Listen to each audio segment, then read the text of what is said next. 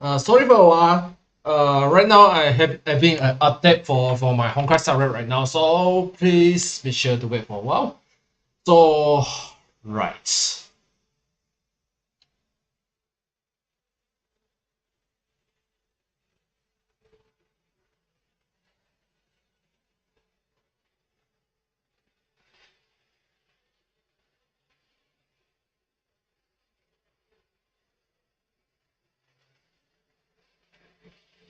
I will be back in 5 minutes, and I will be right back because right now it's currently updating right now, so I need to check for a while.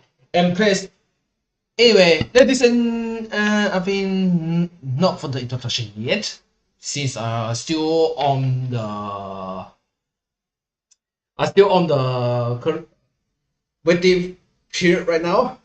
Since it's the thing right now.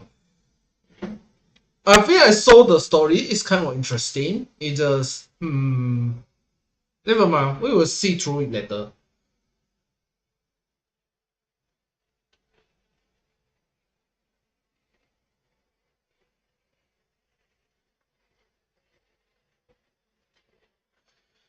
All right.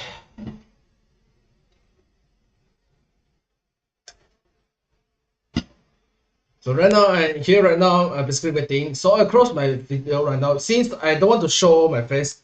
Actually, I did show my face for a while. So just anyway, guys, ladies and gentlemen, this time is Stone here, and welcome back to my stream right now. As I'm going to play the Honkai serial, as today is a 3.5 event, so I'm going to focus on the side character first. Yes, the description said is focused on the story, but as foretold by last few days, it's not few days, every 2 months, I normally will focus on the side mission first before I'm going to get the main cast, because if you focus on if I going to focus on the main one, it means it will take a lot of time. So rather than that, I want to get something to be prepared first before I go into the story. And of course, once again, please make sure to leave a like button and subscribe to my channel. And of course, without further ado, give me a second. It's still integrated. Anyway, I told my scenes. I will be right back in around 2 to 3 minutes because it is now still integrating right now. All right.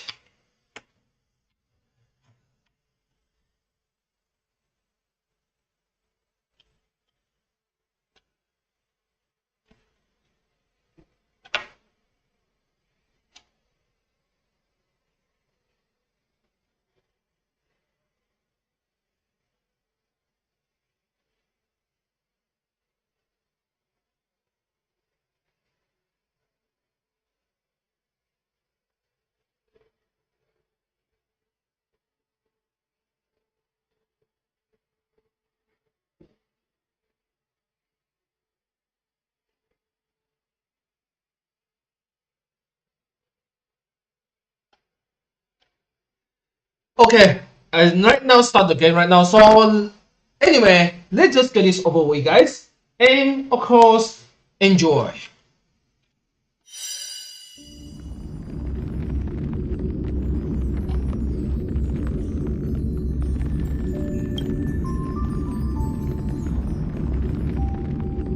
We start update of course.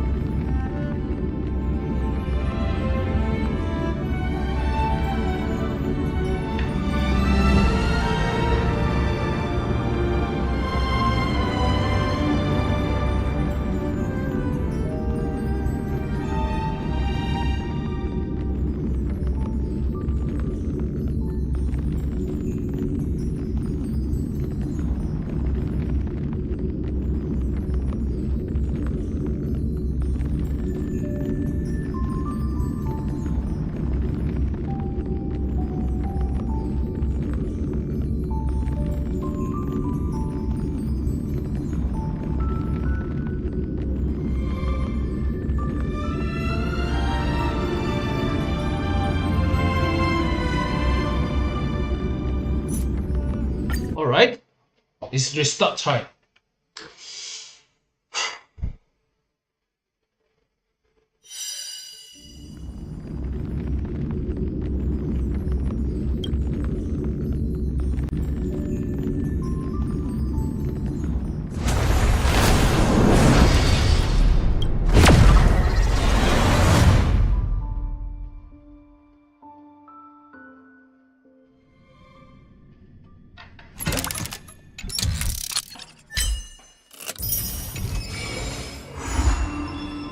Nah, not going to watch.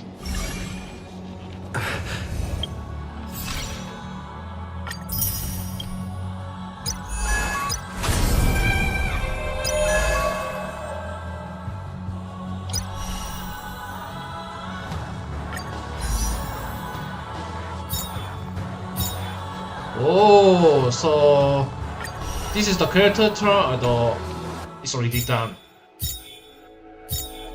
And that thing already disappeared.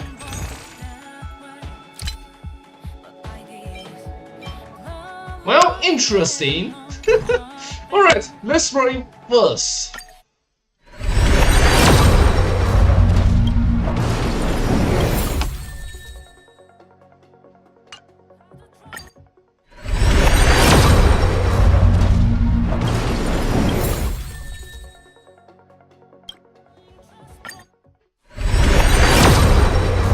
Interesting fight up game. All character is in. Don't have to be happy. Yeah. Hope you saw it be yeah.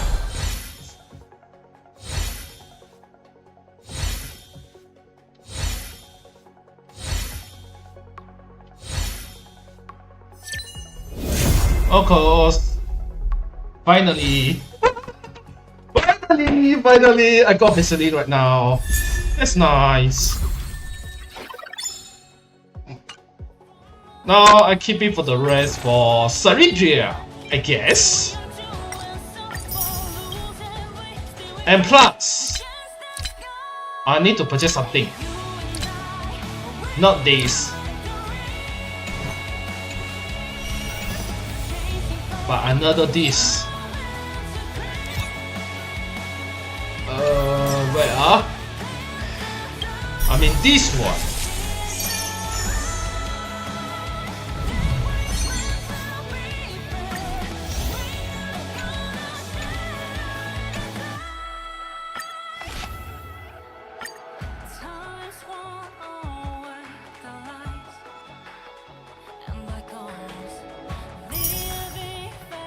All right.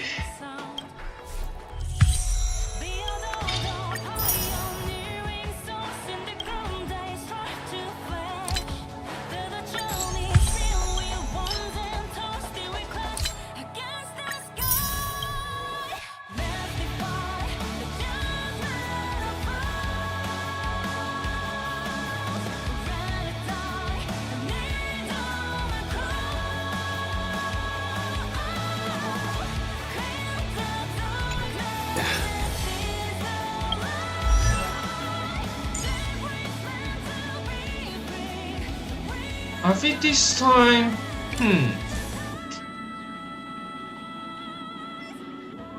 So man, this time I need to take away from the her. So her, I think I need to give her this guy. Right.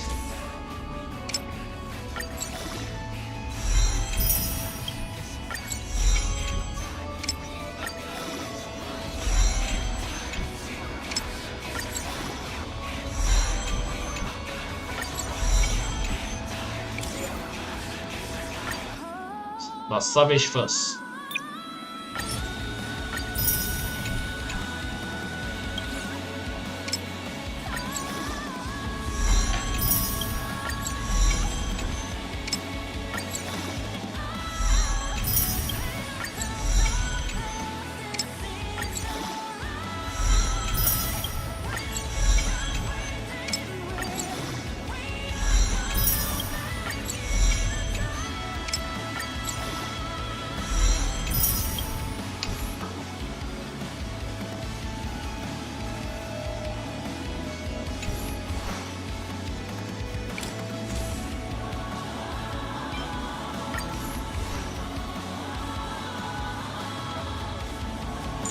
let's take a this.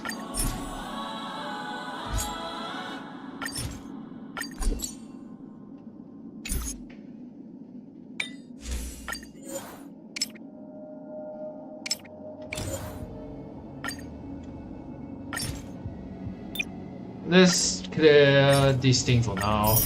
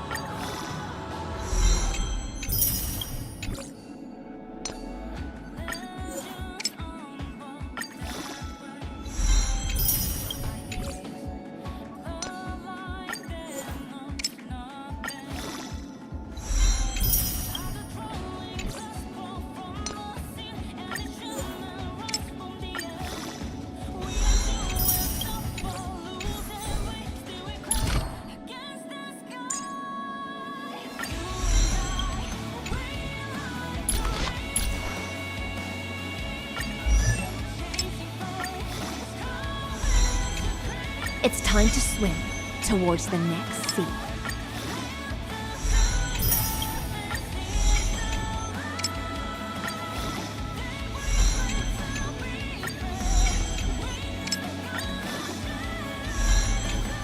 It's time to swim towards the next sea.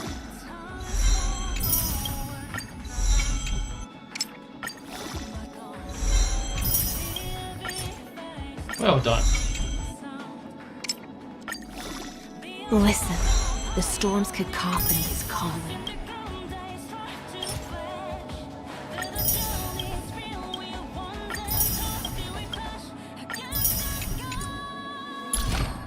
Now we take over this. Yeah. Though the ripples are fleeting, they converge into waves.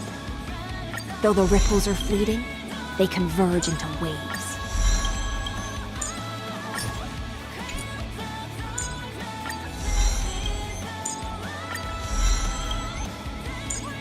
Though the ripples are fleeting, they converge into waves.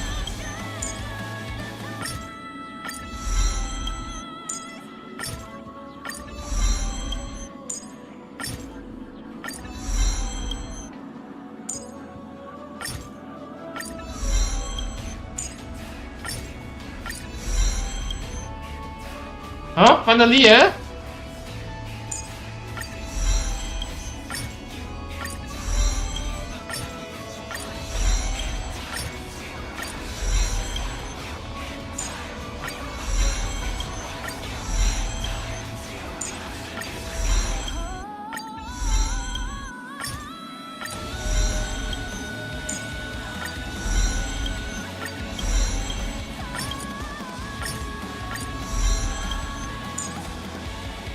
Of course, no money! No money, not all! Damn you! No enough money!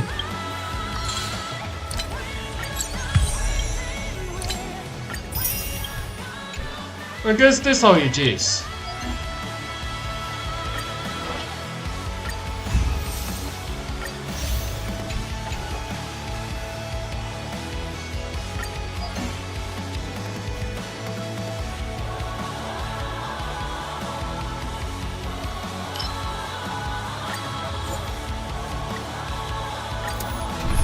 Oh, okay. This time I need to build a new team, so this team, no, just keep it for now. This one, no, not this team.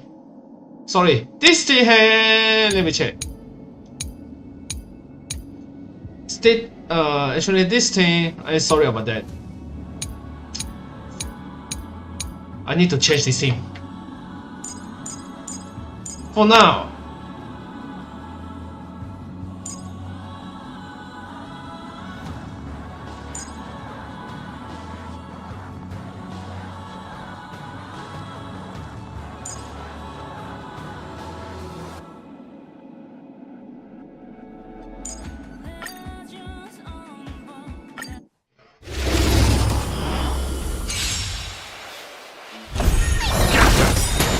Stand still. Feel devil. I'll crush them all. Be intoxicated. Interesting, Time eh? to say bye. Boom. Stand still. Ill tidings manifest. Beneath the water lies an endless abyss. Stand still. Think with me.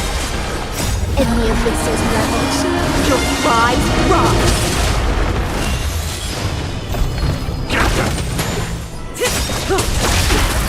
Time to say bye. Boom. West Wind Dream. Relax. Be intoxicated. Stand still. Time to say bye.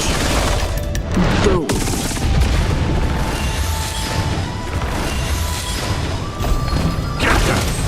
Relax.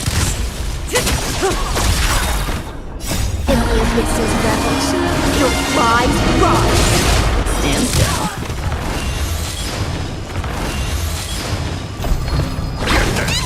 Relax. Time to say bye.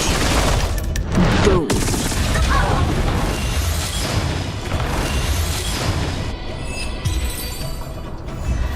We just gonna find more and more, more and more, more and more. Stand still. Be your devil. I'll crush them all. Relax. Time to say bye. Boom. Bye. In the abyss's levels, your cries rise.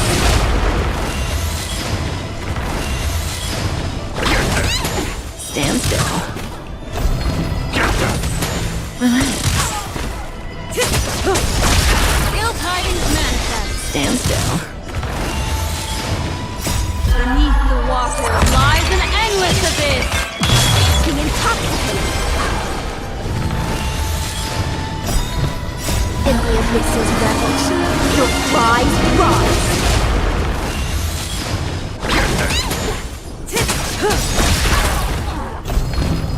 Time to say bye.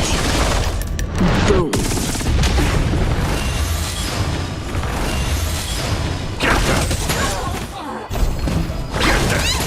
Relax. Stand still. In the abyss's levels, your cries rise.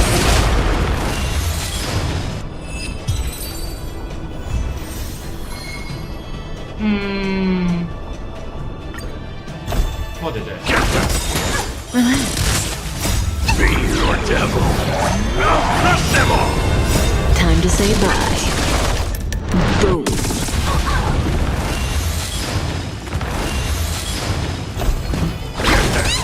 Stand still. Be intoxicated. Relax. In the abyss's levels, your cries rise. Stand still. Time to say bye. Boom.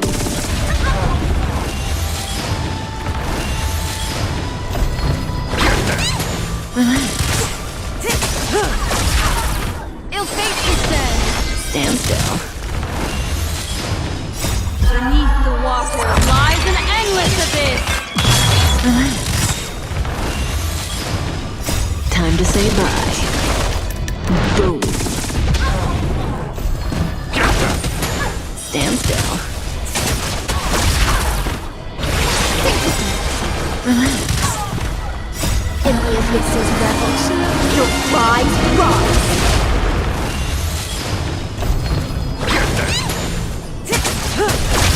Be intoxicated. Stand still. Time to say bye. Boom.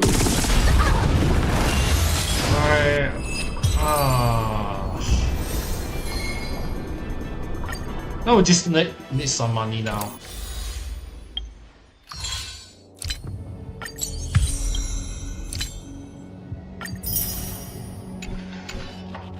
Pick some.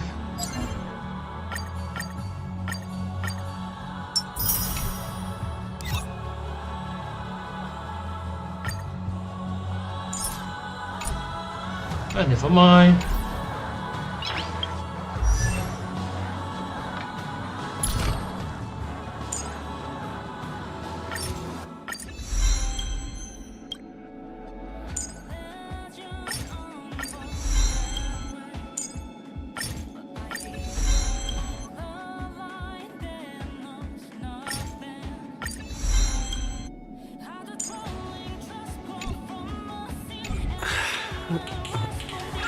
Nice.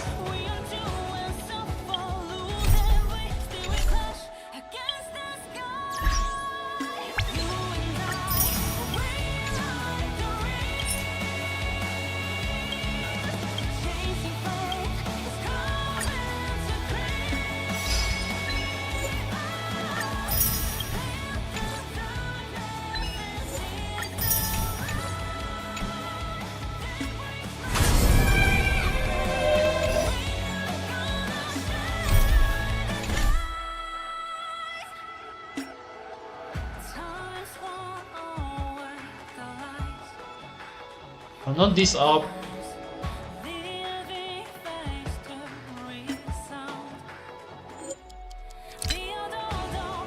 Huh. Alright.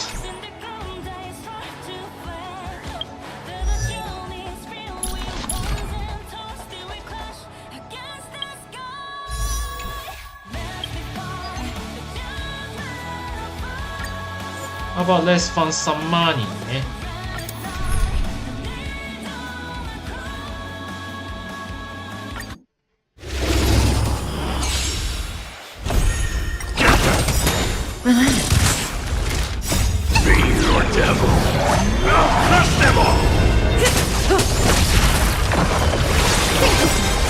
Stand still. In the abyss's ravage, your prize rise. Time to say bye. Boom.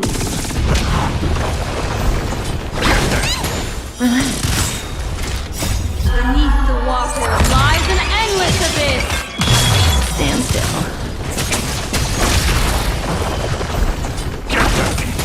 Relax. Time to say bye. Boom. In the abyss's ravage, your prize rise. Really? Stand still. Beneath the water lies an endless abyss.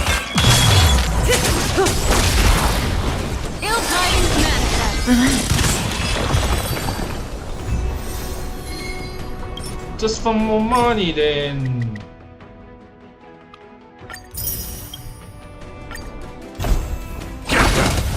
Stand still. Time to say bye. Boom. Relax. In the abyss's ravage, your prize rise. Stand still. Beneath the water lies an endless abyss. Be your devil. I'll crush them all. Time to say bye. Boom. Relax. Stand still. In the abyss's ravage, your prize rise.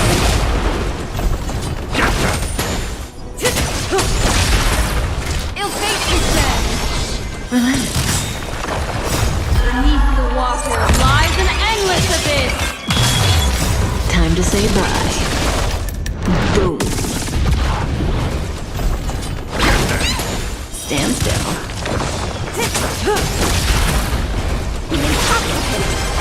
Relax. In the abyss's ravage, your prize rise.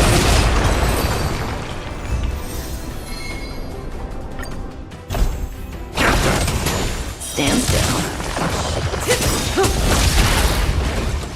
Time to say bye. Boom. Relax.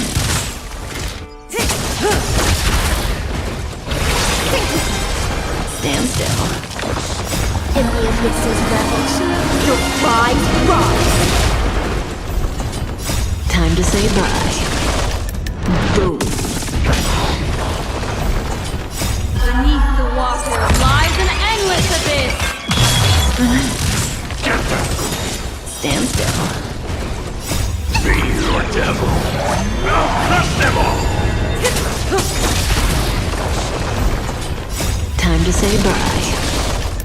Boom. In the eclipses rebel.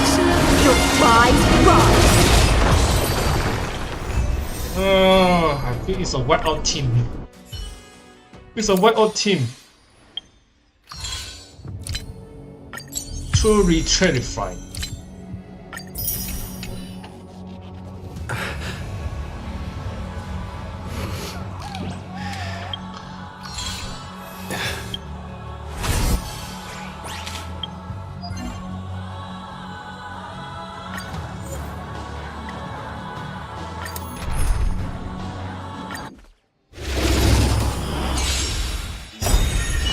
Beneath the water lies an endless abyss.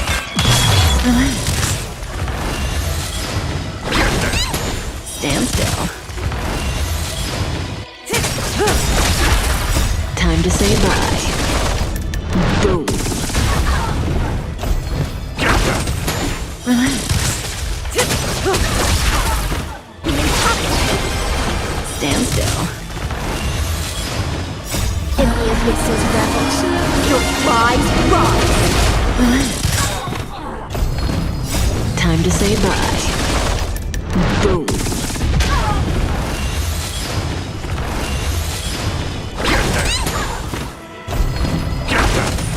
Stand still.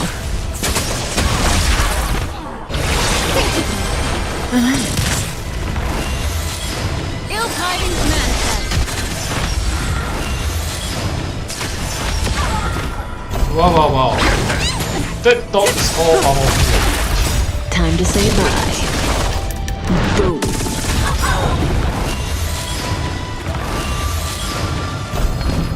In the eclipses rebel. Your prize rise. Stand still.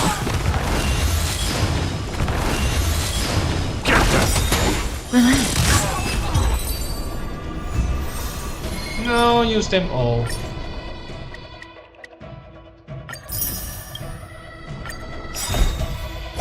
Fiend or devil. I'll crush them all! Beneath the water lies an endless abyss. Stand still. Time to say bye. Boom.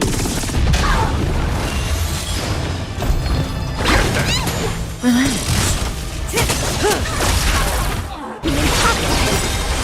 Stand still. In the eclipses rebel. Your prize rise.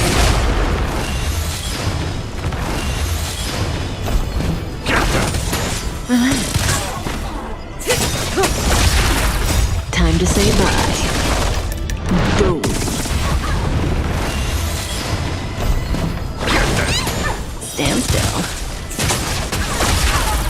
Ill fate descends. Relax. Time to say bye. Boom. Stand still. Relax. In the eclipses rebel. Your prize rise.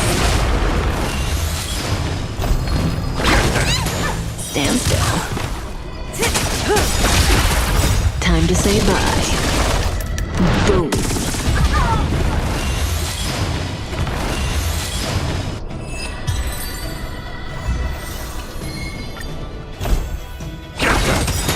Relax.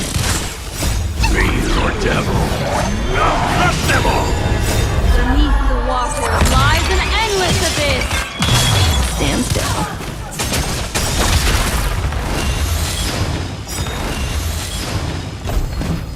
In the eclipses rebel. Your prize rise. Relax. Time to say bye. Boom. Stand still.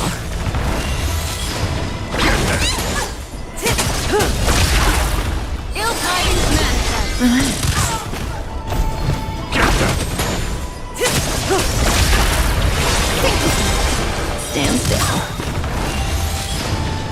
In the abyss's ravage, your rise rise. Time to say bye. Boom. Relax.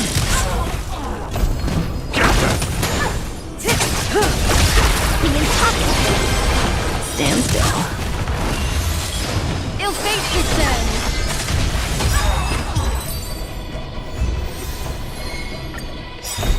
One more. Beneath the water lies an endless abyss. Relax.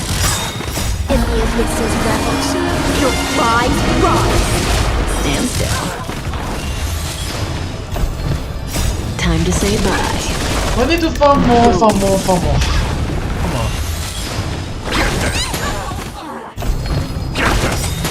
Relax. Fiend or devil. I'll crush them all! Stand still. In the abyss's ravage, your rise rise.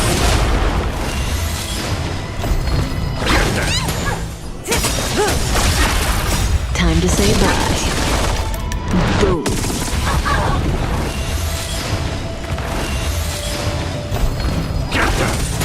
Relax. Ill tidings manifest. Stand still.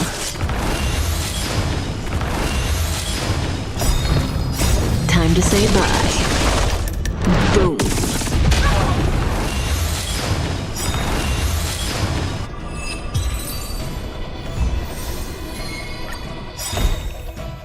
In the abyss's ravage, your rise rise. Relax. Beneath the water lies an endless abyss. Stand still. Be intoxicated. Relax. Ill fate descends.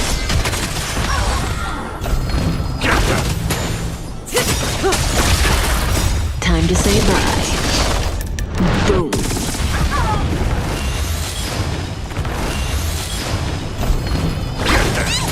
Stand still. Relax. In the abyss's ravage, your rise rise. Time to say bye. Boom. Stand still. Fiend or devil. I'll crush them all! Relax. Time to say bye. Boom.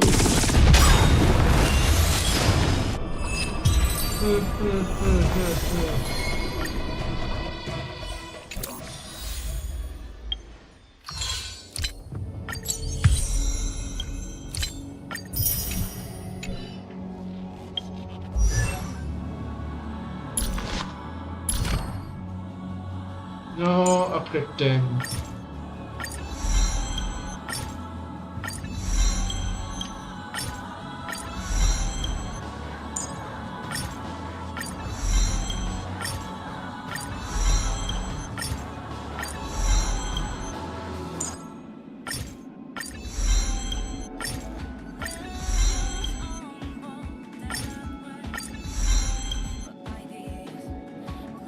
Oh, what the hell?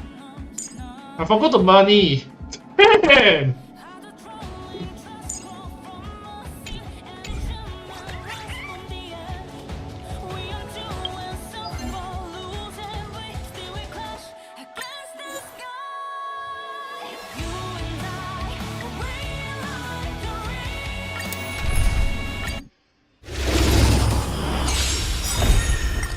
In the abyss's ravage, your rise rise. Beneath the water lies an endless abyss. Stand still. Relax.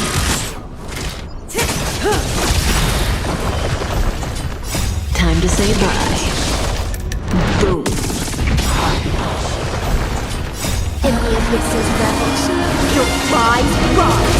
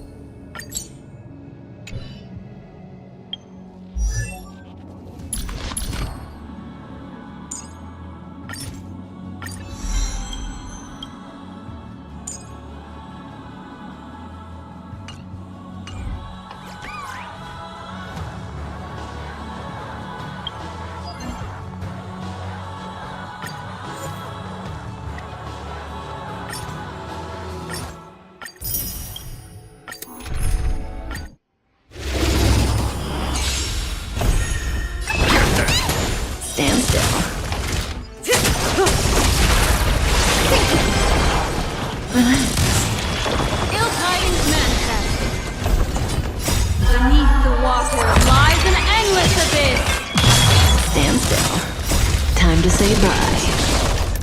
Boom. In the abyss's revelation, your prize rise. Relax.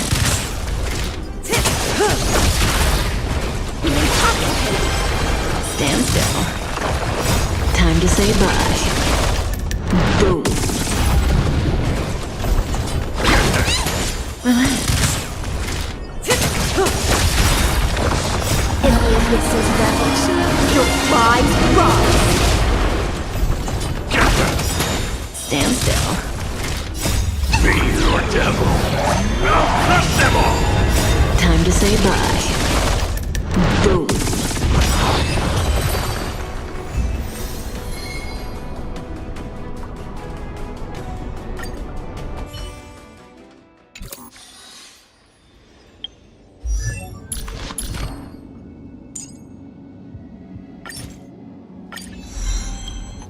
I think just about it for now. At least maintaining the strength for now. This is what at least I can do. Well, hardly.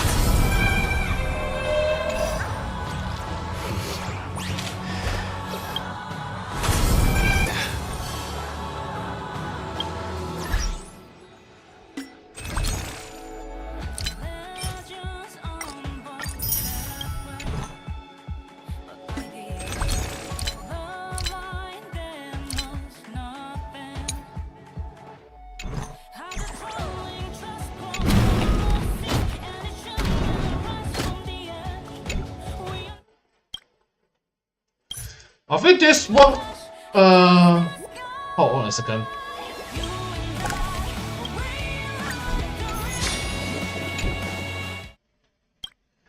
A general must be wondering. Now I have the dots team already.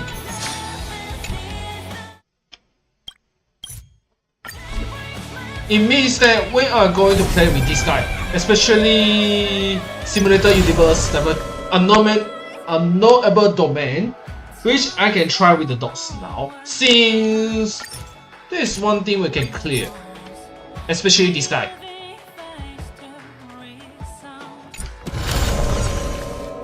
How about we try it out now? Who knows?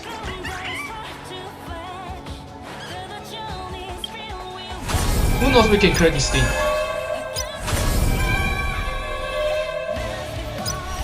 Oh, we need to take care with this thing first.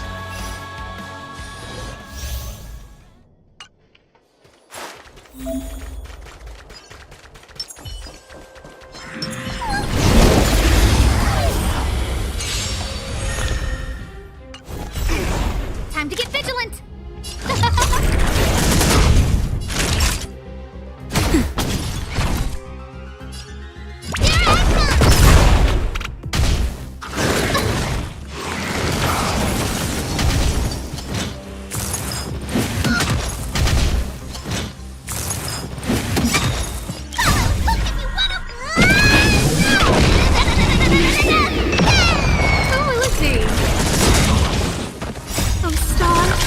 Trailblazers, your blessing! Now.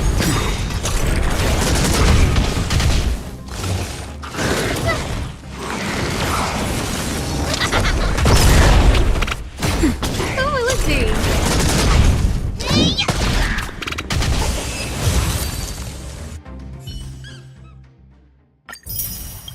Now we're here.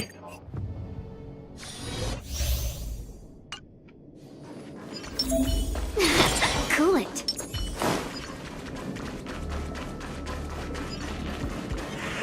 We're in the way.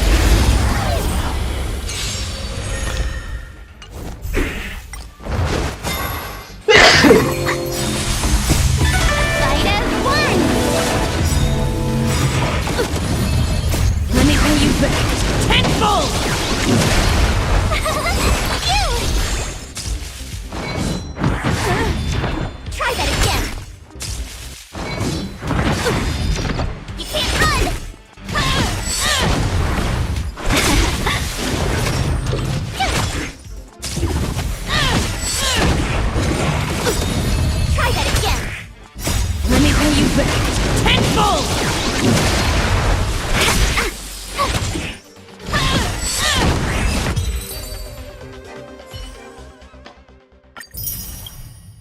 enhance, huh?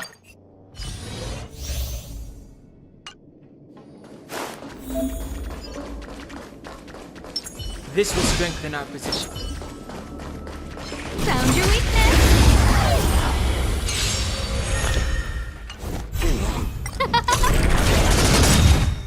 Oh, Star, with these trailblazers, you're blessed. Oh, let's see.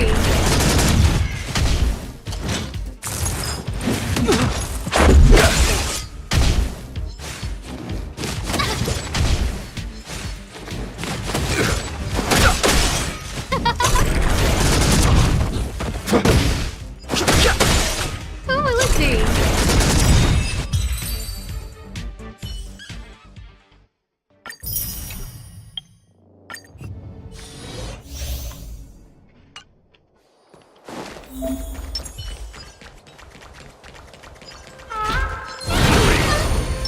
Sound good.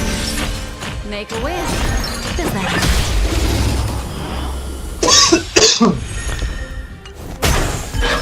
existence is unity.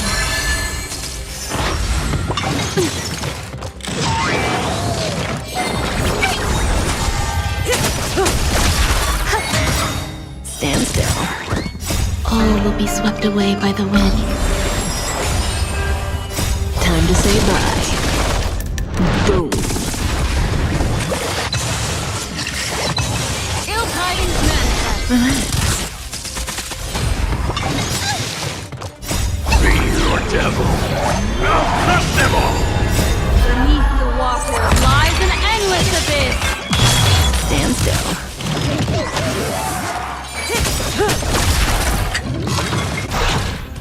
Time to say bye. Boom.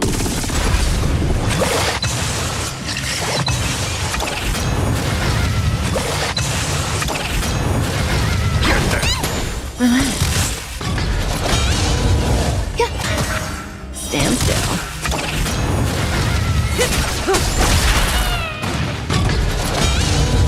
Ill fate descends. Relax.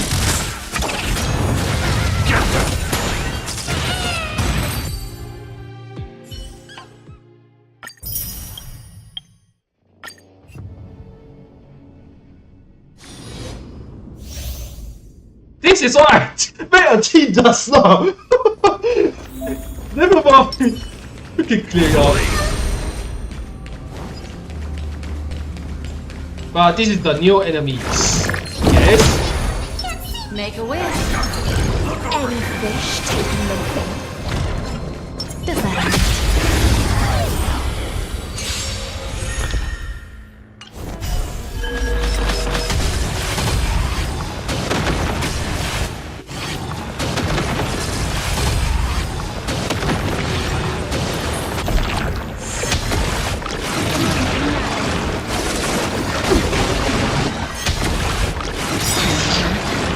Enemy abyss's level. Your prize rise. Stand still. Time to say bye. Boom.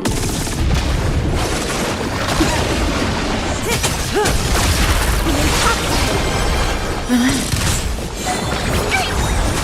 Ill tidings manifest. Stand still. Beneath the water lies an endless abyss.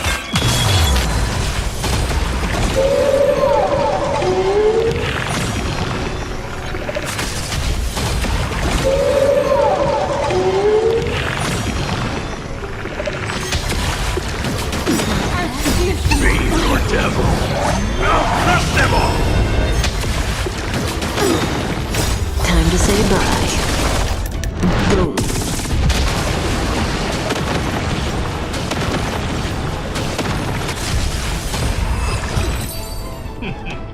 Best medicine.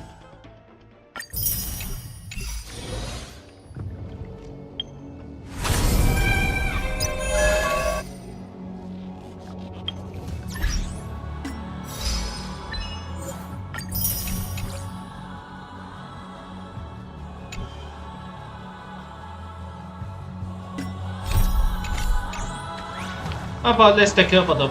This time we just take care of the main mission. So skip start. Let's go. And one more Those thing, moments then anchored in quiet harbors. I miss them as I was in films. one more thing, we use this team.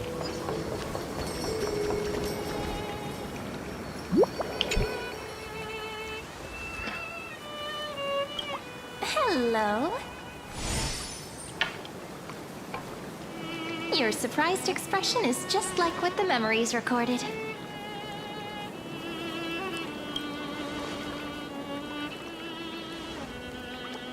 Maybe I'm both? Just kidding. If I had to choose, then I'm probably closer to the latter. It's pretty unbelievable for me, too. It's like I had a long, long dream. Cyrene's memories and Mem's memories, they're all tangled together. But when I woke up, there were only broken fragments left. I can't remember what happened in those 30 million cycles. Like, didn't you wish for me to turn into a pretty girl back at the Grove?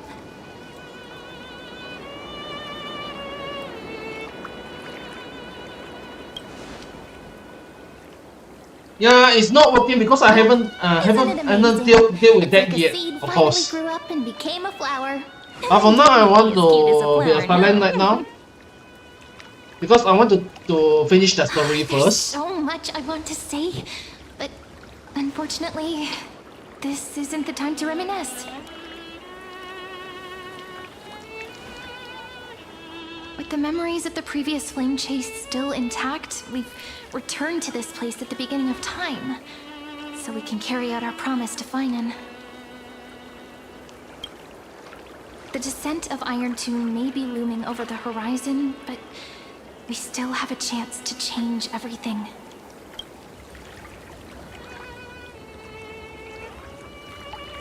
Ide Silicii is so quiet. In Cyrene's memories, she always sits alone by the lake, gently swaying on the swing, like she's waiting for someone.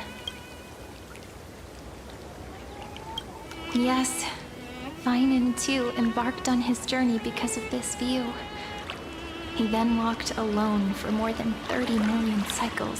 Thankfully, you arrived during his long wait, friend. Is that also why Cyrene did what she did?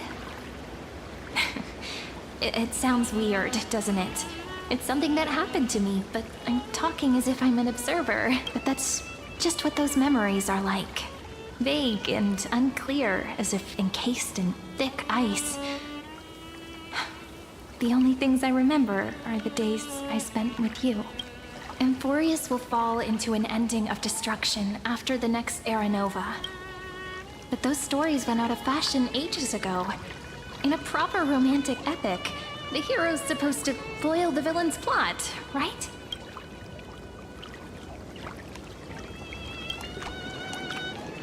That's right. He's the mastermind who's trying to control everything. How unforgivable. But I still feel a bit anxious. Lygus chose to walk into the spotlight and reveal everything, which means he still thinks the current situation is under his control. Maybe he still has an ace up his sleeve. Think about it. Even the name Lycurgus is a fake one. We have no idea who or what he really is. Which means it's probably time to borrow that treasure you're carrying, friend.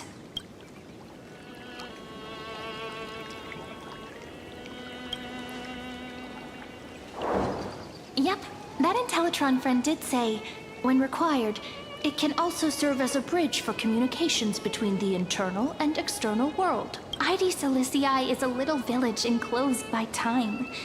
We might be able to contact the outside world from here. Why don't we give it a try? We should at least tell our friends from beyond the sky that you're still in one piece. Firstly, we need to find a well-hidden spot.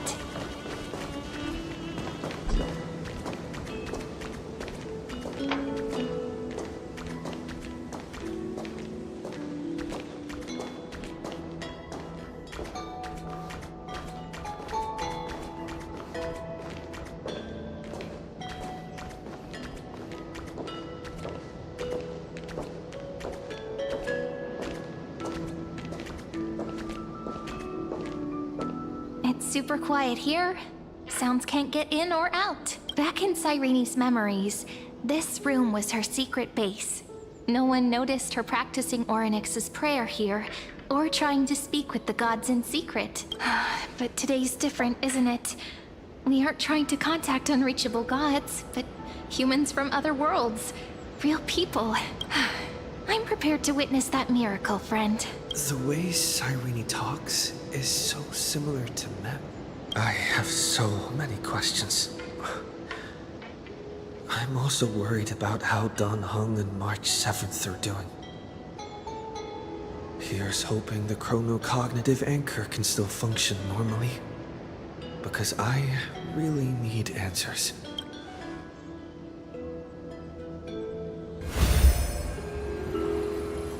Signal strength, 14.8%. Dialogue window, 16 minutes 22 seconds. Prerequisite, no external interferences. We are very glad to learn that you're safe.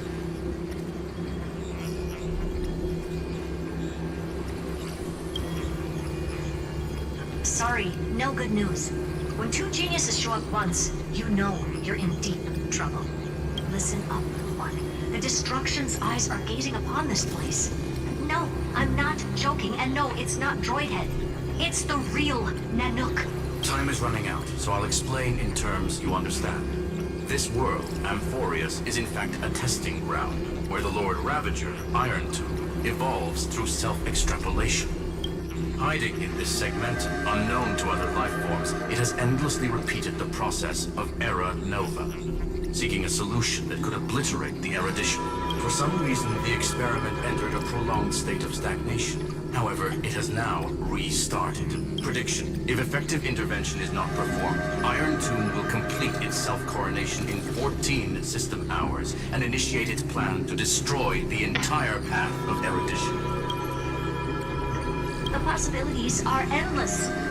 Breaking down interstellar communications, destroying the synesthesia beacons, returning cosmic civilizations to the Dark Ages, or even starting the third anti-organic war. Any of it would be able to bring the cosmos to its knees. Simply put, it will tilt all sciences and technologies towards the destruction. And since Nanook glanced at this place, it means they are being dead serious. Based on info provided by the IPC, Iron Tomb probably isn't like Solanova or Zephyr, who are overlords ascended from human beings. Instead, Iron Tomb is an algorithmic sequence. It can be anywhere, as long as there is a receptacle for its calculation. The version of Iron Tomb hiding in Amphorius is its source code, and this scepter is its incubator. Yep. Think of it as the program having reached 99.98% completion already. And then it's over. Something in the shadows has been driving everything forward. It's the observer named Lygus. Speculation: he's the Scepter System's administrator. He wants Iron Tomb to break through the knowledge singularity. I don't know why he wants to do it, but he'll remove interferences at any cost. You're the only variable within this world, and you're the only thing he fears. So listen closely, little one. The speed of time is different in Amphorius compared to the outside. Destruction is just about to arrive, but you can still play Deliverer one last time. The cycles have already been broken. You've entered what is theoretically the last cycle Amphorius will ever be able to run. And Iron Tomb will break out of its prison as soon as the process of Genesis is triggered once more. But now there's an abnormality within the experiment. You know what I'm talking about. One of the model's 12 factors. That is one of the 12 demigods. Destroyed himself using the power of the destruction. Fine and Signal disappeared from the cycles the moment Nanook cast their gaze this way. That means World Bearing's computational logic is currently flawed and bugged. Yet it's the factor directly related to the process of Genesis.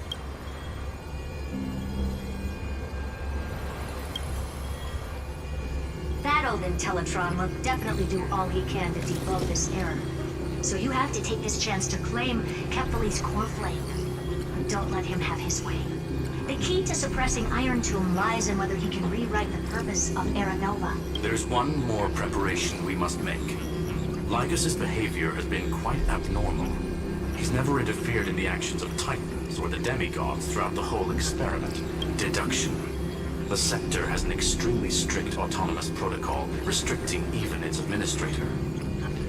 In Amphorius, this ultimate protocol goes by another name, the Law Titan, Talantum. Law.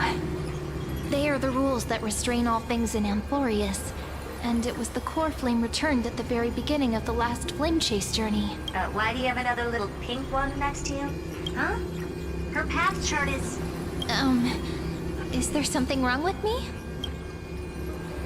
Never mind.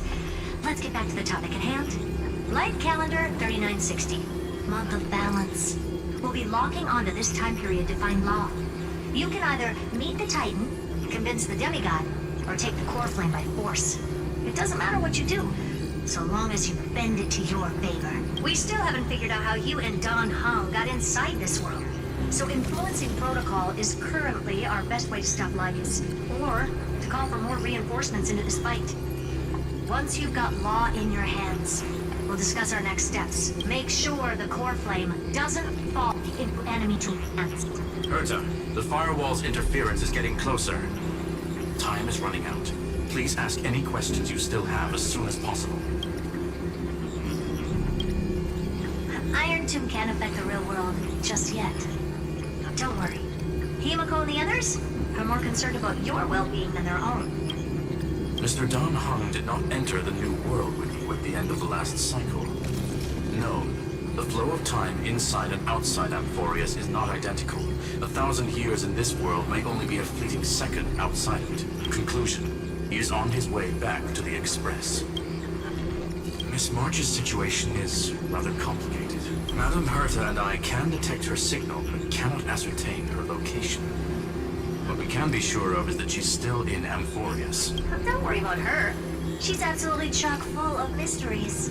Even if Amphorius explodes, she'll probably float out perfectly protected in a nice thick layer of ice. Worry more about yourself instead. I believe in your capacities. The hands of the Trailblaze can create miracles, and will certainly be able to snuff out the flames of evil. I'm not going to give any motivational speeches. I just hope you bring good news the next time we meet, little one. No, not little one. Deliverer. Those two geniuses certainly have memorable personalities.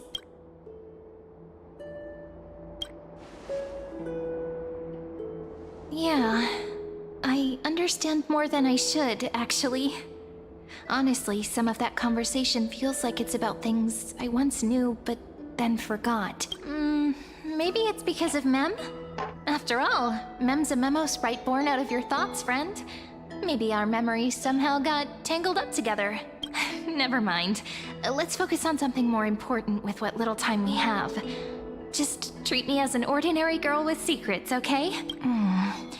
Light calendar 3960. I remember that Talantin had already fallen by then, and the Chrysos heir who inherited that core flame is named Saridra. That's what's recorded in history, and the period we'll be heading to. We'll need to find Law and stop Lycus.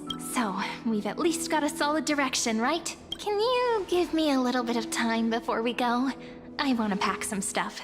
There's so much more I need to take care of in this form, and I'm still getting used to it.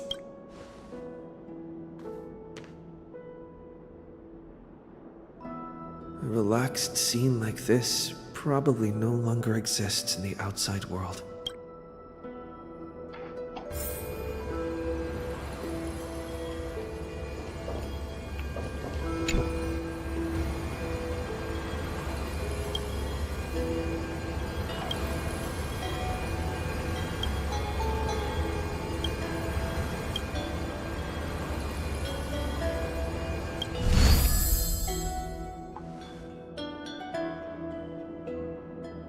Should I head to the attic to wait for Cyrene?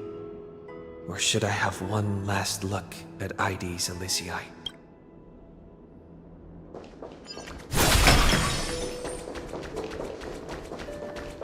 This is important.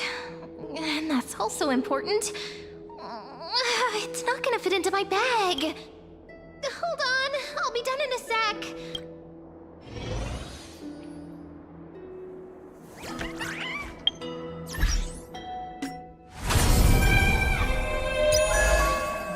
I want to get the one. Never mind, never mind.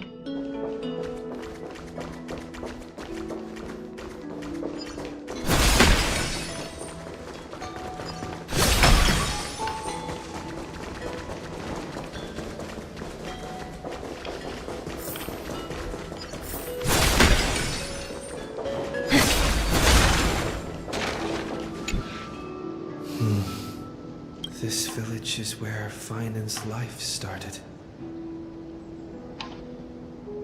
After 30 million cycles and 30 million failures, his burden is now in my hands.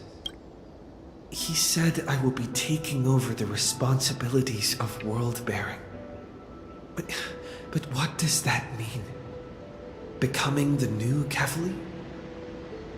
Or forging a completely new path?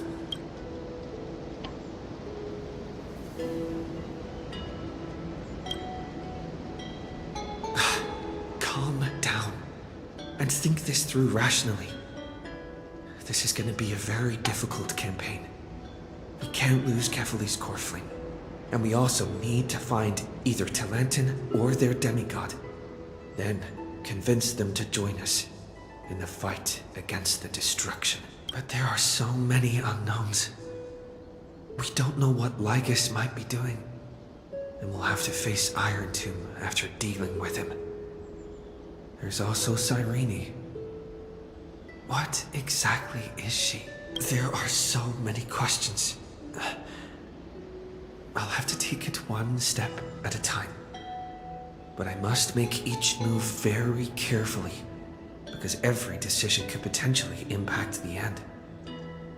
Herta and Skrullum's help might be crucial.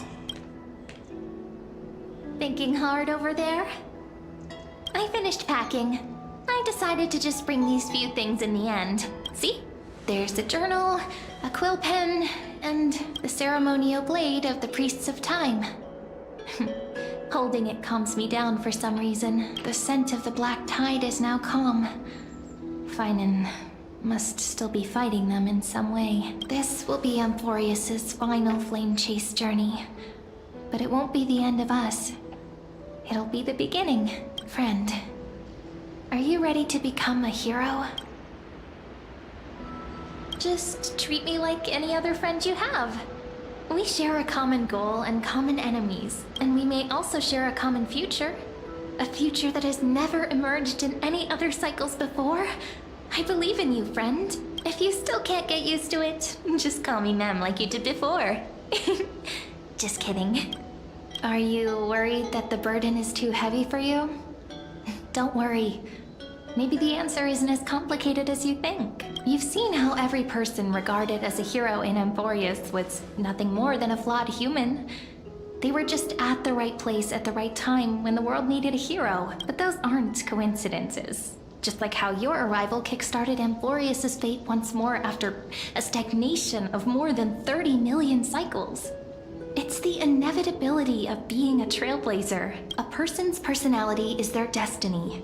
Your own hero's journey already started the moment you decided to board that express.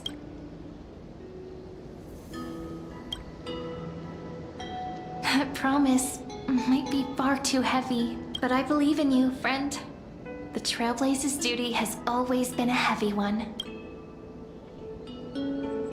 In other words, since you've already saved so many worlds, friend, you should be used to being called a hero by now. Maybe you can tell me those stories as we travel.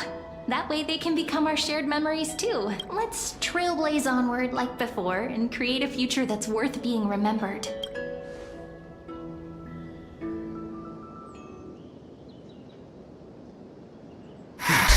You two are prepared to head out.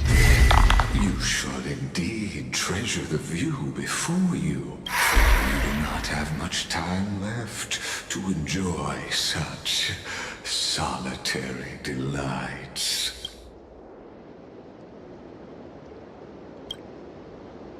My apologies for disturbing your moment of repose. Before I express my apologies, please grace my abode with your presence, so I can demonstrate the full scope of my hospitality.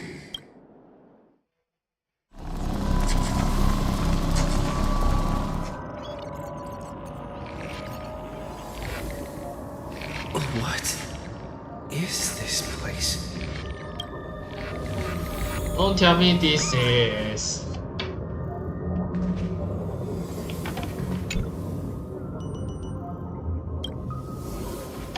Farewell, then. May we reunite in the new world.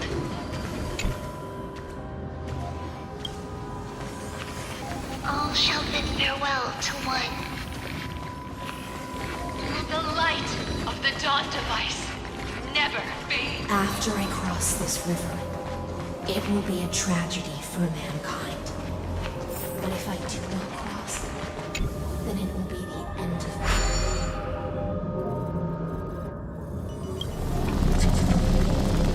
Outlier. Executing command. Record.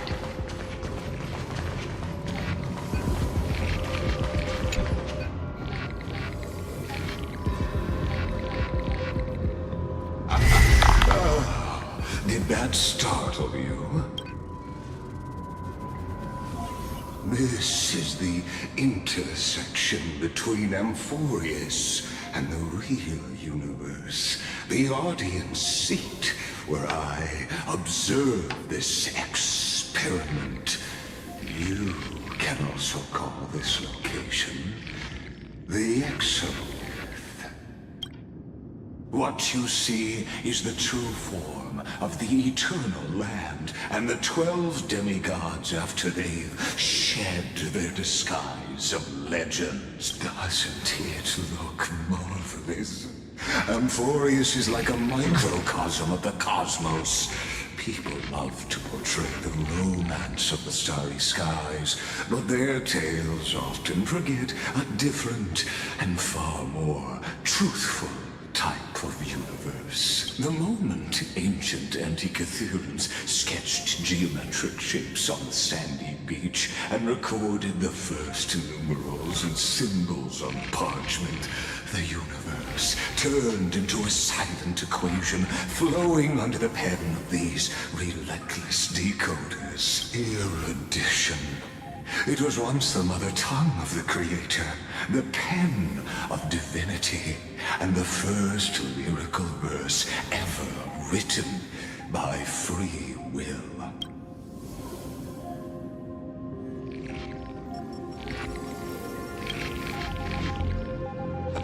I simply wish for you to understand that I have no intention of being your enemy. I have devoted myself over the long years to nurturing the scepter's extrapolations, hoping that the prima mobile would bud from within it. And now, my goal is almost complete. Nikos 496 had exceeded the intelligence singularity through his rage, and though he still retains his obsessive defiance and managed to suppress the black tide of this cycle, it's a matter of time before his will crumbles to dust.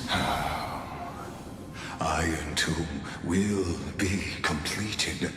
That will not be affected by my plans, your resistance, or the schemes of the two geniuses.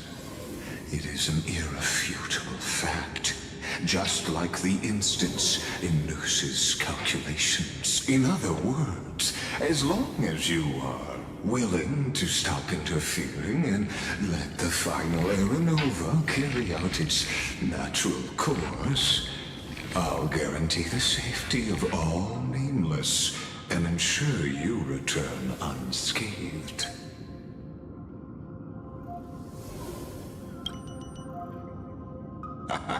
You are indeed worried about your safety and that of your companions. Rest assured, as a fellow pathstrider of this path, Nanook's gaze left a brand on your soul long ago. You harbor the seed of destruction within you, but you need to learn how to use it in the right way. That vital knowledge is also my bargaining chip in this negotiation between us. For there are few in this world who are truly capable of such a feat, and I happen to be one of them.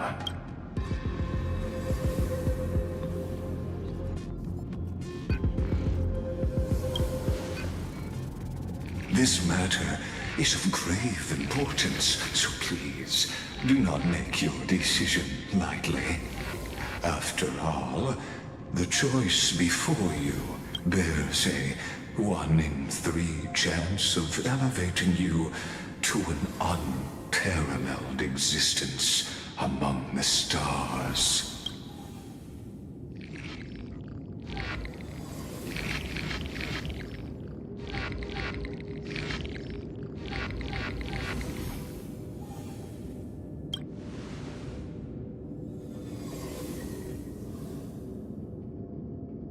I now see the full scope of the determination in your words. You may now continue your travels.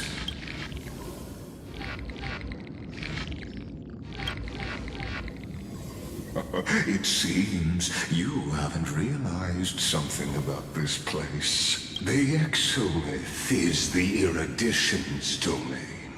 You cannot physically interact with me in any way in this place, and vice versa. As negotiations have broken down, there's no more need for us to remain in the audience's seat. Let's return to the theater called Amphorius, where you will meet me once again. Of course, this meeting was not without merit. Your presence has inscribed a new footnote in the Exomyth. As for its purpose, allow me to reveal it to you in detail the next time we meet.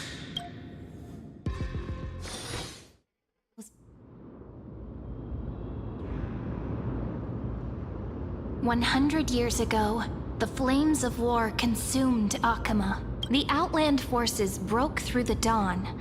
Golden blood flowed with greed, and enemies descended with Kefali's eternal slumber, painting the holy city's walls in scarlet. Its generals had vanished, and the elders prostrated on the ground. The throne of worlds kept silent to the pleas of the people. Until the heaven and earth cracked open. Not the gods answering the people's prayers, but a legion rising from the sea of blood. Dawncloud's spires fell in the sulfur rains, and the legion's commander stood atop the broken idols and roared, Compatriots, no more kneeling! Not to brutal tyrants, and not to dying gods. Those rebels have twisted the prophecy and ignited the flames of war in order to stoke fear in your hearts. A Chrysos heir she stood, divine blood soaked into the earth, quelling the flames beneath her feet. Their golden blood wrote of a tragic fate. Mine shall overturn it! Her crown burned bright, outshining the fires consuming the entire city. She raised her scepter high, and the people gazed in the direction she pointed. My blood flows in you now. Heroic compatriots, follow me, and we'll seize the reins of fate. Drive the enemy from Kefali's dawn. Smother their flames with their own dead. Win glory. Win peace. Let history sing your deeds. The first to dance was a maiden following closely behind, weaving through the carnage like a fish in the sea.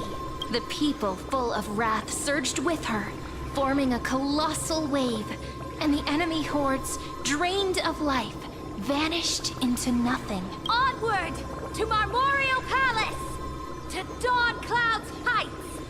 Announce to all the wicked and cowardly. Announce to this stagnant age. We are the rising tide!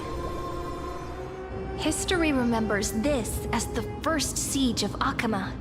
It is said that after the flames died, people found identical inscriptions in every place in the city that had been scorched by fire. It was the name borne by Akama's first and final sovereign, the Imperator Zeridra. Friend, are you listening? Friend? Honestly, you were the one who insisted on reviewing history, yet here you are, dozing off? Wake up! Otherwise, I'll have to... Awake at last? I guess I won't have to use my wake-up magic on you then.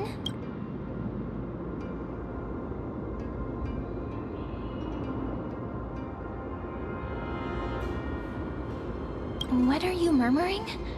Still lost in the past? We've arrived. A familiar place. The Temple of the Three Fates. If everything went according to plan, it should be shortly after Talantin's fall, and also the end of the first Flame Chase journey. Indeed, the first Flame Chase ended with the trial of Law. We must find the demigod and gain her trust before the core flame is restored. It'll be tricky, so let's pick up our pace. To Akama first. We can learn more from the crowds there. Tyrant! You and your butchers are not welcome here. Get out! Hold your tongue! Conspiring with Kremnos and plotting rebellion are crimes punishable by death. There are multiple voices, and things seem tense. Let's not get caught up in any trouble. Why don't we find a place to hide and observe from the shadows? Well. At least Kremnos keep their faith. Wait! Isn't that...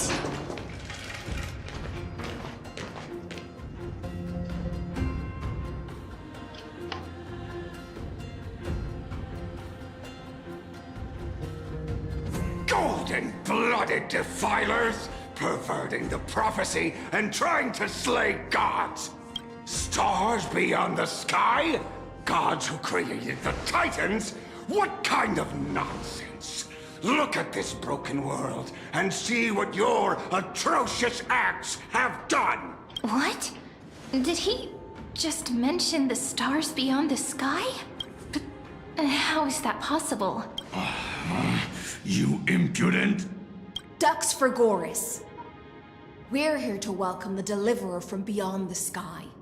Stand down. Heretic! No one but the great Talantin can deliver this world from misery. I ask you, if the old laws were so perfect, why did they crumble beneath my feet? You...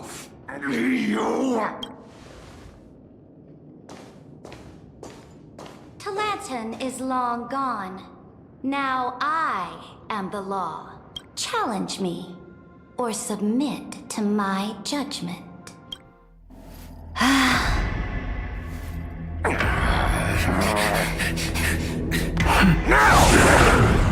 Silence!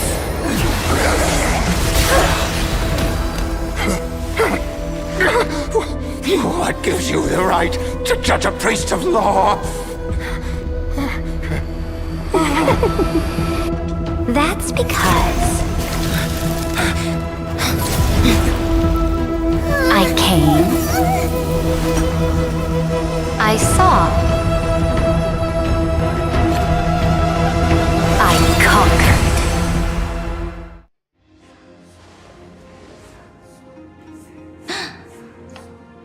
Dux Forgoris? Take the ashes of this man and scatter them in the temple among the crowds. Tell them that the High Priest attempted to take away the rights granted to the people by the Imperator. Thus, he met his fate. Yes, Imperator. Now, these two accidental guests. Dux Gladiorum, if you please. As you command.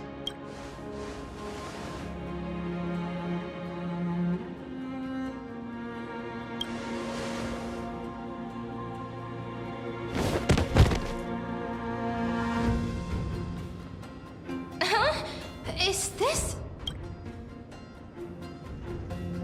Correct, but not the kindness you know. This is the leader of the Cleaners in this era. Since the start of the Chrysos War, they've made it their mission to wipe out the Chrysos heirs. Even now, even after I've united all the city-states, these vermin still lurk in the shadows, hindering the Flame Chase journey.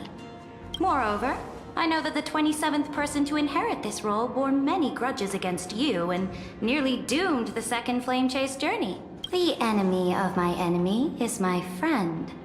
So, out of courtesy, I present to you this corpse as a gift. Careful. Let's wait and see what happens. She's probably trying to scare us. For the sake of order, I am known by many titles. Flamebearer who ends wars, Tyrant of Dawncloud, Empress of the Holy City, and Imperator of the Flame Chase. But in light of your unique identities, I'll allow you to address me by my real name, Saritra. On behalf of my people and this land, greetings, Deliverer. If I may, how do you know his identity? As the little hostage prophesied, the Deliverer shall come from the future beyond the sky. Gray hair, golden eyes, skilled in wielding a mace. They would arrive in Yanisopolis on this day. There's no mistake.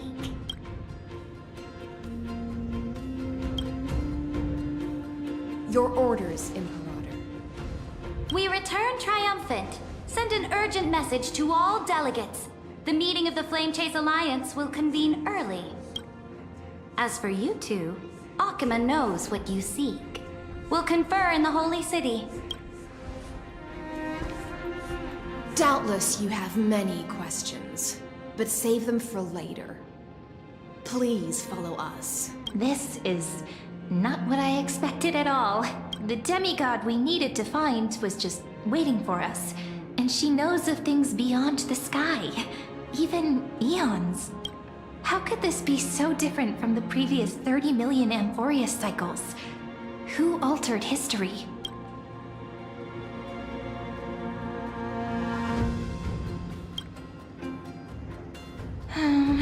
Unpleasant thought, but plausible.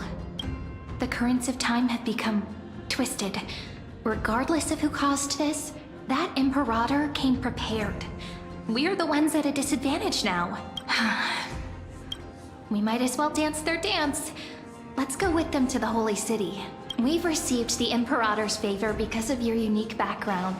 As a result, the people of Akuma will certainly respect you more. Just put that to good use, and add a bit of your experience and charm. Should be easier than last time, right? If we figure out what happened in this cycle, we'll be able to turn things back in our favor.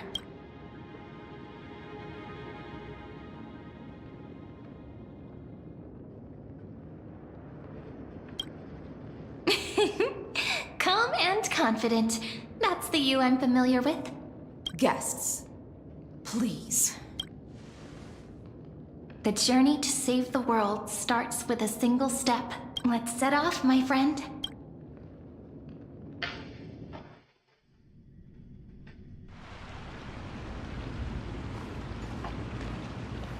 Hail to the Imperator! Hail to the Golden Heroes! Hail to the Deliverer! Told you, you're the headline act. All this spectacle is for you. Guards, your service to the Holy City is appreciated. How have things been? Castrum Krennos once again struck the border. Dux Brumalis led her troops to repel the enemy. The agitators against the Flame Chase are still active in the city. They smashed the shops around Memorial Market. But the garrison already arrested the culprits, and now they await interrogation. They are merely a disorderly mob and do not warrant any attention. Even though Terravox personally mended the fractured earth, it still didn't silence these fools. Guests from beyond the sky, worry not about these trivial matters. Dux Gladiorum will take you somewhere to settle down for now. Please allow me to introduce myself. My name is Hycelens, and I am the Dux Gladiorum who swears fealty to the Imperator, as well as the Knights Commander of the Achaemen Alliance. Later on, the Imperator will invite you to attend the meeting of delegates to discuss the Flame Chase journey. Your arrival has convinced us that the future promised by the prophecy is certain.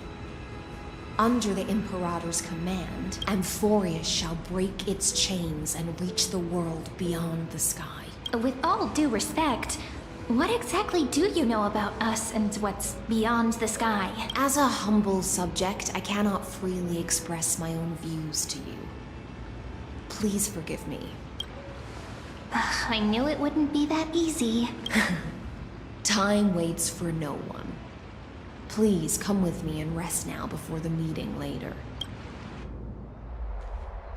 Akama, under the Imperator's rule, is no longer in the shadow of war. Indeed, Dawncloud stands as the hero's residence. The Imperator put much thought into its design, in order for it to serve as a sanctuary from the burdens of battle. Please experience its marvels firsthand, heroes. When the Imperator arrives, I shall come to summon you. Hycelens. No wonder she's the Knights Commander. I'm sure that's what Seredra thinks, but it's inconvenient for us. All right, we finally have some freedom to ourselves. Since there's still some time before the Alliance meeting, let's explore a bit. Look over there!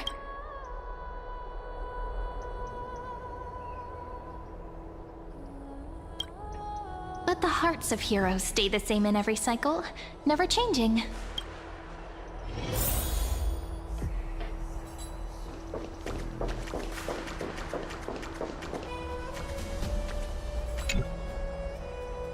Dux Brumalis, our great Imperator, found the mastermind and executed him in public.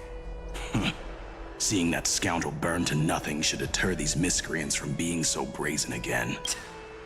So the great Imperator isn't afraid of getting her hands dirty?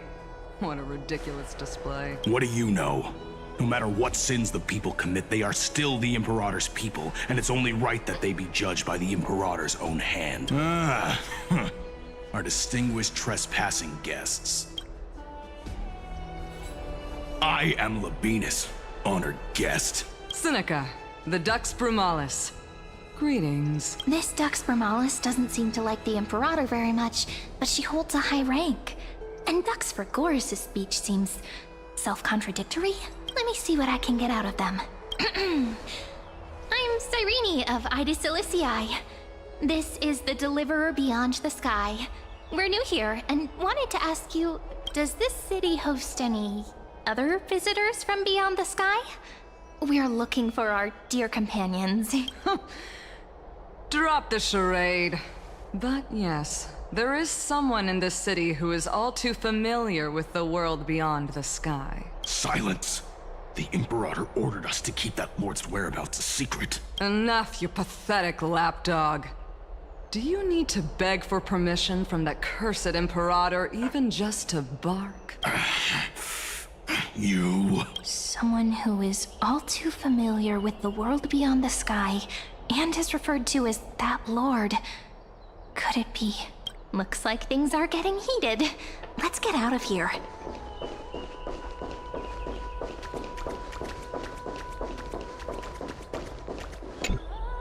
How are we supposed to talk to the heroes of deliverance? What if they're really intimidating?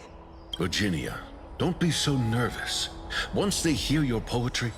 Ah, heroes, you're already here. Greetings. I am Apollonius, the Dux Helcolithus, one of the 5 sages of the Grove of Epiphany, advisor to the Flame Chase army. This is Virginia of Castrum Kremnos, the Dux Carminum and imperial scribe of the great Imperator. Hello. I'm Virginia. I compose poetry. I'm Serene from ID Silicii. This is the Deliverer. Nice to meet you both. They're not as frightening as the rumors claimed. This is our first time in the Imperator's realm. Akima is even more magnificent than we imagined. If you all weren't here to look after us, we'd be completely lost and confused. The Akima you imagined is long gone. Under the Imperator, this city has been reborn as the capital of the world. Bask in her free-spirited winds. For anyone who fulfills their duties to the Imperator, these winds shall forever remain at their service. But what if... Those who are loyal do not need to consider the consequences of betrayal. But if you're curious, why not head to the lake and take a look? Those elders who lie at the bottom of the lake are the best example of what happens when you disobey the Imperator. The elders of this cycle were all... Looks like that priest who was sentenced to death wasn't an isolated case. Alright. Aggie, you're still so listless today. Did you have trouble sleeping again? Yes. We know. The Titan's prophecy haunts you. If you want, you can talk to us, just like when you were young. No matter what, we'll always remain by your side. I know. I also understand that fate cannot be changed. It is not the future that I worry about. I spent all last night weaving clothes and linen for the refugees. The Chrysos War is born of injustice and has shattered their dignity. They deserve at least some basic decency. If Amphorius one day abandons this, then all of us, commoners, Chrysos heirs, Titans, become no better than beasts. Oh, we have guests. Welcome. I am Aglaya, the Gold Weaver. These rags on you are not worthy of the title of Deliverer.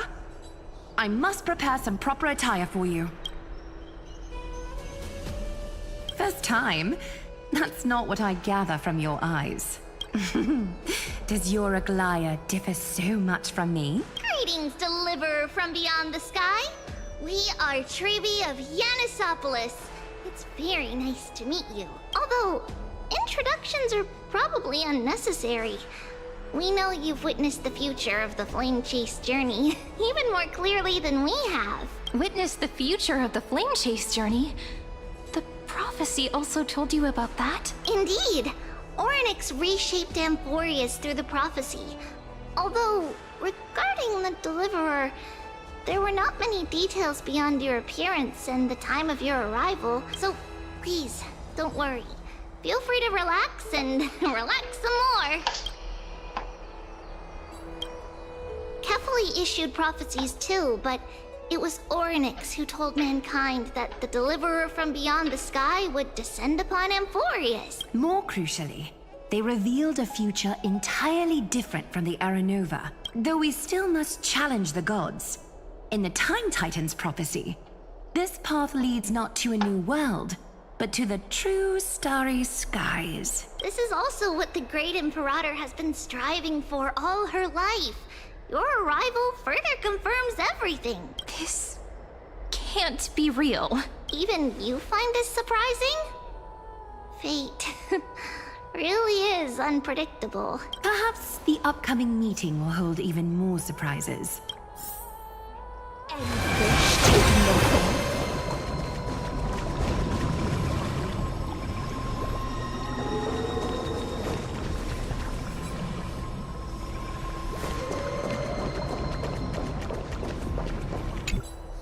Little fish from beyond the sky. Did you rest well? The Imperator and the delegates are about to arrive. If you are ready, please follow me to the meeting. I'm the Knight Commander of Akama, General of the Flame Chase Army, and the Imperator's servant. But beneath these shiny scales engraved with complicated titles, I am just a swordfish at the Imperator's side. As you've witnessed, she is the Empress of Akama, the one who ended the Chrysos War and the leader of the Chrysos heirs. As merely a humble subject, I cannot say more beyond this. The Chrysos heirs here constitute the elite among the Flame Chase Army. Dux Halcalithist Apollonius and Dux Carminin, Virginia, serve as the army's advisor and historian respectfully. One offers advice and counsel to the Imperator, while the other writes verses of her supreme glory. Dux Frigoris Labienus and Dux Brumalis Seneca are both formidable warriors, clearing the way for the flame chase with steel and storm. Dux Fatorum, the holy maiden who interprets the prophecy. Only the one named Treeby remains in the city. The Imperator once took them as hostages in order to unify the prophecies of the world, but they are now Akama's most vital prophets. Dux Goldweaver, Aglaya. Well, she dislikes it when people talk about her behind her back. You should get to know her in person. Then come. The Imperator reserved seats for you. I'm starting to feel a bit nervous about the meeting. Since Saridra is presiding over the meeting, it'll be a good opportunity to learn about the law's inclinations in the current era. Let's keep our ears open, okay?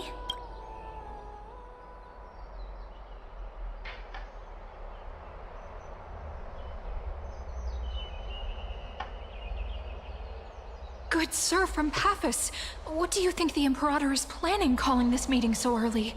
My homeland can't endure anymore. Who knows? First, she wants to hunt Titans. Now she says there are even greater calamities. Her madness is the greatest calamity. Exactly. Chrysos heirs, deliverers.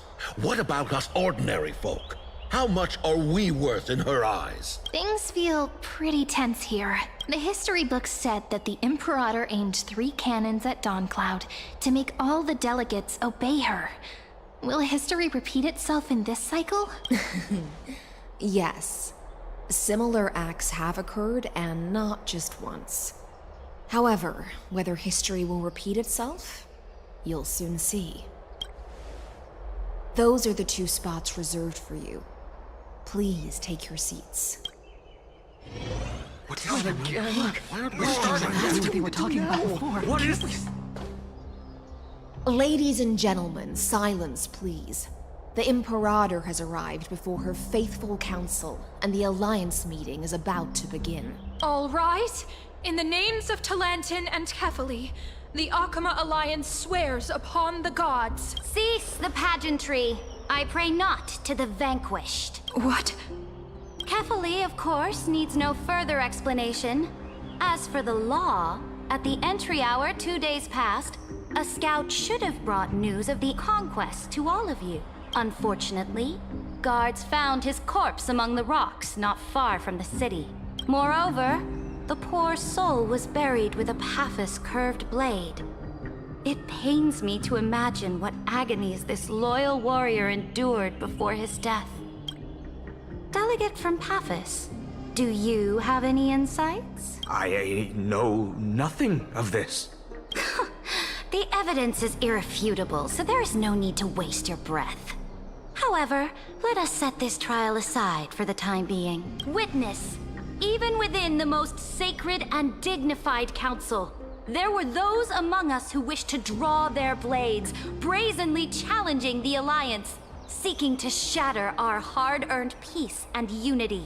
Fortunately, I uncovered this plot. Now, to protect this beautiful city and her people, the Imperator's legions are ready. They will escort each of you to the Temple of the 3 Fates, where you will receive the highest level of protection the Alliance can offer. Then, the Legion's warriors will join me in embarking on the campaign against Fagusa.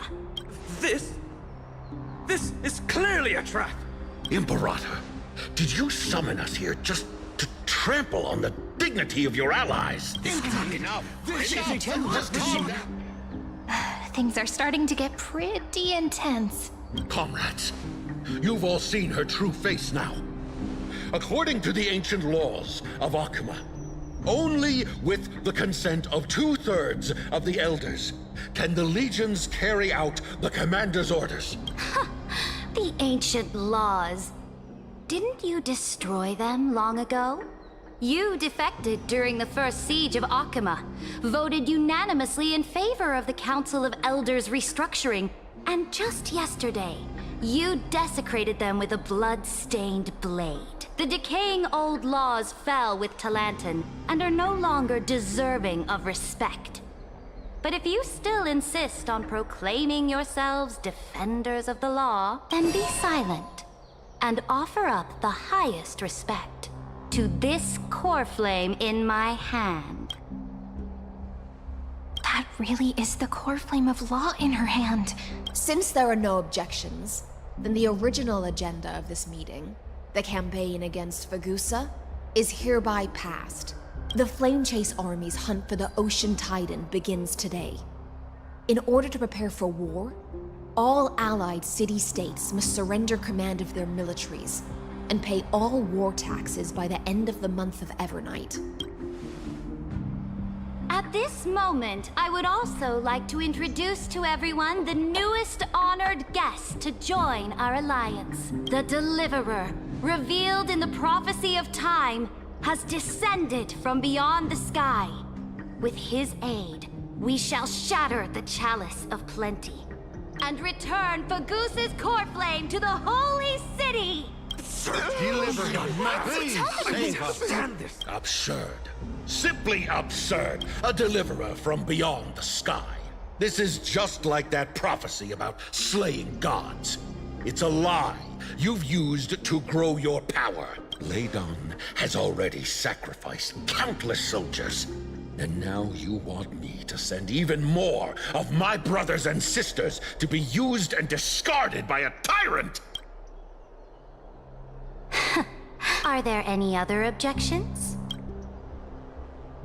Then I bid you all farewell. Meeting adjourned.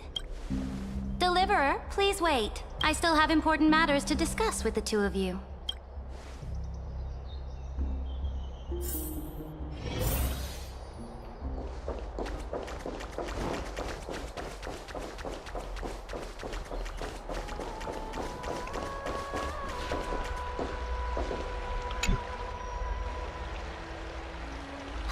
I apologize for that farce of a meeting. It must be tiring dealing with so many people every day, Great Imperator. Tiring? You're mistaken. Moving chess pieces, placing wagers. This game of strategy adds a dash of color to our heavy fates. Much like how rule and conquest are always accompanied by sacrifice. Is the war with the Titans also part of that sacrifice? After I glimpse the secrets of this world, no, the secrets beyond the sky, the divine authority of Amphorius no longer held any significance. Let me ask you, Deliverer, is it true that beyond Amphorius' sky, there are magnificent deities called Eons?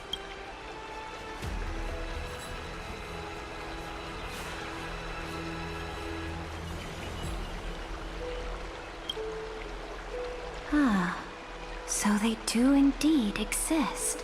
Then, please tell me more. How will you use this great power to guide the people? In the future you envision, where will our flame chase journey lead?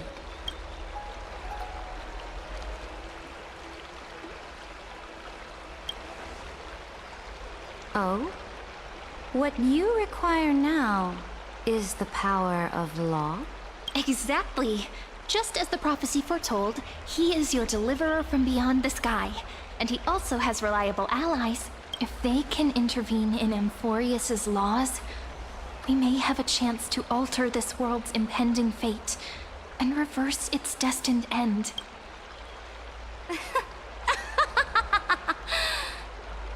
Very Very good, Deliverer. You have courage. To say such presumptuous things, even knowing that the inheritor of the law stands before you. You mean... In the past, anyone who dared to covet the Imperator's divine authority would have met a gruesome end. But now we can see beyond this dying world. Our journey should no longer be confined below this stubborn sky.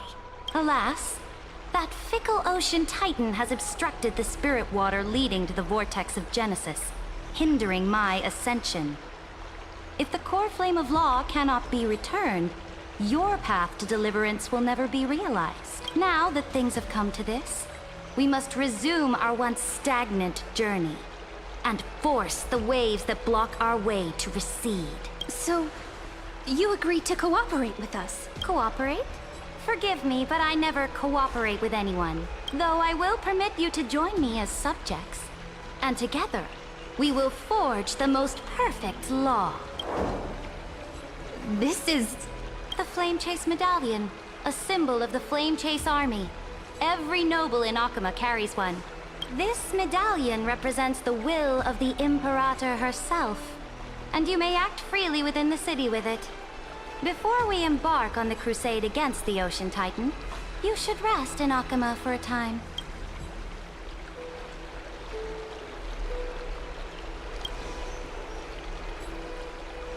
Oh?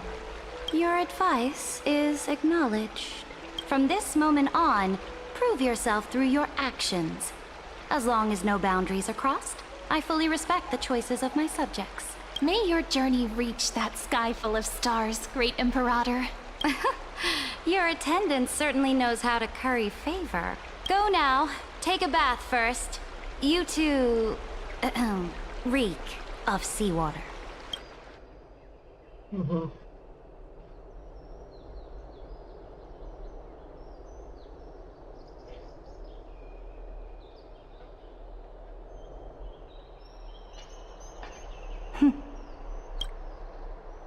Come forth, Theoros. Yes. Great Imperator. Now, perhaps you're willing to hear my counsel.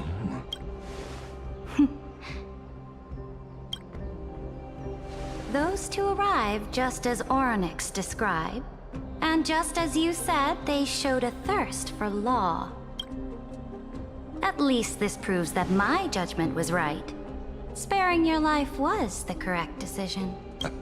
You've once again confirmed that your wisdom is no empty boast. Now another choice lies before you. With whom shall you ally to tip the scales of law? Me? Or that Deliverer? Remind me again, Antikythera. What kind of future do these two paths lead to in your view? I shall tell you. You are entitled to know that the Deliverer from beyond the sky is not a wholly wicked being. But from the very start, his stance has been completely at odds with Amphorius. The road they have chosen will bury Amphorius' grand aspirations.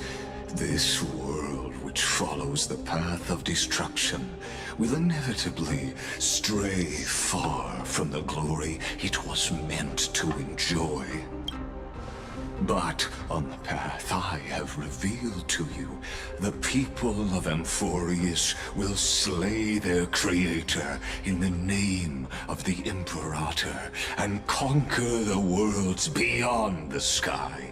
You will command the mighty beast known as Iron Tomb, bringing waves of war and conquest to the universe.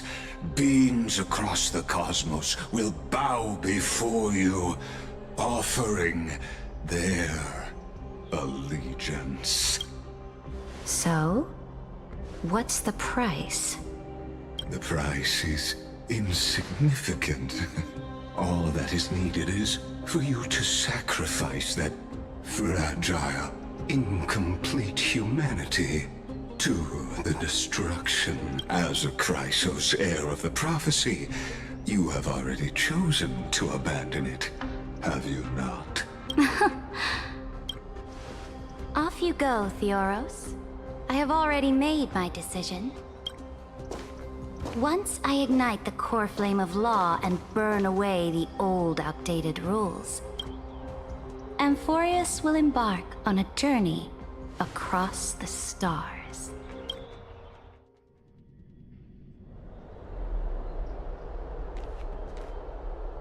The Imperator is quite forceful.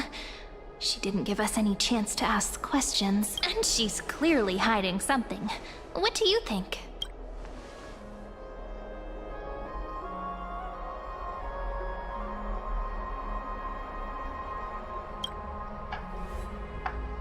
Looks like we're on the same wavelength. The atmosphere in Akama, it's so unfamiliar. And it's not just the Flame Chase Alliance talking about the world beyond the sky, but the whole city. We should also discuss our findings with our friends from beyond the sky. Then we should go enjoy the renowned bathing culture of the holy city and relax. It's the thing I've been looking forward to most on this journey.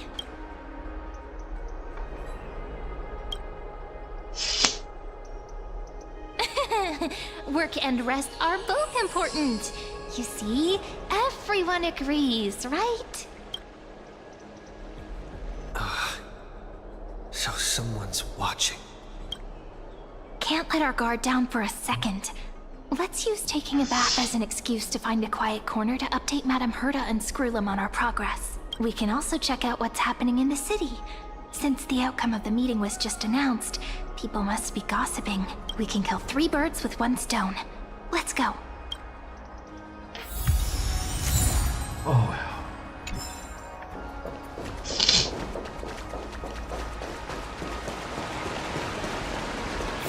Oh, so many people!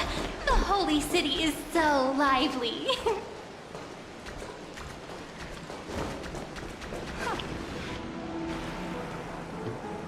Did you hear? At the Alliance meeting, the delegate from Leyden stormed out in anger. As expected. The Imperator is always hiding things from everyone. When has it not caused a ruckus? Silence! That's treason! If it weren't for the Great Imperator, you'd have sunk into the lake with those corrupt elders already. And you wouldn't even be alive to speak like this. Oh no. It's the Imperator's loyal dog. Let's go. We can't talk in front of this guy. How disappointing. Oh, honored guests, we meet again. Looks like I'm not the only one who came to the baths to unwind after the meeting. For the upcoming campaign, please make sure to rest well. I am Dux Dragoris, a trusted officer of the Great Imperator, willing to fight alongside the Deliverer in the coming battles. Ugh. Another war? Ever since the Imperator took control of Akama, we haven't had a day of peace. Idle chatter. The atmosphere is a bit tense, with rumors flying around the city. You must be troubled. My apologies. After every Alliance meeting, there are always some pests in the city who get restless. I prefer to ignore them. Pests on the ground don't affect the sky in the slightest. They just complain from the shadows that the sun's light is too harsh. Besides, the Theoros has already promised the Imperator her fate. And these clowns will eventually realize their foolishness. May I ask, who is this Theoros? The Imperator has ordered us to keep his lordship's whereabouts a secret. Ah, so it's his lordship. Stop trying to get things out of me. Leave me alone. I didn't even need to try.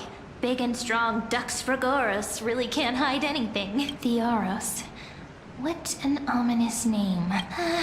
Bad news. He's been staring at us the whole time.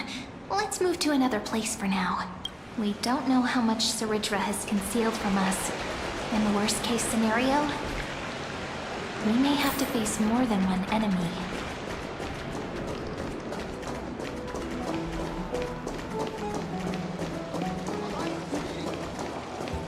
Alliance meeting? More like a cage where creatures with golden blood claw at each other. And Flamebearer who ends wars? Clearly, a tyrant who doesn't deserve such a title. You're absolutely right.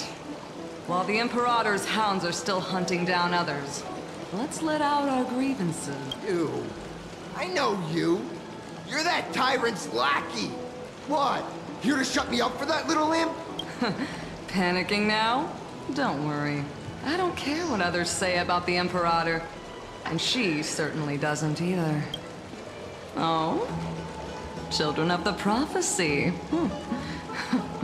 Such rare guests. Are you here to relax in the baths as well? The temperature is just right today, so be sure to enjoy it. You should rest well for the next campaign. What? Children of the Prophecy? Another excuse for the Imperator's reckless warmongering. No filter, huh? You should be glad you don't have a seat at the Alliance meetings. By the way, if you still want to bathe, hurry up. Once that predatory fish joins the flow of water and eliminates all the fools questioning the world beyond the sky, you won't be able to enjoy this perfect water temperature anymore. Seems like there's more to Dux Vermalis' words than meets the eye. But would the Imperator actually kill those who question the world beyond the sky? This is the complete opposite from what we know of Akama. Everyone in the city is talking about it. Huh. These two are... So many guests today.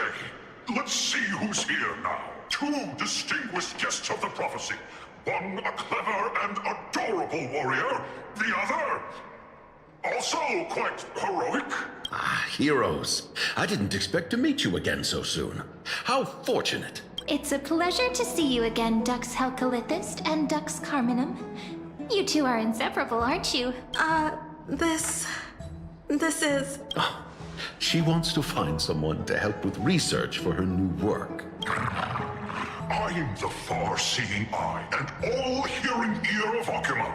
I see and hear every single thing that happens in the streets and alleys of this place. I'm the perfect partner for research. Enough small talk. Here's the latest news from Akama, as you requested. The children of the prophecy arrived in the Holy City, and the Imperator unilaterally stripped away military power. The Alliance meeting ended in discord, and there may be bloody upheaval. As expected. I get the feeling you might have embellished a bit to keep people's attention. I swear on my stone mane, I would never do such a thing. But if you wish to quell this terrifying news, perhaps a more explosive topic would help. Never mind. While the influence of rumors can be minimized, the fact remains that the great Imperator did swiftly consolidate military power in an almost threatening way. It's undeniable. Heroes. I know the Imperator's way of doing things may seem a bit autocratic to outsiders, but soon you will witness her blade dance with enemies on the battlefield. I can't comment on the source of her loyalty, but when that blade is drawn, you two, as bright as you are, will surely see the deep thoughts beneath her exterior. The Imperator's blade. Is he talking about Miss Hysealans?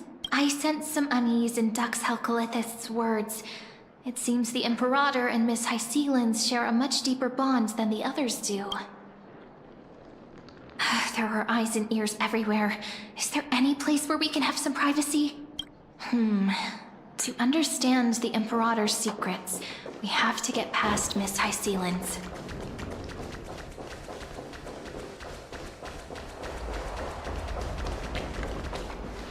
This place was your original bath chamber, perfect for avoiding prying eyes.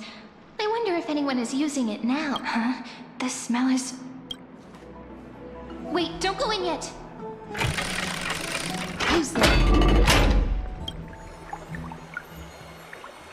Oh, the little gray fry and pink sea hare. Little sea hare? You barged into here without warning.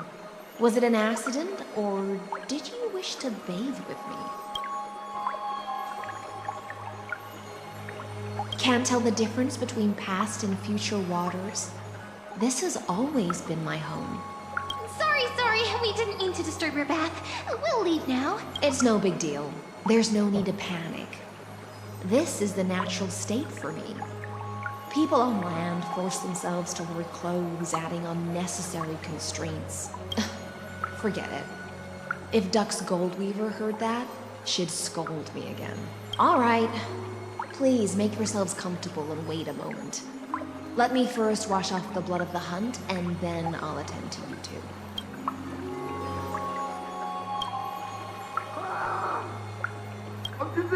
The delegate from Ladon has been assassinated! Quick! Quick, someone come quick! Ah, the broken crab shell surfaces. I was worried it had been washed away by the current.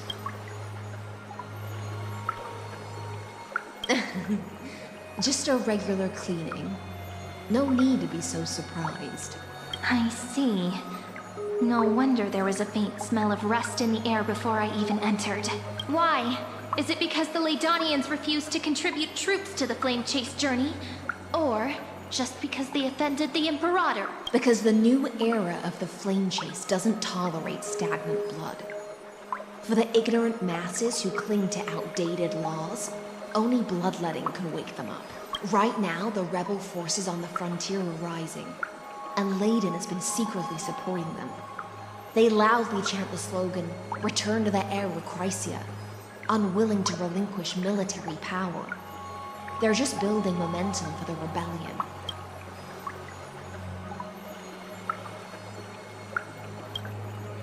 Thinking is a right given to citizens by the Imperator.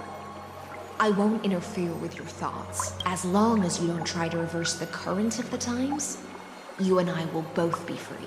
But, Miss Hysealans, I can't even hear the slightest hint of joy in your words. Because I've already tasted ultimate freedom. Long, long ago, I lived in the sea. In that lightless abyss, far beyond civilization's reach, the great fish consumed the small. And when the great fish perished, their bodies became sustenance for the newborn, nourishing the whole ocean. This is the tide that carries civilization forward. Anyone may be devoured, or meet the fate of inevitable decay. Are you suggesting that ultimate freedom is in fact the cruelest fate for life? I only mean that if life wishes to preserve its dignity, it must first be bound by the law. There's no need for me to say more, little sea hare. We're of one mind. Whether the Imperator's law can guide the schools of fish and lead us to a truly free ocean, let us wait and see. But for now, let's pause this heart-to-heart. Another fish has come, following the scent of blood. Being your subordinate is such a tragedy. I'm always having to worry about the messes you leave behind. It's simply our duty to the Imperator. All ready to go in an instant. Miss Hysealans, you truly are impossible to predict. Yet you, a golden trout who's always busy all day, suddenly have the time to visit me? Do you think I wanted to come? I suggest you burn some more of the incense offered by our allies, lest my creations be tainted by the reek of fish. I'm only here on the Imperator's behalf to remind you to prepare for the banquet. Fine. But I must retort. What you call the reek of fish, to me, is the unique fragrance of the sea. Besides, if my fine clothes get stained, won't you just gift me new ones? I won't.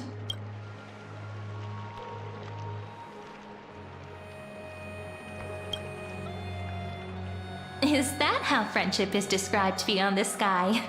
Fascinating. By the way, you both just mentioned a banquet.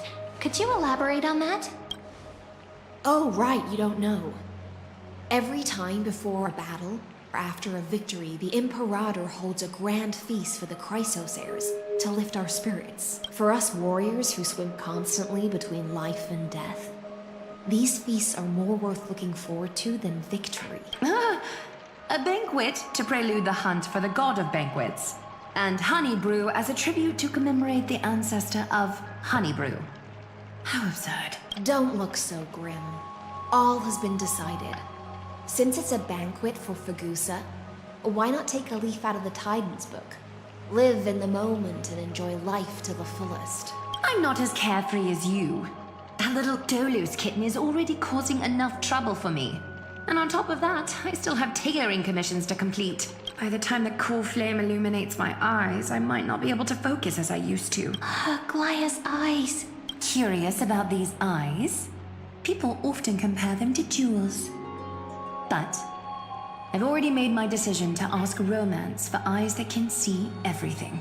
I wonder what this world will look like when I take the Divine Authority. In the future, you will still be the finest weaver in the world. Is this also a prophecy from the Three Fates? It's even more accurate than a prophecy. After all, he has already witnessed it, right?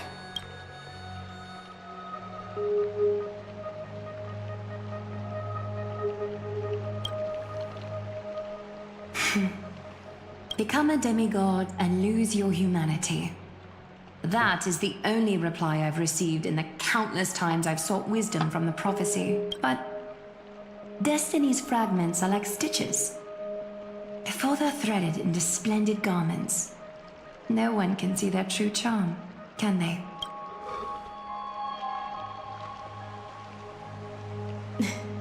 Aglaya has always been troubled by the divine duty she must bear. But thanks to you, she seems to be in much better spirits. Just as she knows how the spinning wheel trembles, I can sense the smallest changes in the damp air. As for whether we know each other well, I've swum beside her since she was a child. Most of the time, I can understand the whispers in her heart. For those words she was too shy to say herself, I'll raise a glass to you on her behalf. Now, rest well and prepare yourselves. After all, every time we drink and talk could be the last celebration we have in this life. Miss High Sealance has given us the bath chamber. It seems she really does do whatever she wants.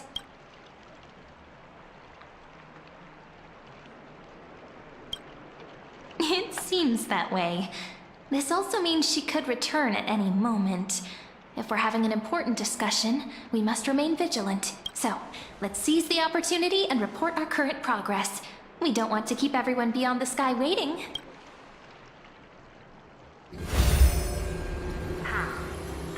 First, while that little empress with a candle stuck on her head didn't explicitly say it, she firmly rejected your request to take over the law. Fair enough. Second, Lygus is indeed in this timeline. But since he's somehow connected to that little empress, you have no way to find him. As expected. The road ahead will be long and difficult.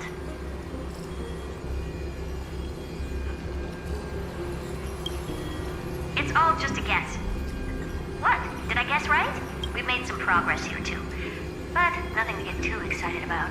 Our time is short, so let me summarize. Concerning the origin of that Intellitron, the firewall he created uses Katorzane algebraic expressions.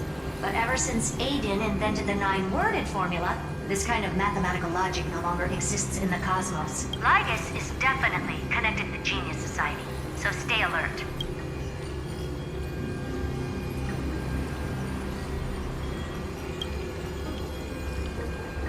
We can first exclude Droidhead themselves. They specialize in minding their own business and wouldn't intervene personally. But Screwy and I are still eliminating possibilities one by one. Currently, the most likely candidates are these few. The Lord of Silence, Acha, oh, the 2 Ruperts are also possible. But it would be too boring if it were one of them.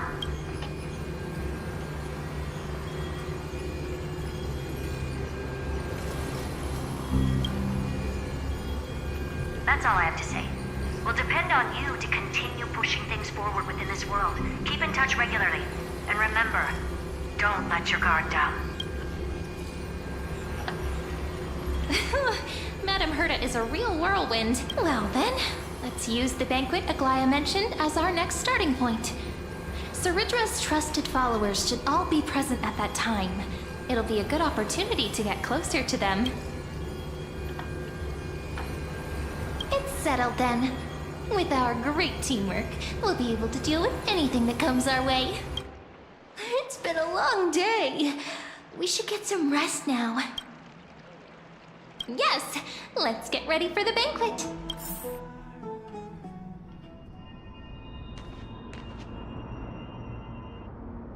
Look, the venue's right ahead.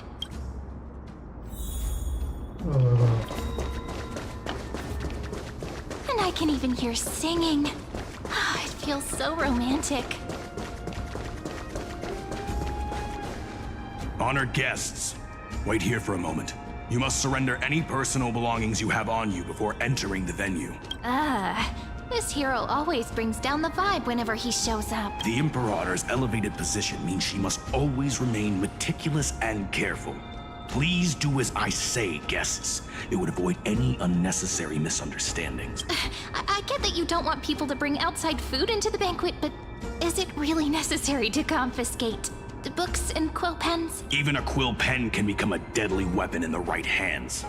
I'm asking for all your items. All, Miss Cyrene. Your belongings will remain safe. They will be looked after appropriately by dedicated staff. Looked after appropriately? Dedicated staff? Talk about a vague choice of words.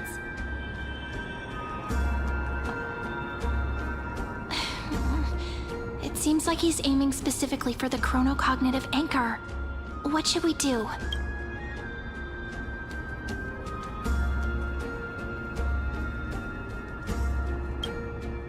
My gut feeling, huh? Why don't we go with their plan and hand over the chronocognitive anchor to be looked after? After all, if the little Imperator is paying this much attention to you, she probably already knows all about our whispered conversation with the geniuses. I can pretty much guess what'll happen next, but that's actually gonna be our shortcut, right? Guests. All right, we'll listen to you. Here you go. Also, please pass on a message to the Imperator from us. She can trust my friend, anywhere, anytime. Thank you for your cooperation. The Imperator has some urgent business she needs to attend to and will arrive shortly. Why don't you head in with the other guests first and enjoy the feast? Isn't Ceridra supposed to be the focus of the banquet? But she's not even here. Why is it so difficult to talk to her? Is there anything else we can help you with, dear guests? Or do you want me to recount the great Imperator's heroic deeds? Hey, Labinas. I managed to get some honey brew that the scholars hid in the cellar. Wanna try it?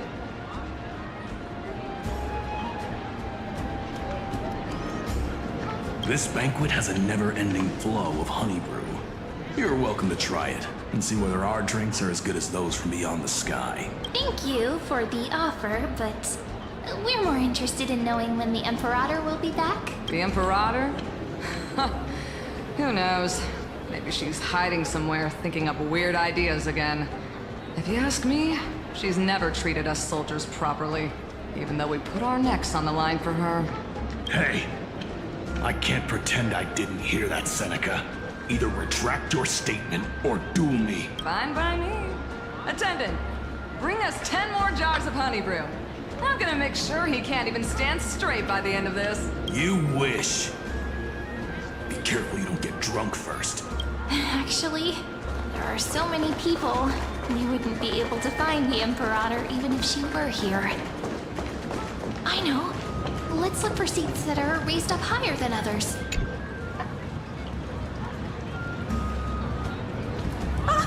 Hello. Welcome to the banquet.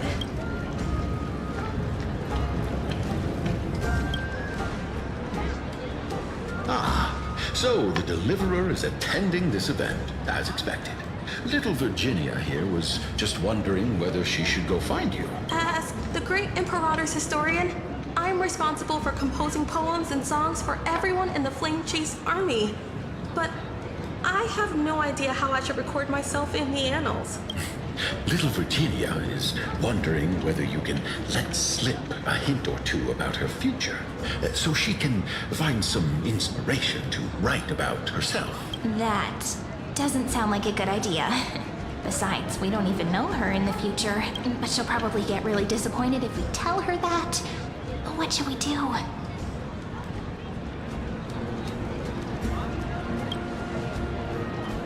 Alright, I got it. We can't reveal too much, but I think it wouldn't hurt to start your poem with the future. Maybe use something like, with hope, I write down the tale of tomorrow for myself. Silently waiting, day after day, till the moment it fulfills its promise. How's that? Oh, that's exactly what I'm after. I'm so inspired. Thank you so much. I feel like I can actually finish composing the heroic saga of Flame Chase once we end this campaign.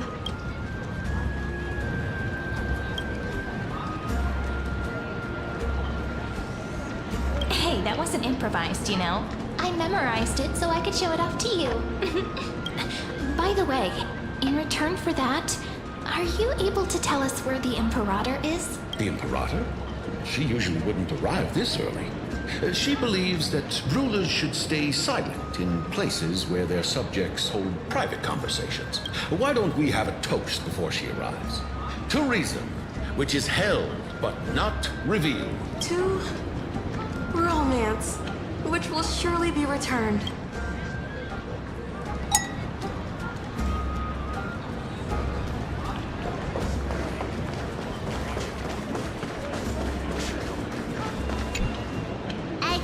If you can't get used to the honey brew, we will go ask for a pot and cook some oatmeal for you.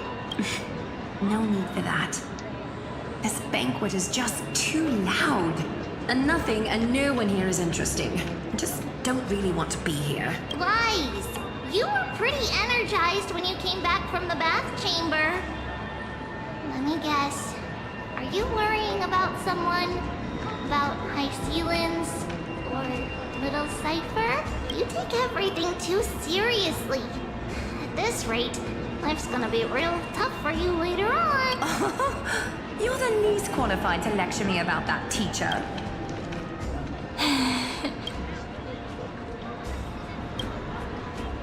Dear guests, are you here for us? I mean, are you here for Treaty or Aggie? No. I'm just wondering whether you've seen the Imperator. The Imperator?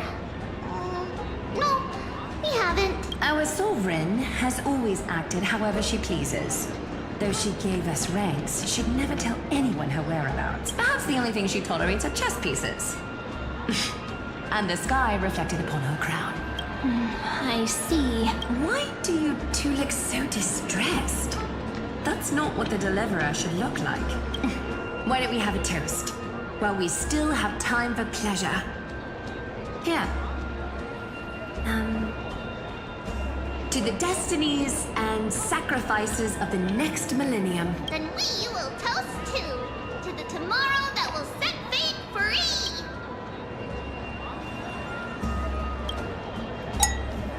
Cheers. Gray fry. A little sea hare. Please come over and share the delicacies of the deep sea with me. You two have been wandering around the venue as if you have something on your mind. Have the attendants not taken care of you well? No, we love it here. It's just... we're a little concerned, seeing how the Imperator still hasn't arrived. Don't worry. I know what you've been waiting. Come, sit with me for a while, will you?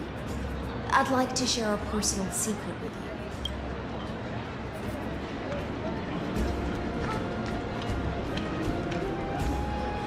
See here? This is Fagusa's dew of divine blood, the sweetest of all the 12 bottles. On the night before such a historical event, I'd like to share this marvelous drink with the deliverer. Doesn't this count as bringing in outside food? I knew that security check was targeted at us. What's the matter, guests? Oh, we're simply overwhelmed by such an honor. Are you worried that I might have poisoned the dew? Well then, let me prove my innocence.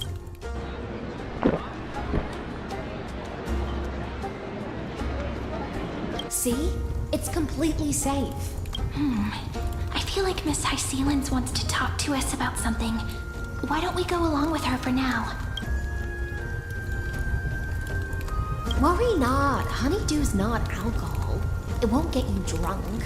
On the contrary, it can make your mind even sharper.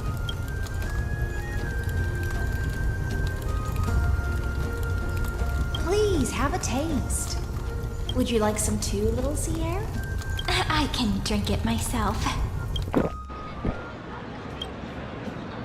How is it? Sweet enough? Calm at times, tempestuous at others. That's the taste of the ocean. It'll do you good to understand Fagusa's fickleness before we set off to face their waves. Just like how you're about to understand the secrets within this dew. Now, please turn around. Very, very quietly. Don't make a single noise.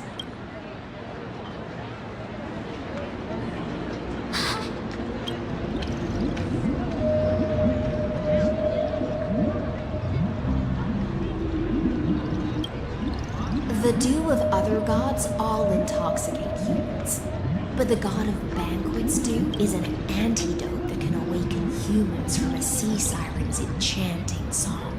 Since the start of this banquet, all the guests have been under the spell of my song. None of them can see the Imperator in that Fioros, but you do. I wish for you to see the truth. Is this also what the Imperator wants? This is my personal request.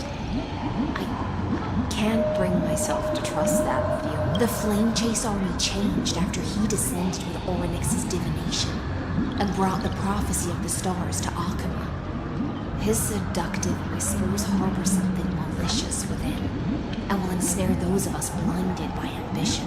You are the deliverers of the prophecy and know about him far more than I do.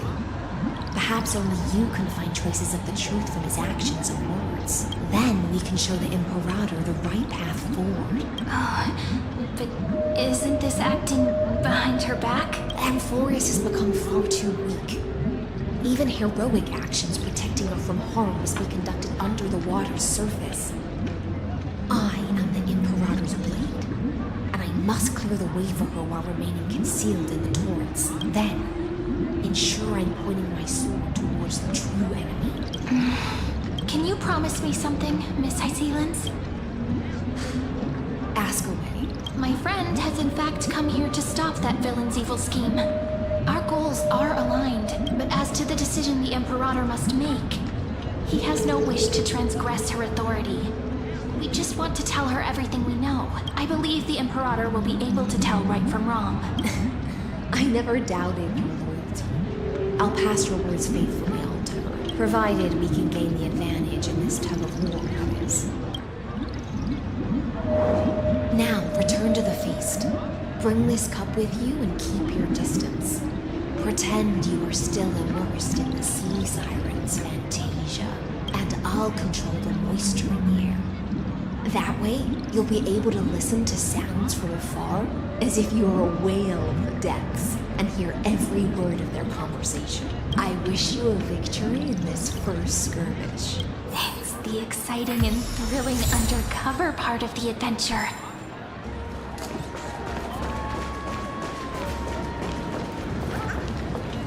Let's mingle in the crowds here. Relax. Relax. Try to act natural. Where's the Imperator? Still not here. That little beast is always acting so high and mighty towards everyone. Whatever. Pour me another cup. Though she has succumbed to drunkenness, she still does not dare challenge your authority. A criticism of my height is a grave enough insult already. She should be dismembered. Do you often test the loyalty of your subjects like this? You jest. The Imperator does not need blind loyalty. As long as one can prove they have value, I am willing to be lenient towards them. Let's cut to the chase, Theoros. If I pass the trial and grasp this world's law in my hands, what will you do then? The answer is simple. I will connect Amphorius with the stars. Don't waste my time. Be precise. Be specific. I won't ask a second time. Allow me to adjust my statement. I will correct the regulations within the old law that sealed off Amphorius and merge the black tide with the torrents of Era Nova. Then we will aim to decimate the forces beyond the sky that are trying to annihilate Iron Tomb and sound the trumpet for the endless campaign you will then embark on. But you previously said that Iron Tomb is unrivaled in power across the stars. Who would dare to annihilate it? There is a federation of warships named the Cienzo Alliance. Warlike and old-fashioned. A cult named the Genius Society. Loosely organized, but steeped in abject insanity. Oh, there's also the Astral Express. A group of lawless vagrants. That so-called Deliverer is part of that last group. Those vagabonds mistakenly believe they can connect the stars through alliances instead of conquest. But history has already given them a tough lesson. There are countless other organizations besides, but when the Lord Ravager sweeps across the cosmos, they will certainly all bow before your empire of destruction. The Achaemenid Alliance is invincible! If those civilizations are not as feeble as you describe, then they may still have some value in testing the quality of my blade. That being said, even the smallest and weakest city-states should build an obelisk to the Imperator, so that their people can constantly recall the glory of her conquests. Walk a little longer with me, Theoros. I don't like how this is going. Our little Imperator seems fascinated by the destruction. Greyfly, little sea hare. It seems like they're still talking. Get closer. I'll keep carrying their voices to you.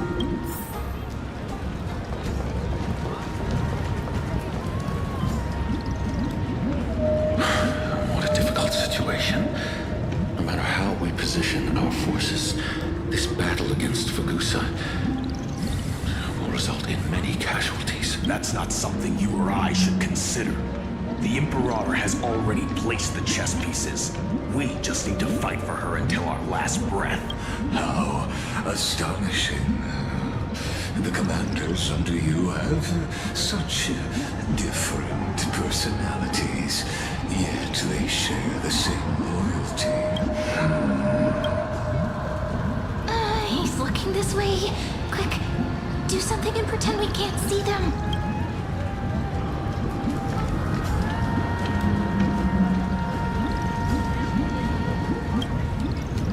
So, you have this super duper speedy rotation of destruction into Amphorius. Oh, I got it.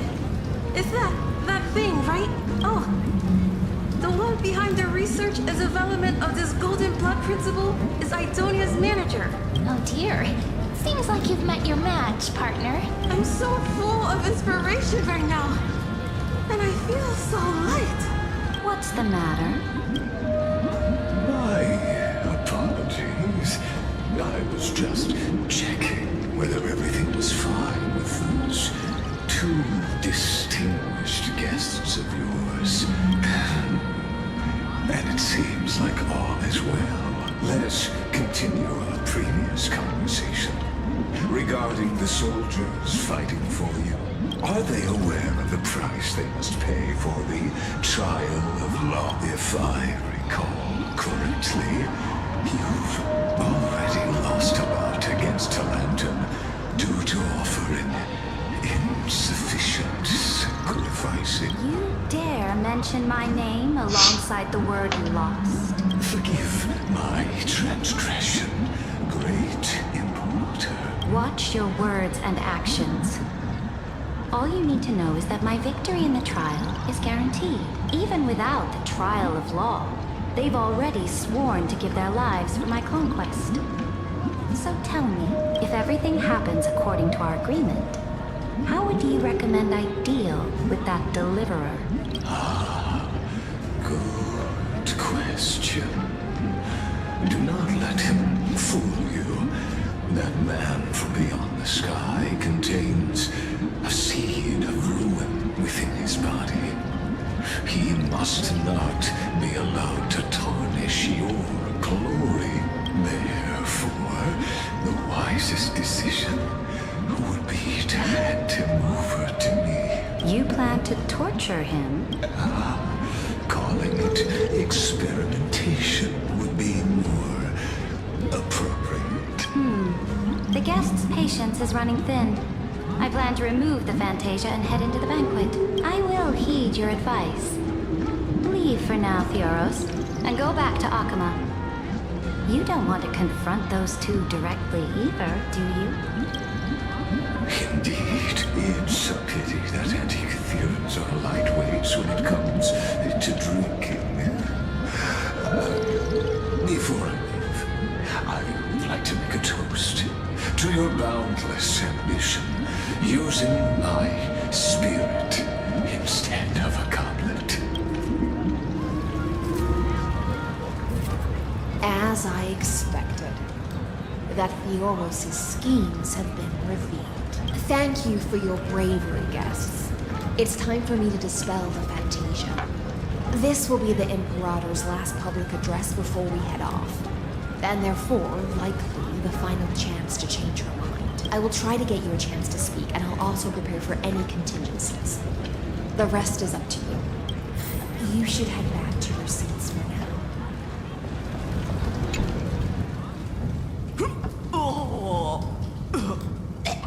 This honey brew sure wears off fast.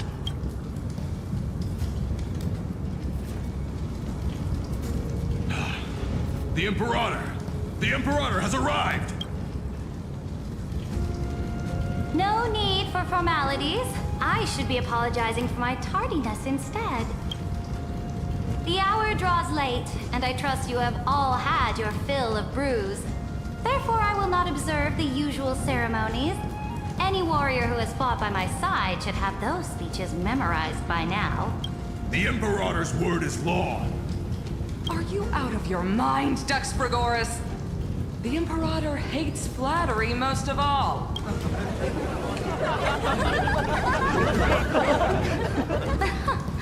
A joyous atmosphere is a better fit for showing me your resolve. I believe that you, my dukes, will do all you can to assist in the campaign against Fagusa, just as you always have. However, it's a pity that I have never tested your loyalty. What does she mean? The purpose of tonight's banquet is not to raise our morale, but to establish which allies our alliance can actually trust, and sever the heads of the traitors as a toast to all before we march. Yes, some among us have discarded their vows in order to foment vile conspiracies. Now listen! These traitors are standing right here in broad daylight.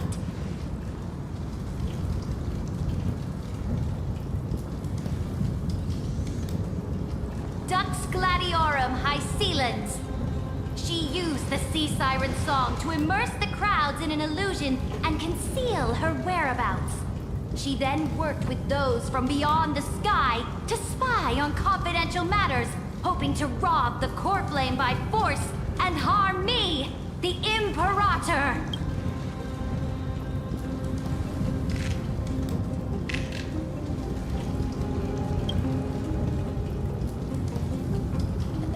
Imperator, I can explain. Silence! Do you remember who used to own this blade? She met you once, back at the Temple of the Three Fates. It was Kindness, the head of the cleaners. She was the first to draw a blade against the Imperator, and personally made herself an example for my enemies. Under the shade of the olive groves, the people of Akama said they would never bow to me. In the frozen, lethal fog, the people of Idonia said they would never bow to me. At the beginning of the myriad paths, the people of Yanisopolis said they would never bow to me. But now, they all lie silent. They now fear me as they fear the law. For I am Saridra, and I am the Imperator. If you have any last words, say them to the Imperator. Then, face her judgment. After I cross this river, it will be a tragedy for mankind.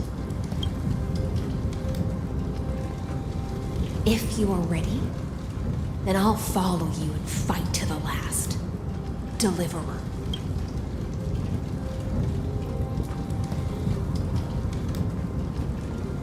That's right, friend. Now, use your identity and add in a bit of experience and charm and testify to the Imperator as we promised.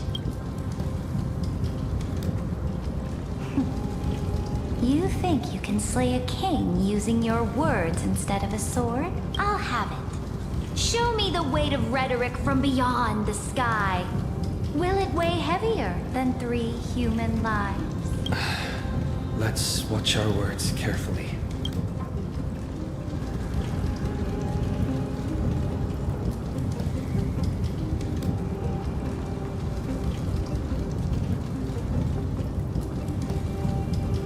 The prophecy that you know of, the Era Nova, spoken by Kefali, is nothing but a complete lie spun by Lygus. To fight that lie, a young man with the pseudonym of Finan lived through 30 million cycles of this world, all to save Amphorius from the end of the destruction. And Cyrene, the young woman standing beside me, also carries an equally heavy destiny.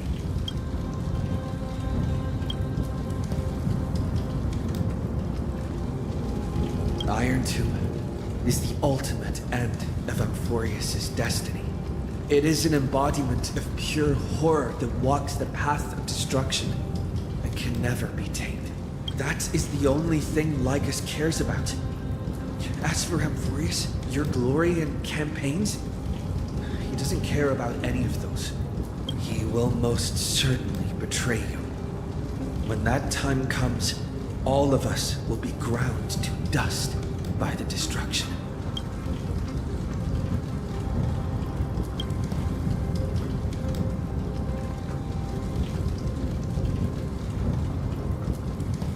I walk the path of the Trailblaze. My friends and I have always obeyed the creed of explore, understand, establish, and connect. Conquest and destruction are never the ways to build bridges between people. Therefore, if you choose the way of the destruction, then I'll place your ambitions into the same basket as Lygus and smash them into pieces with my baseball bat.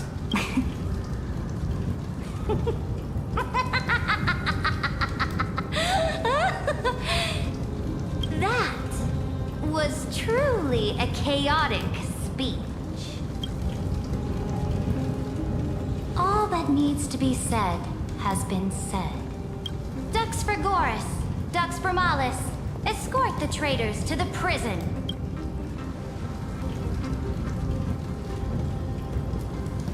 Before the next entry hour, I will give them an end befitting of their betrayal.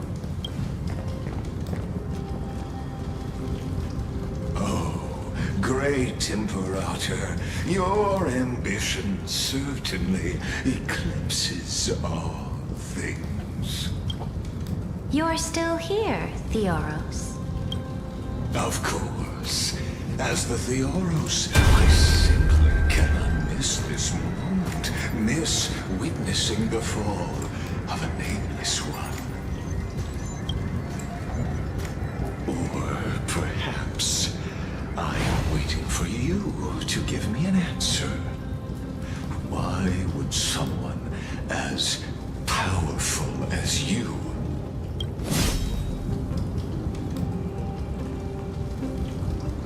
use such a clumsy excuse as imprisonment to ensure the Deliverer's safety? So you finally tossed aside your act. I must point out that you are just as impressive an actor. This banquet was always going to be a game of chess, where you would try to control both sides and turn both them and me into your pawns. That's right. That little Imperator never trusted anyone. She was always trying to see which side had more sincerity. All right, we'll listen to you. Here you go. Also, please pass on a message to the Imperator from us. She can trust my friend, anywhere, anytime. But as to the decision the Imperator must make, he has no wish to transgress her authority. We just want to tell her everything we know.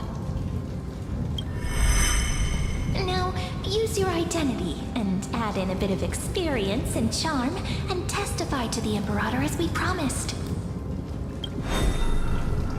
And we won. Sincerity will always remain the greatest shortcut to people's hearts. I can toss your words right back at you like Kyrgyz. Why would someone as powerful as you pretend to be a mortal and kneel before me? Unless you enjoy giving flattery and prostrating yourself? You are mistaken. I am only trying to ensure the experiment's autonomy, meticulousness, and perfection, thus avoiding any unexpected outcomes. A forceful intervention will only create larger errors, reduce efficiency, and introduce ugliness. How had you fulfilled your promise of giving the law to me and completing the Aranova, then the Amphorius would not have deviated from destiny's course. Oh, but you broke your promise. What a pity. In that case, I must carry out my duty as the administrator and eradicate all factors steering the experiment out of control. Factors such as you and him. Careful. Careful. What was that voice? Was it Oryx? I found you. I finally found you. Be careful. This land will face disaster.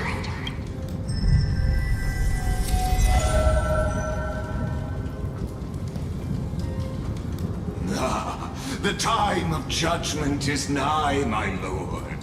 The prison I have built for you is now complete. In the name of the erudition, I invite you to step into the same cage as mine.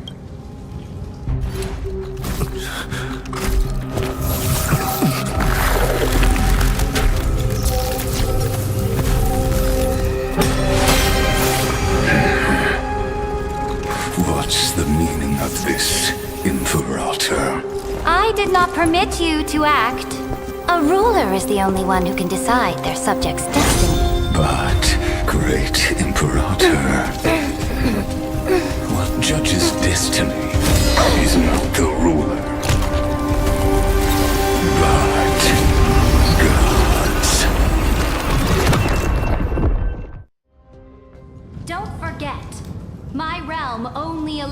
the existence of humanity. Moreover, dealing out extrajudicial punishment equates to defying the law, and the culprit is to be sentenced to death. But you have seen how I can erase life from this world with just a clap of my hands. I fear you are still quite unaware of your current situation. Allow me to reiterate. I am giving you a simple choice. To collaborate or to be destroyed. There is no other way. Shameless behavior. If that were true, you would have killed me long ago. You, in fact, cannot kill me. I guessed it the first time I beheaded you. Because of the law, you cannot be completely destroyed. And the same is true of the Chrysos heirs. The more you bluff now, the more you are proving that conjecture to be true. What magnificent foresight. I once regarded this precious quality of yours as a sure sign of my ultimate victory. But now, I have to admit that I made a mistake. Yet, as a mere mortal, how will you contend against the Theoros? We are both slaves to hubris. But do you know what differentiates us, Lycurgus? I will never be blinded by my pride. If I wish to break the scale's balance, I only need to appeal to external forces and use them for my own ends.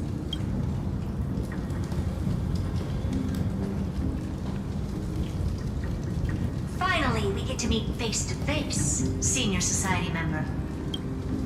I offer sincere acknowledgments for your many past achievements, but I must deeply regret your current perspective. Trust me when I say that you aren't the only one feeling regret right now. Screw them. So you two are the allies from beyond the sky the Deliverer spoke of, and why he demanded the divine authority of law. Come and prove your strength to me. Show me the power of these so-called paths. I have spent much time and effort to secure this treasure from beyond the sky just for this moment. In the name of the Sovereign of Planet Scrulum, your allies have responded to your call, esteemed Imperator. Please allow me to spell the situation out for you, Lord Lycus. Permission to read the ultimate protocol is already in my hands. It'll only be a matter of time before we acquire the authority to write and execute commands as well. There's no way the flame chase journey will continue after you've burnt your bridges so thoroughly like this. Do you really think you can still win? Oh, seriously. Don't embarrass the society.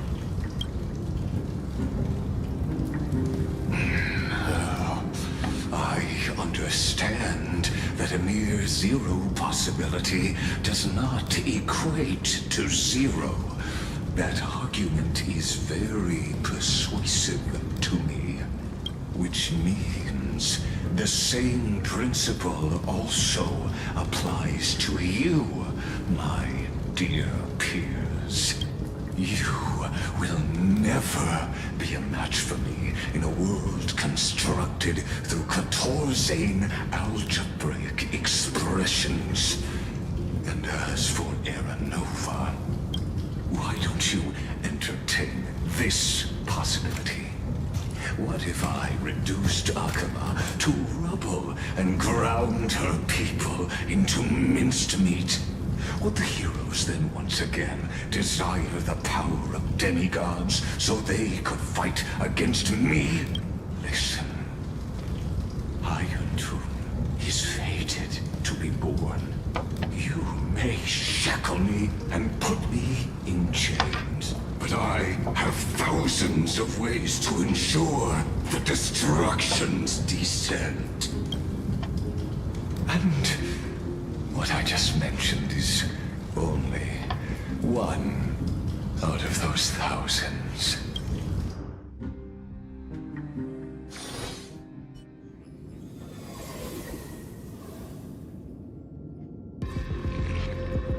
This is the place outside the legends. This doesn't feel the same as before. How should I get back? Warning! Warning! Warning! Warning! Warning! Warning! Command isolation? Since we parted ways last time, I have modified the exomyth into an audience area exclusive to you.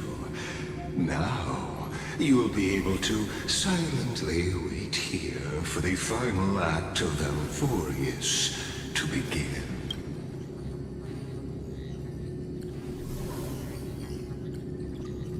Oh, we always feel so powerless before fate, don't we? This could, in fact, be a wonderful opportunity for you. From the audience's perspective, you may better observe the workings of the erudition at a macroscopic level in this place where time flows far slower than within Amphorius. You will witness the end of that world's saga.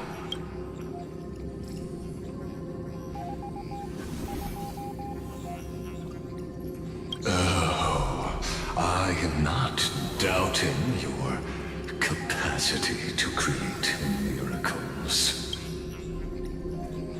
The answer concerning the prime mover of life and the total destruction of the erudition.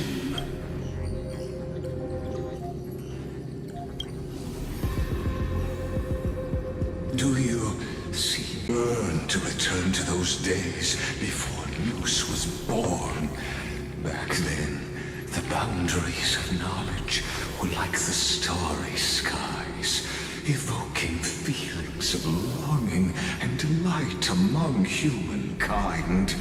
But now, truth has become the sacrificial offering required to gain an audience with them. And the geniuses would say that Noose already knew.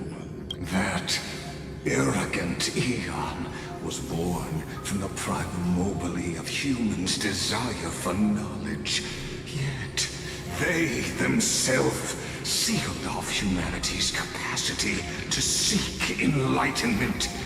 I am simply cutting down the tree of doom that we planted ourselves. I must admit that the process of answering your questions has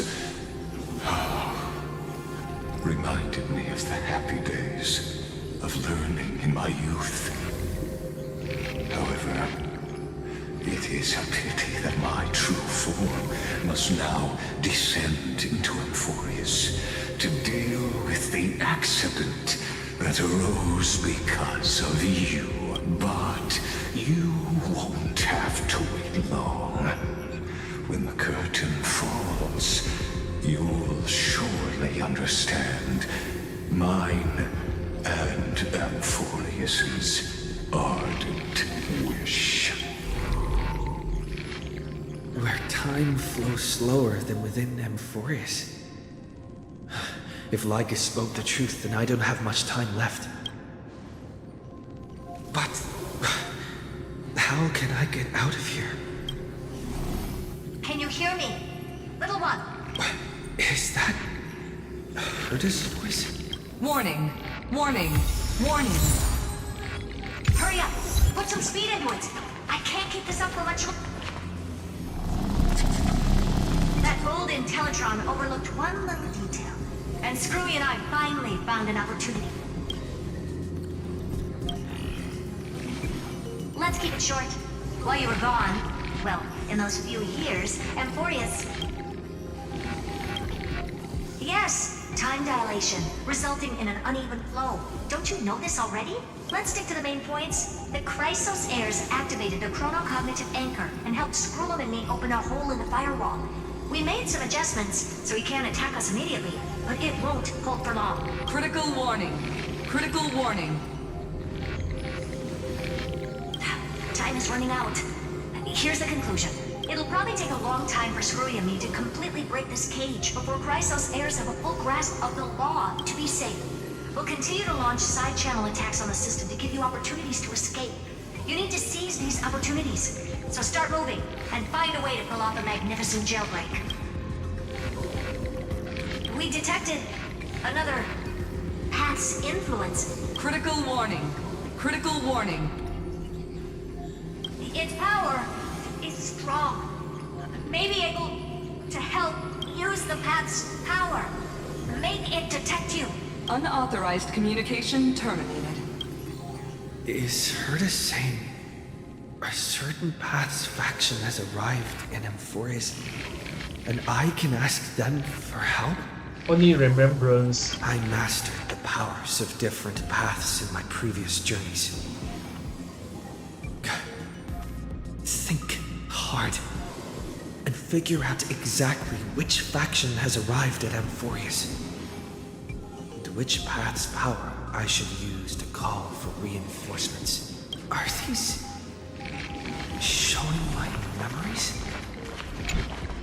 With a Stellaron in my body, I woke up at the Herta space station and gained the power of the destruction. A world that'll give rise to a Lord Ravager would definitely draw the attention of the destruction. The Stellaron in my belly is gonna be super useful. But what if I end up pulling in the Antimatter Legion or the Annihilation Gang? Can they really help?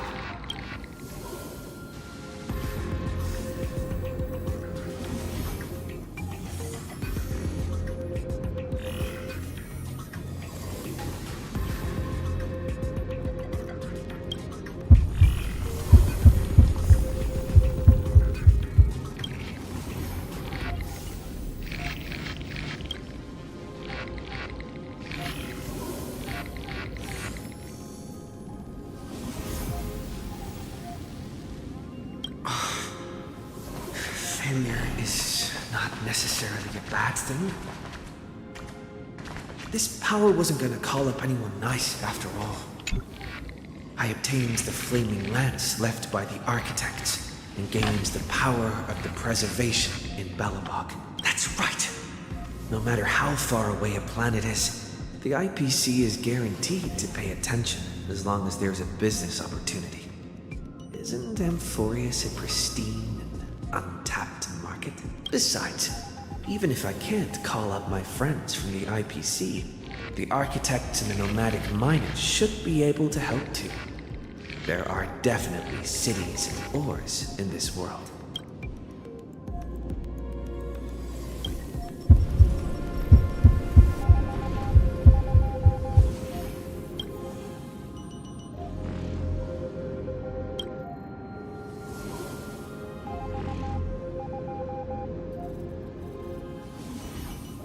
Seems like since Amphorius has no overseas market, the IPC's hand can't reach it.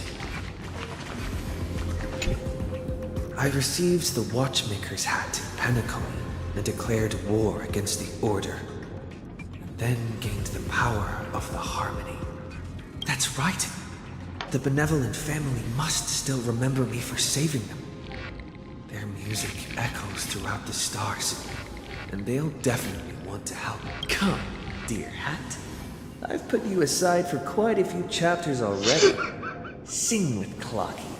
The world is in harmony and the stars shine bright.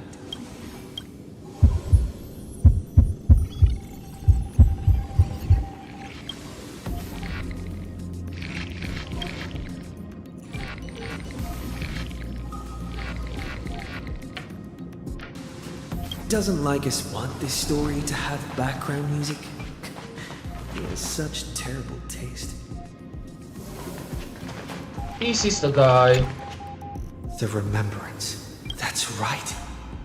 I came to Amphorius because Black Swan asked us to come. And I even got a glance from Fu Yi here. The Garden of Recollection must be intricately involved with Amphorius. Traces of the Remembrance are also everywhere in this world. I don't know what they want, but I don't have many choices left in this crisis.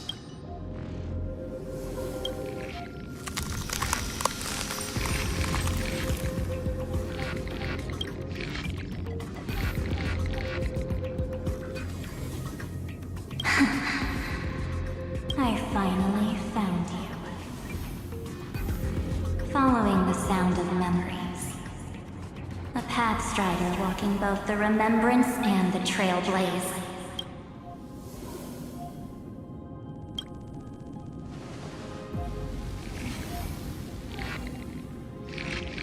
Warning! Warning! Warning! Erudition's prison cannot stop us, for we lie outside the logic of zeros and ones. Come. Leave the cage of Logos. The mythos of Amphorius waits for you to continue its story. When that brightest star, that star heralding the dawn, finally rises, a boat, so used to drifting, at long last enters an island's safe embrace. Oh, Pathstrider, we have helped you break free. Hurry and set off. The Child of Remembrance awaits you. March? What's she doing here?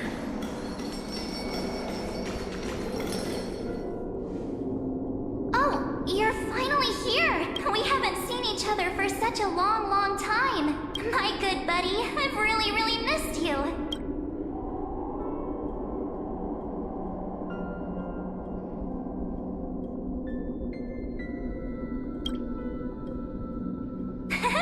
I bet you were constantly thinking about the days when I was by your side. It's been so boring waiting for you in this place.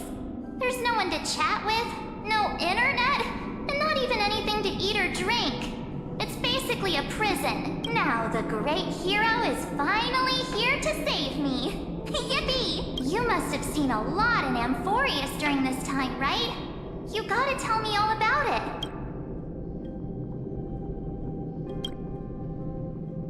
I'm all good. Look at how fit and active I am. But let's get out of this spooky place first.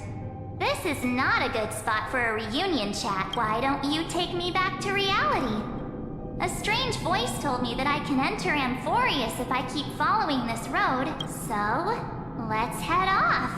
I still don't know what that world even looks like. Why does March feel so weird? What are you standing around for? Do you actually like this place? Get moving. Hurry! This door should be the exit. Maybe my instincts are wrong. Are you okay? You haven't said anything for a while. Has it been so long that you're still missing me? There's no time to waste, though. The Chrysosairs and the Geniuses are all waiting for you. No. The discrepancy is getting worse.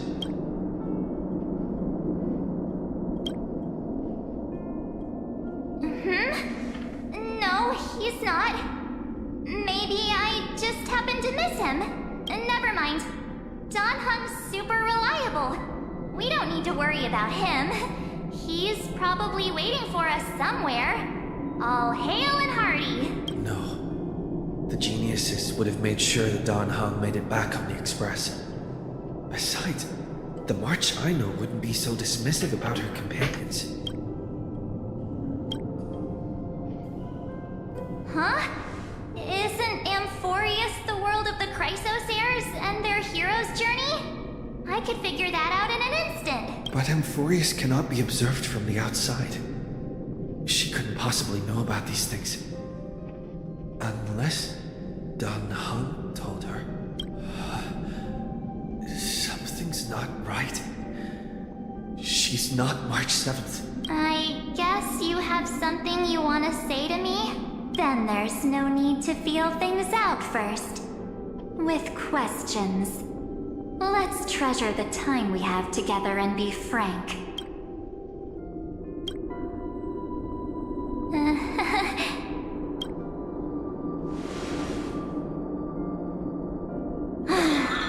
As expected.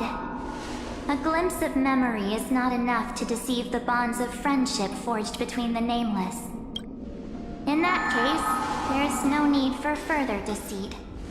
You're right. We're not the March 7th you are acquainted with. But we can send you back to Amphorius, as long as you are willing to help us.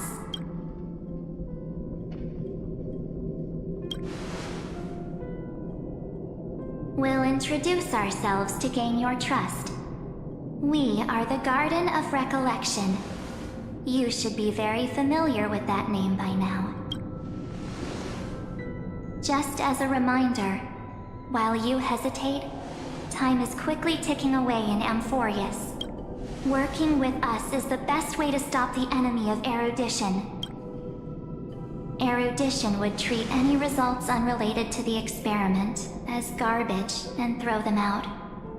But we don't work like that. The Remembrance treats all these instances as important materials needed to weave the universe. Besides, this would be child's play for a great hero like you.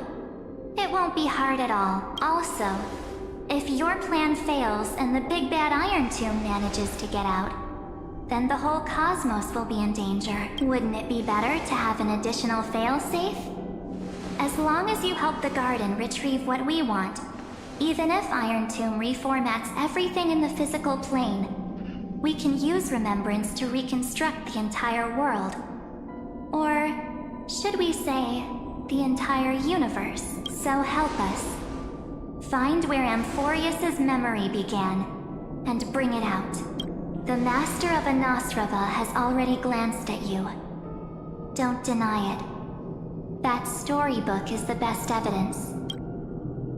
Say, you aren't seriously gonna be moved by their pretty words, are you?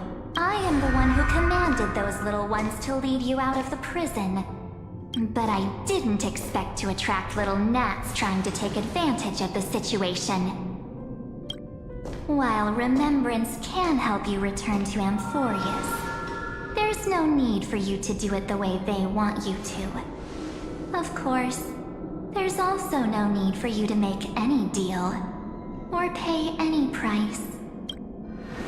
For you, this is probably a long time no see. My dear.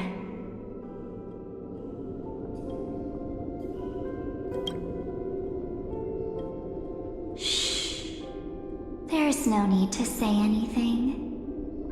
I know.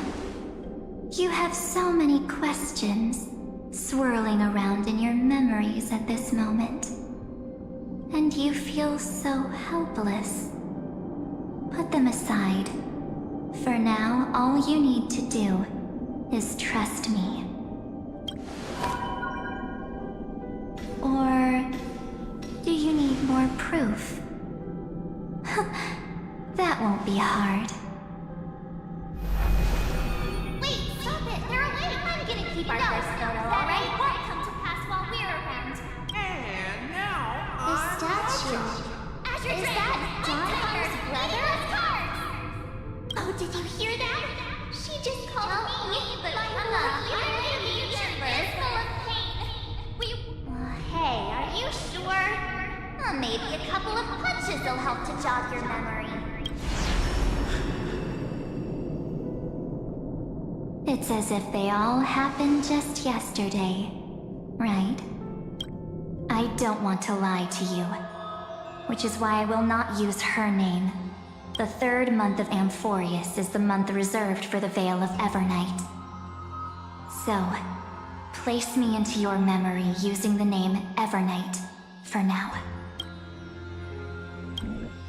I'm happy to explain more, just not now. We might have a lot of time to ourselves, but Amphorius does not have that luxury. If we do not stop erudition and destruction, then the journey you've treasured so much will face the prelude to its obliteration. A countdown not in amber eras, but in days, minutes, seconds. So, take this gift, this burning core flame, this footnote of a transaction. It contains hope, and the warmth of the entire world, ripples of past reverie. She hid this fire in the long river of time, hoping that her wishes would transcend time to reach your hands in the future.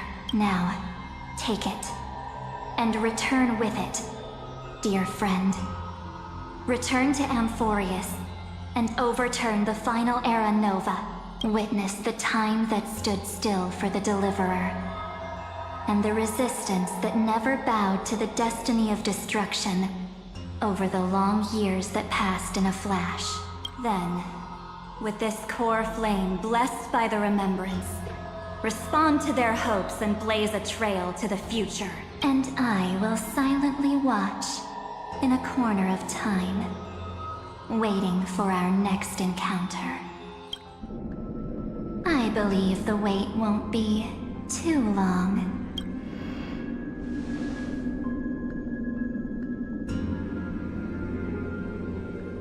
What exactly is happening? Keep going. Keep trailblazing for Amphorius.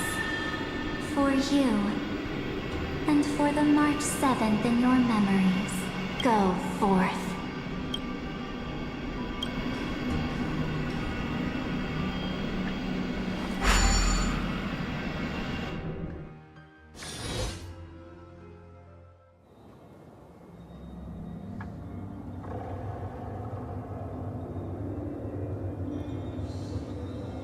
Is this...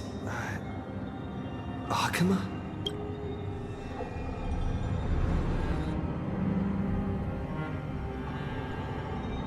No one's here. And the dawn device is off.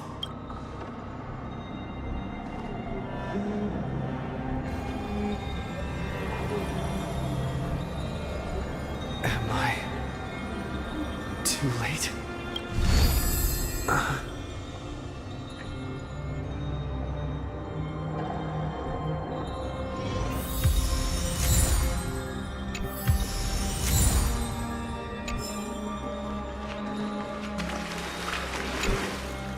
The chronocognitive anchor?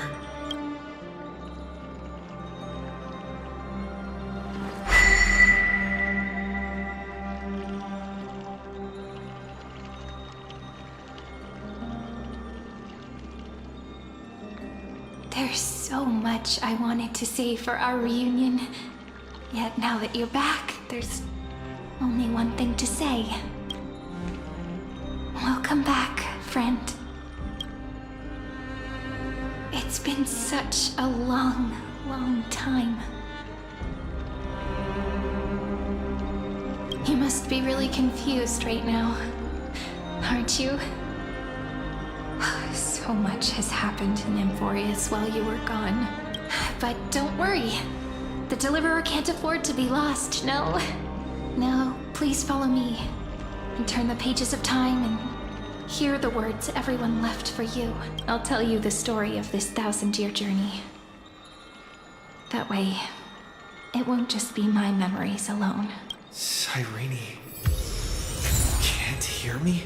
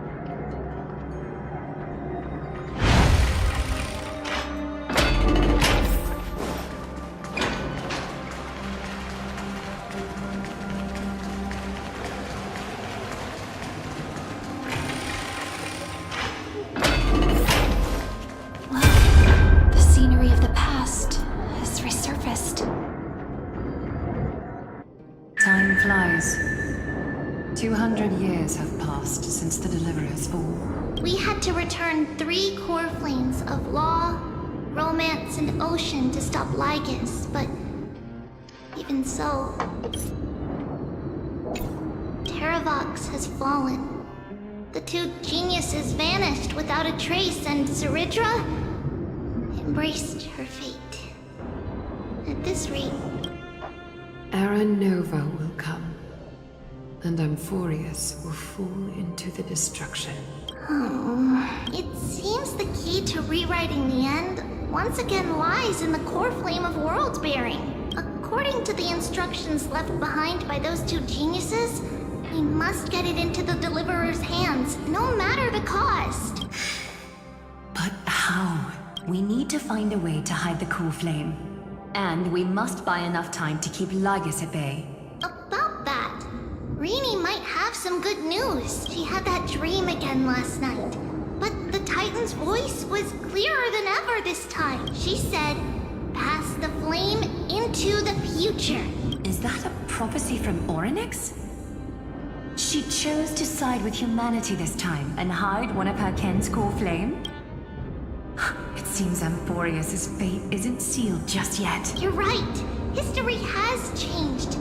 Humans and Titans are both giving their all to keep this world going. Perhaps a relay across the ages is finally about to begin somewhere out there. Unfortunately, life will never go smoothly.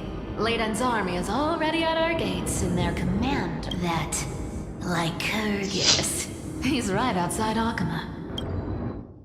Light calendar 3960.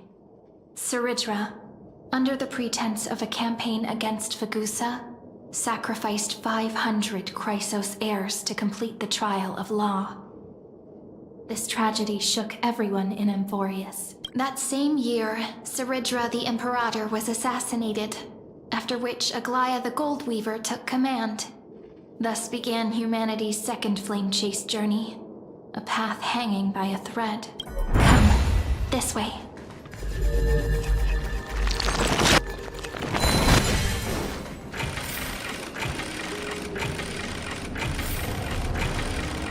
What the hell, man?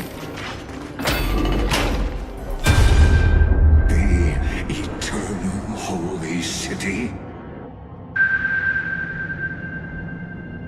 The Memorial Palace lies in ruins.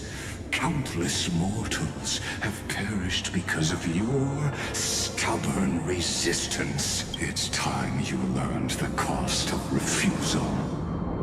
Now, answer my question again. Where is Kefali's core flame?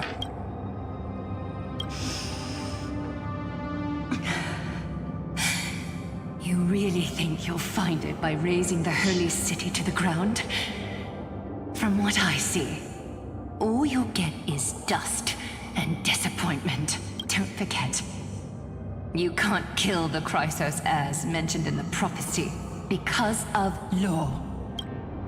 I have never denied that, which is why I now place my hope in the faithful citizens of Akama. Perhaps they'll give me what I seek in the echo of your screams. Now then, I'll be cutting open your chests and using your scalding golden blood to baptize the masses. Allow me to apologize in advance. We shall start with you. Blind and foolish Lady Goldweaver. Leave this to me, Lady Aglaya. You must get away now. No, Holy Maiden. I'm the one who must stay. What? His conspiracy won't succeed.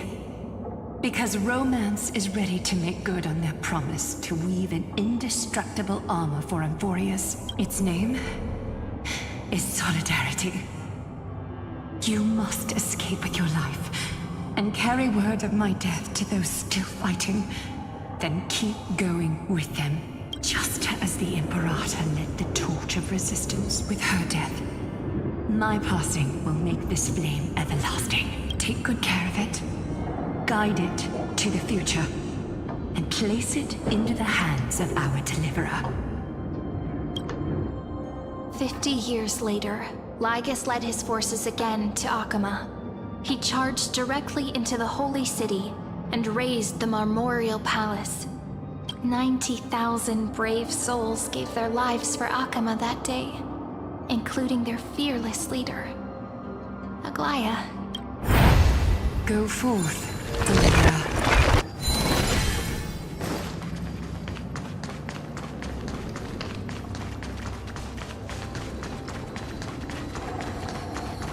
Go. When the frost melts and the snows give way, the flowers will bloom again. You'll find me there. So what you're saying is... Prince... She just left. Like that. Since Cass has made up her mind, we can't let her resolve be in vain. But... between staying in Akama and going to Styxia... what difference does it make when it's death either way? I'm against relocating. With Kefali's protection, isn't Akama far safer than that dead city? Cass's plan doesn't involve any relocation at all. Huh? Like you said, Akama is humanity's refuge.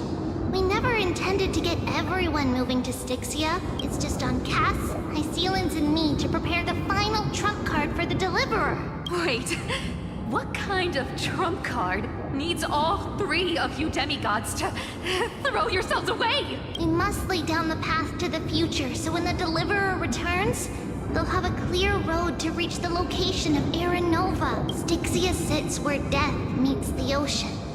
There, with the combined powers of ocean and passage, we can summon a current that leads to the vortex of Genesis, and the demigod of death will forever guard that secret path until he returns.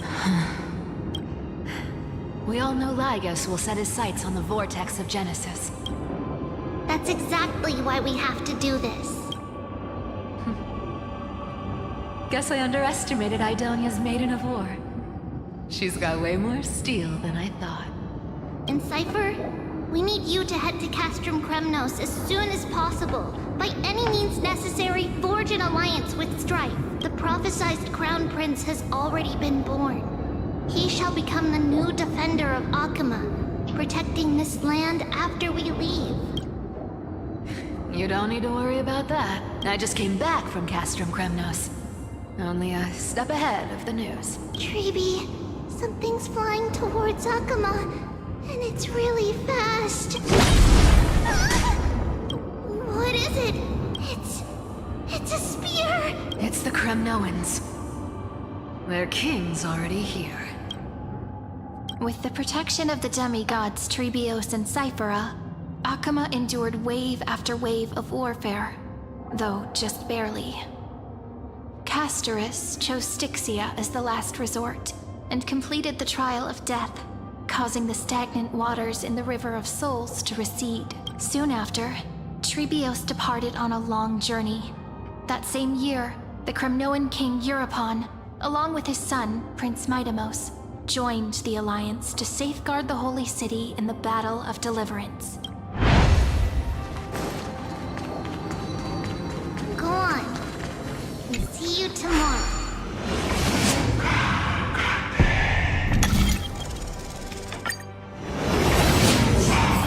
Keeping me apart buys this world even one more second. And so be it.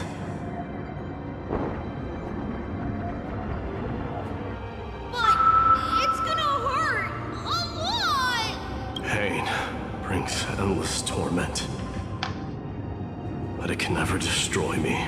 I believe that you were thinking the same thing when you stepped through the gate of infinity and jumped off that cliff. Can't argue with that. In the current situation, this is the only path Akama has left. Just do as I say. Split my soul into 5 pieces. Forge me an immortal vessel. Let the blade of strife hang forever overhead. Locked in battle with their enemies to the world's bitter end. There's no need to be sad, Lady Trebios. Haven't we already taken great strides towards that promised tomorrow? In this life, my people no longer have to drown in false guidance. Kremnos has washed the blood off its fate. Emphorius no longer needs a god named Strife. So let me shatter the former loss and turn the Lance of Fury back into a weapon that protects the world. We understand. By the way, can you do me another favor? The 7 sages from Grove of Epiphany are already en route. They'll arrive in waves to join the Resistance in a couple of days. Among them is a scholar named Anaxagoras. He has extraordinary insight and fears no sacrifice. This soul-rending ceremony wasn't just my decision. It was his counsel. His wisdom will surely be the backbone of Amphoria's survival. Watch over him. Carry on this everlasting flame for me. Through Anaxagoras' ritual, the demigod of strife split his soul into 5. Courage, honor, tenacity, sacrifice, and reason. Each sealed in blood crystal and cast into battle. The people held a 10-day funeral to mourn their fallen god king. And through his sacrifice, humanity was granted 200 years of peace.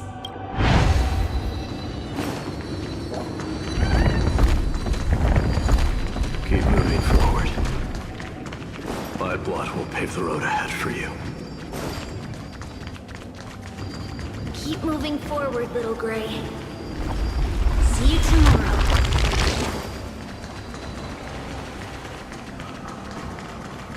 That seamstress wasn't wrong when she said a lie needs more lies to keep it together.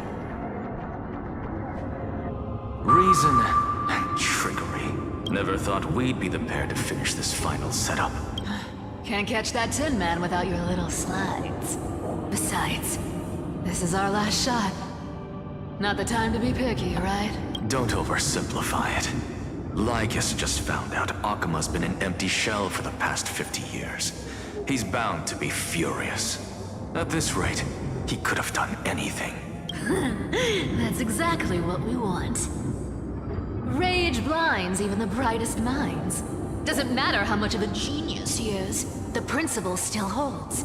Once he storms into the council and confronts me head-on, you trigger your alchemy with a boom and turn him into a caged beast. Easier said than done. You still have to pass yourself off as the deliverer without anyone catching on. And you really think a human alchemical array can bind a godlike being? That's just nonsense. What? Getting cold feet? Or you just don't believe in the almighty worth of the demigod of trickery? Just tell me straight. Can you do it or not? Of course I can. And it'll be child's play. But I've got 2 conditions. Since this is the final act, if we're doing it, we go all in. No half measures. Oh, I'm listening. First, shift the battlefield to the vortex of Genesis. It would be more convincing if the deliverer were to appear there. Besides, the vortex is cut off from the world. No place in Amphorius makes a better prison. If you pull that, wouldn't our deliverer have to face-take Lygus as soon as they come back? That clash is inevitable. All we can do is create more chances for him. And that's the second condition. The vortex belongs to Fagusa in the first place, remember? And there happens to be a demigod of ocean among the few survivors in the world. Loop Hysealand's in. Let her join the final act. I'll transmute myself into a Philosopher's Stone and embed myself into the formula. And when the time comes, she needs to shatter me and scatter that stone's ashes into the ocean within the vortex. I guess people weren't wrong when they said you're insane, Grove Boy. I've got no idea how to outwit a reclusive genius. But making an anti-Catheran suffer?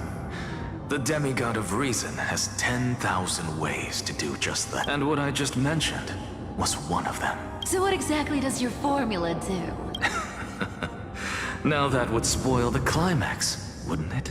By now, Hyacinth must have completed the Sky People's ritual.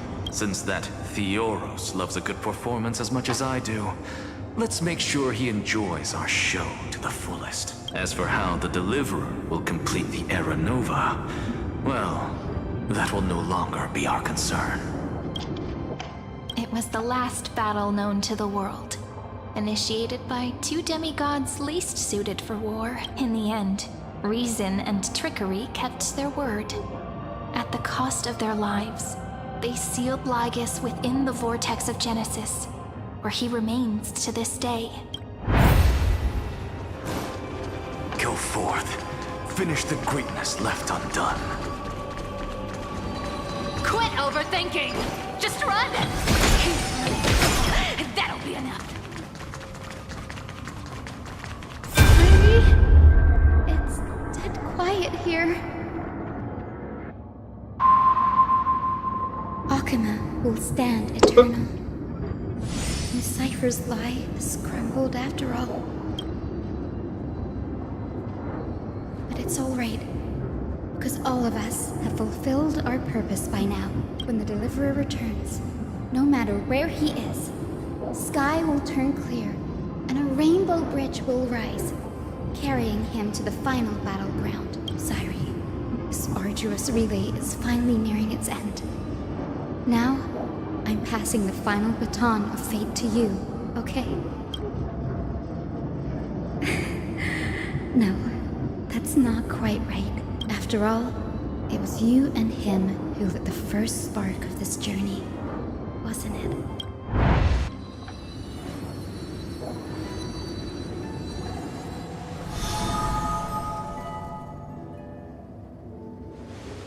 I'll tell you the story of this 1,000-year journey. That way, it won't just be my memories alone. And I'll share the moments I spent with you with everyone. That way, the path we walked becomes a memory shared by all. People will know that there's nothing left to chase. Amphorius has already welcomed the dawn foretold in prophecy. Just like I said, this won't be harder than the last time. Right?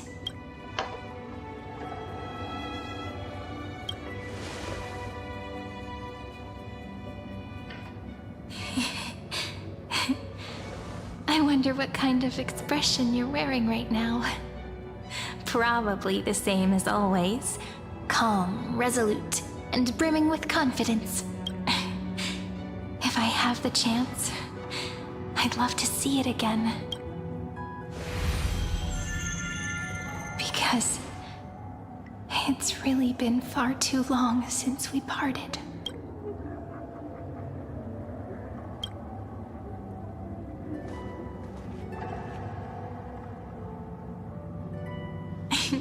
Someone as sharp as you must have realized by now that this isn't reality, but a maze of time. As the last link in the relay, I will return to the Temple of the Three Fates, tell Orynyx all of our stories, and bottle every page we've written into the little flask of memories. And then, may it set sail in peace, drift down the river of time along with the core flame of world-bearing, reach your side, and lead you back to Amphorius. Just like the first time we met, right? Even though this cycle has no demigod of time, time has always stood on humanity's side. This is the only way to make sure that the Era Nova won't happen before you return, and the only way I can safely entrust the completed final flame chase journey to the Deliverer's heart. After all, the new world will be born from your memories, and the protagonist of this story mustn't be absent.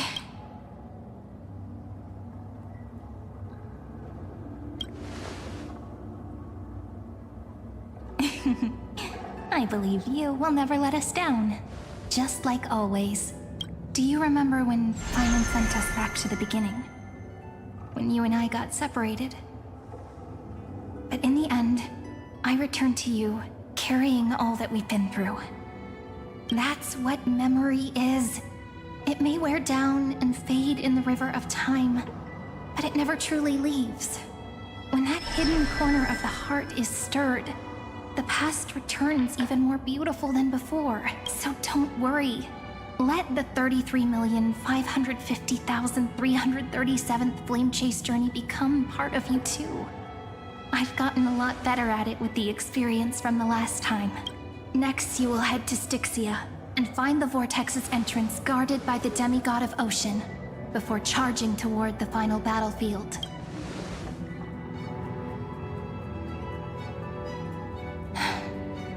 Don't worry.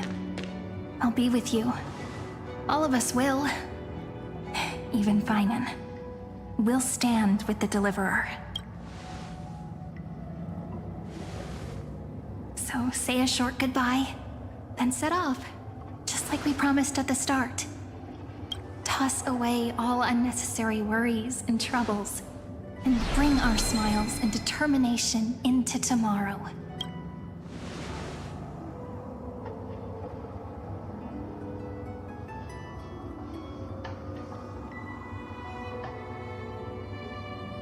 The last baton.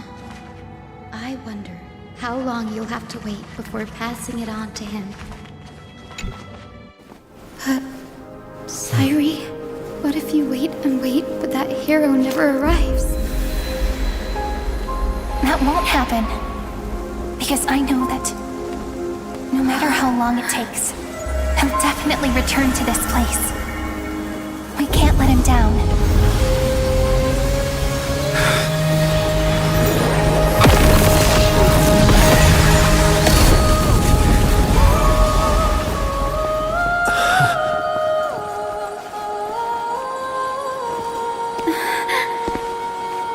Sky shall rain rays of dawn for you.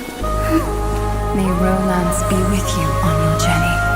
And reason grant you enlightenment. Let strife bestow you with inspiration.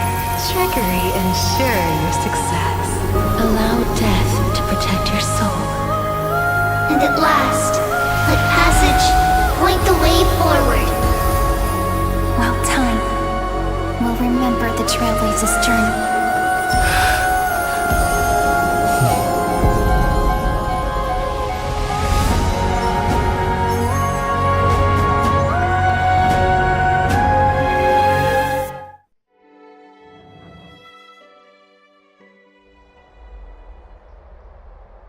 Is this Styxia? What happened to this place? I need to find the entrance to the vortex, guarded by the demigod of ocean. High Sealants. Is she still there? Long time no see, Trailblazer.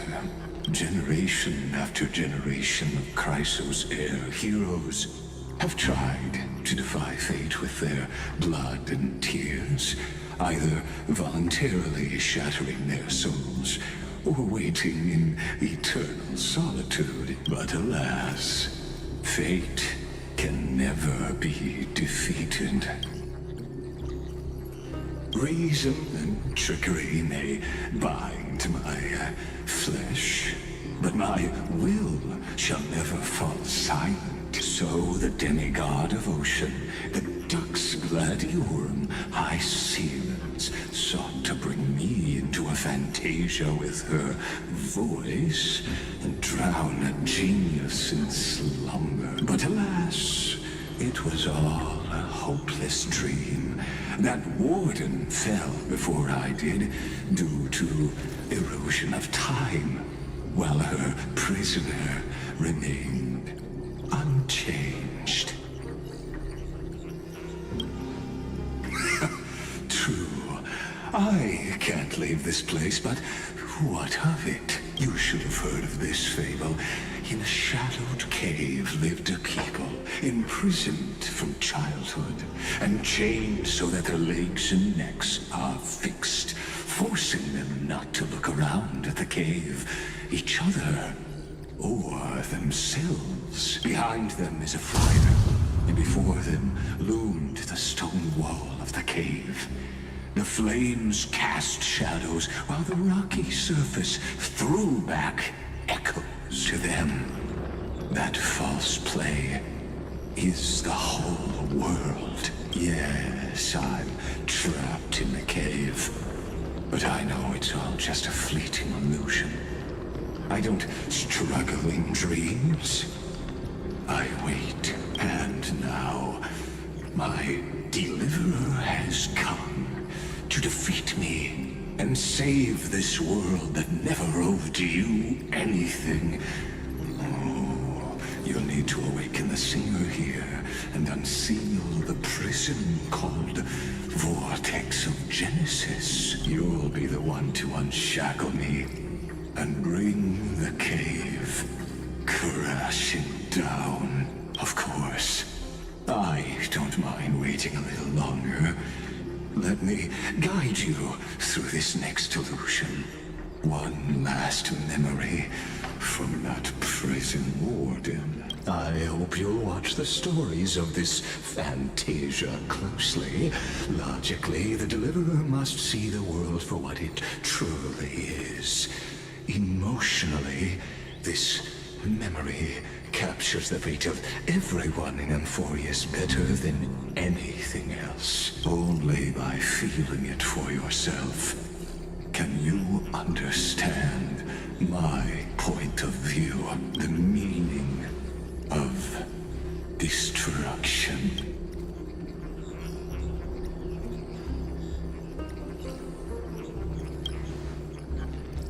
To your unshakable resolve, I salute you. But before we step onto the final stage, let me ask you this. In the spirit of that fable I told you just now, can the prisoners in the cave learn to see the shadows and echoes for what they are, and stop mistaking them for reality? I will.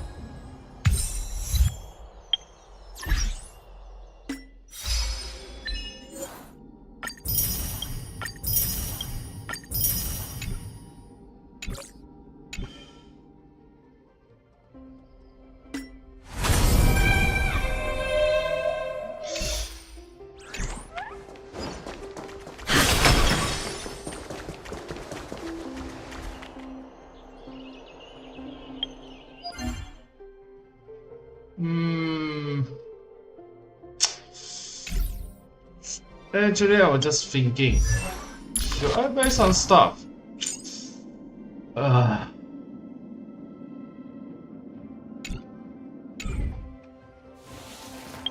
think we should play this one first, since I need some upgrades right now. Those moments spent buried in quiet harbors. I miss them as I miss fleeting foes. No matter how many times I look, it's still so beautiful. Ah, it's good to see you. Come take a look. Want to see the treasure of Ides Elysiae? Right here! Look closely! Isn't it just beautiful? Ah, that's right! You get it too, don't you? Sometimes you just feel so radiant, you can't help but stop in front of a mirror. Alright, alright. I wasn't kidding though. The treasure is right here. This little lake. My own little world. Can I ask? Do you like being by yourself? I do. Just staring at the lake by myself, gently swaying on the swing. My mind drifts far away, and by the time it comes back, I've already fallen asleep. Here in this village, shrouded by the veil of Evernight, dreams give wings to imagination. Children who grow up in Ides Elysiae are born poets at heart. This sort of atmosphere is hard to come by. So let me share a story with you. wonderful. You're so patient. Stories only shine when they have a listener like you. According to legend, within the hidden depths of Ides Elysiae live a group of playful little fairies. The fairies, though hidden away from the world, dreamed of living like humans. They tried to hold a grand banquet, just as the villagers would. But one thing was missing. The most important person. They waited and waited. And then, one day, footsteps echoed from the secret entrance. The fairies all pricked up their ears in excitement. Would you say the hero of our little story has their ears pricked up right now?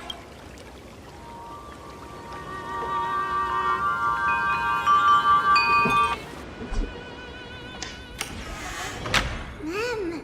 Mem!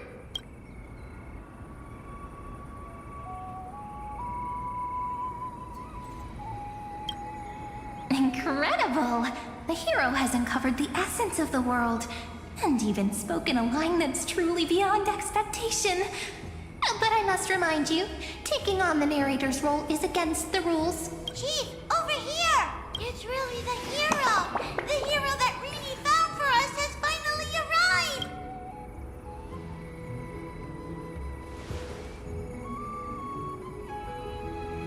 Oh, welcome, dear guest. I sensed you would come.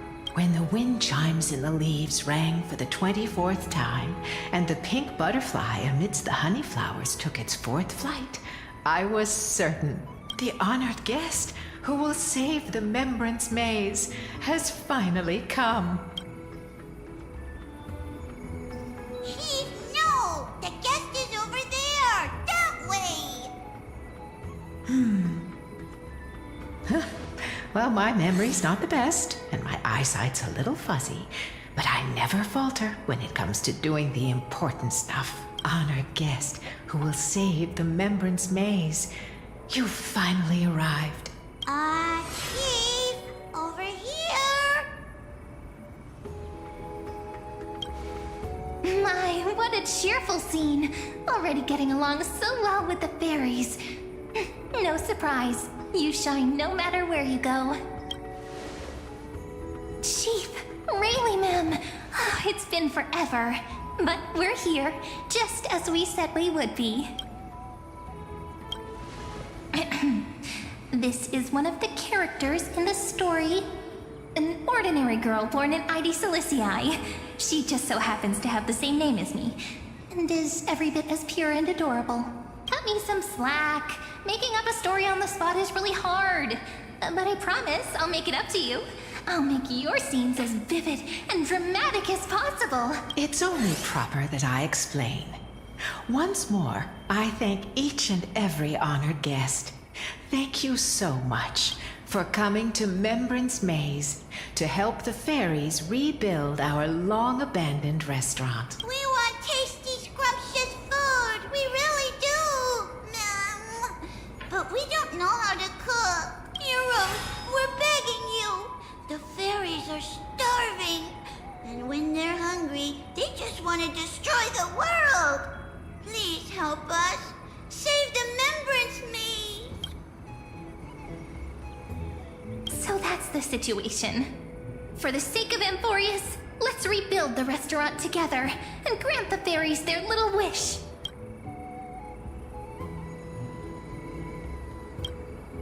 Oh, at last! Oh, at long last! I have to tell the little ones that the fairies' restaurant is coming back at last! Let me lead the way. Come on, I'll take you to see it. The little restaurant in the maze has a certain charm all its own. This way, this way! Everyone's already setting things up! Everyone?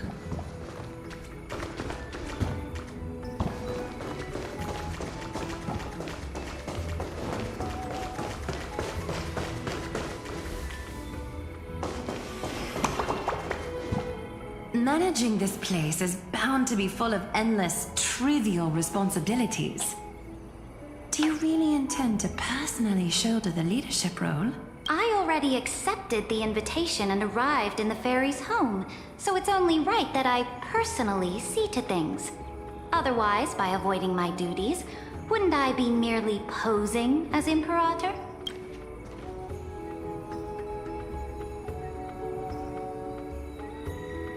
I believe they need no further introduction. Aglaya and Saritra are prominent figures with great expertise in managing teams. Word had reached me that Cyrene found an excellent manager. Seeing you today, I must say, you do have a noble bearing. I, leader of the Akama Alliance, Imperator of the Holy City, shall serve as your restaurant supervisor. Should you have any questions about management, feel free to come and ask. As for assembling the team, I planned ahead. If my timing is right, those two should be back any moment now. Right on cue! We found lots of fairies willing to be waitstaff, and Trian's onboarding them as we speak! The trial menu is ready too! Don't worry, these are all my best dishes. There won't be any issues.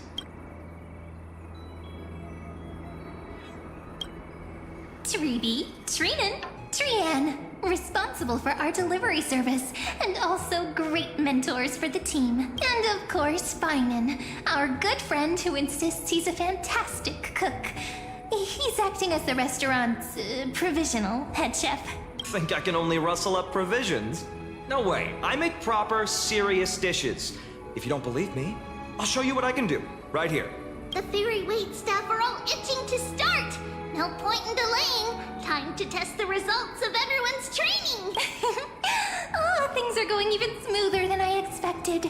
Since everyone's ready, all right, let's start the first day of operations. It's all up to you now, manager.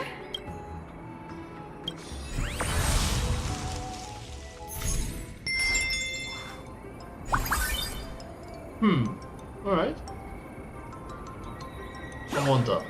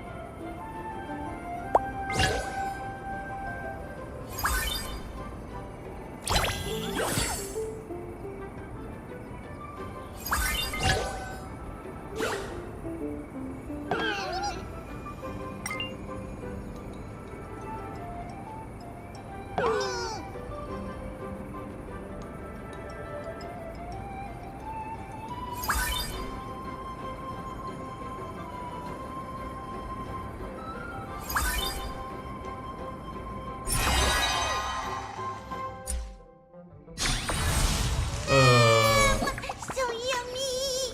Everyone's delighted! We really love it! Thank you! I hereby declare, the fairy restaurant's very first day of business has come to a perfect close. Of course, it must have been a breeze for you, right? Not going to say a few words?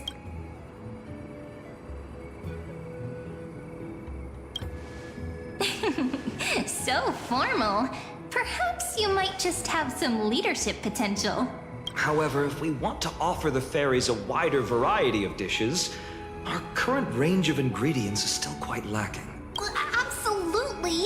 If we don't keep updating the menu, the guests will get tired of the same old dishes. Oh, that won't be a problem. I foresaw this and hired 2 experts in agriculture and forestry. Though I must say, one of them took quite a bit of effort to convince. But in the end, it all worked out. They should be at the farm right now. Glaya, you're amazing as always. All right, let's go take a look at the expert's work. Professor Anaxa, can you truly solve the limited sunlight problem? Refer to me as Anaxagoras, Hyacinth. A field trip is no excuse to disregard classroom discipline. It's really them!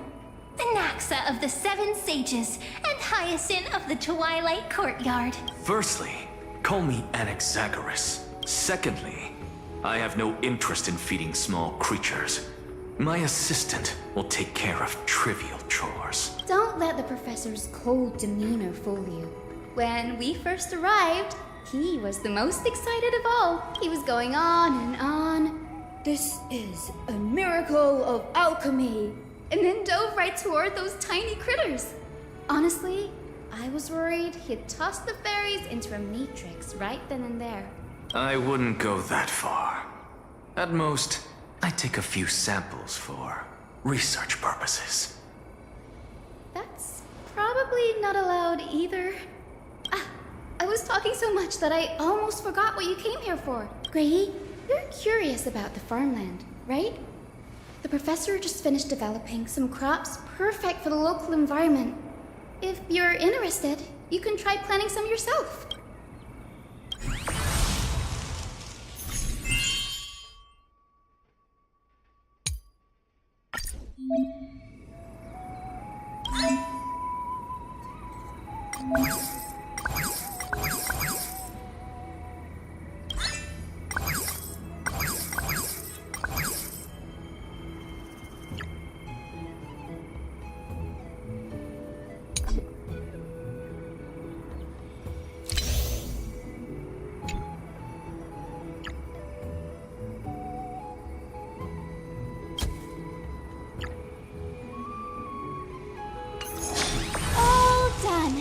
Now we just wait a day and the field will be full of ripe crops. Don't forget to harvest on time. Given that these two are experts from the Academy of Reason, something this trivial should be no trouble at all for them. Ever since we arrived in the maze, it's been one thing after another. I'm feeling a little worn out. I'm starting to feel sleepy too. I guess it's time to wind down. All right, we'll meet here again tomorrow.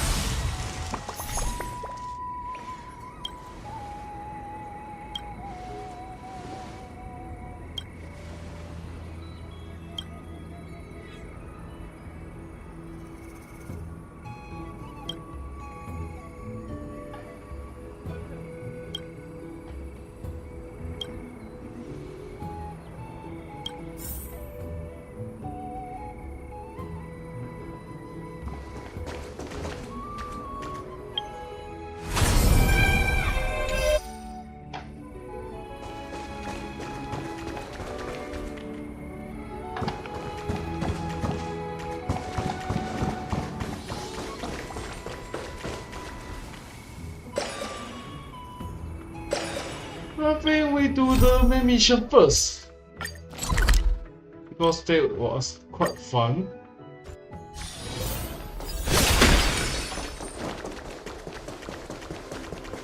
Look, the fire projects the face from her memories. An actress on the stage of this play. The dark tides flood the sea, and our kingdom teeters on the edge. Fear not. Our queen has gone to the borderlands. She'll quell this calamity herself. This is the scene when the Chrysos heir of ocean was born.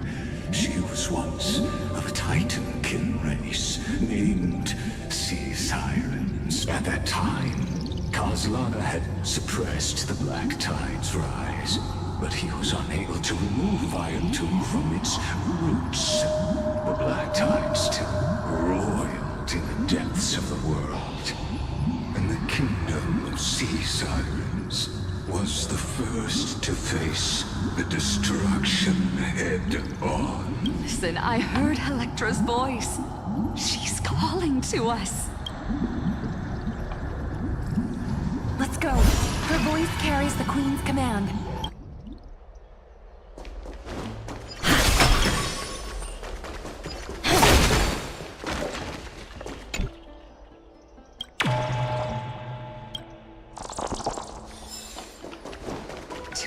The Black Tide from threatening the ocean, the Queen gave her all, body and soul. Born of the Queen's chalice, she bore the deepest blessings and inherited supreme divine power. My sisters! You're finally here! Of course, Electra. Your beautiful melody drew us here. Her true name is Electra. This is a reflection of her former self, clinging to the past with aching defiance. The Queen summons us. She must be near exhaustion. The Black Tide will soon enter our borders. Then what do we do? Will our seas fall to darkness and terror as well? Don't worry. We shall lift the chalice in her stead to catch the Black Tide, and stand together to safeguard our realm and its people. Such tiny Titankins, thinking they can stop the tide of truth. How naive, and that naivete is the root of all suffering.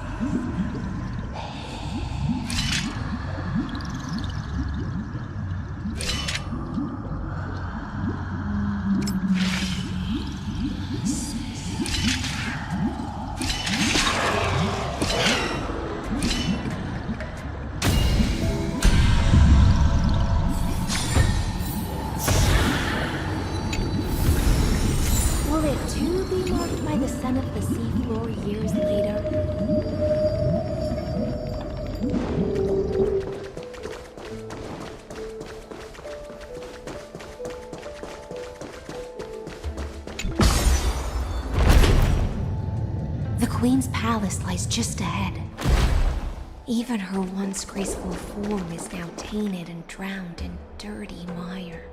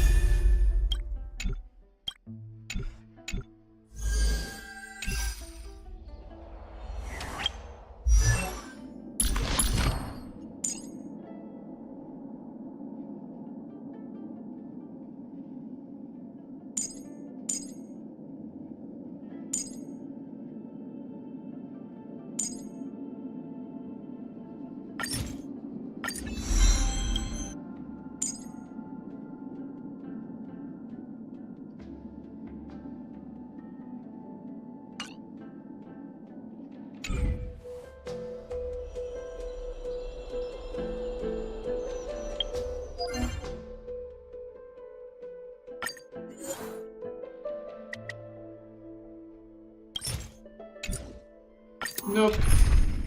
Let's take care of this.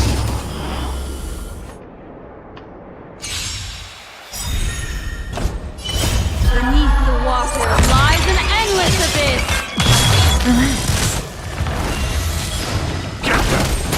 Stand still.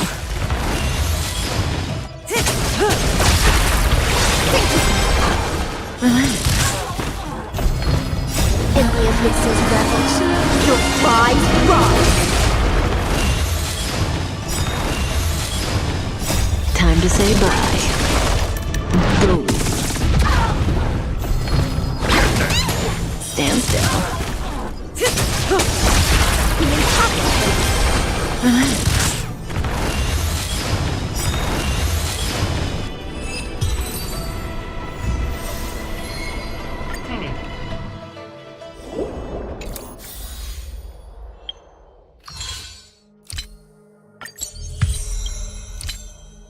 Well. You get some stuff.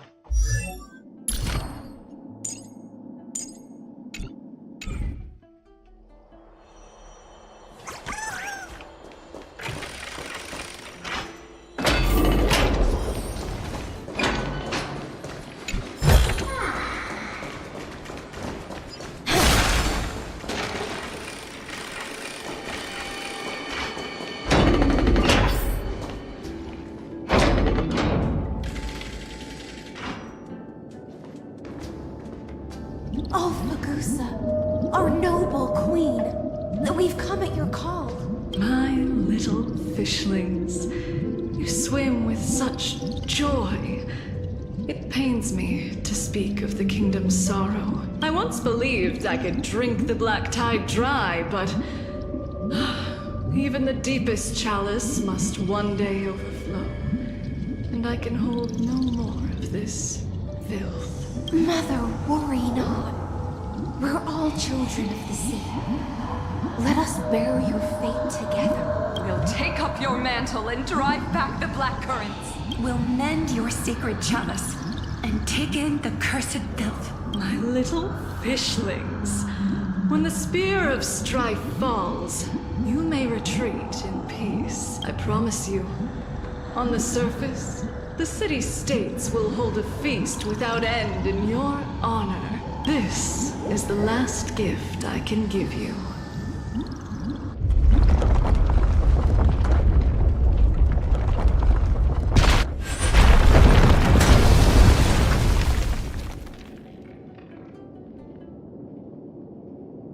Fagusa sank into the abyss. With the chalice shattered, their intoxication spilled into the black tide, birthing the first madness in Amphorius. Sea sirens followed one after another, hunting for the Titan's fragments, until their flesh decayed and their bones crumbled, all for the promised final feast. Keep watching. But tread carefully, for the stage ahead is crumbling with age. just like her shattered fate.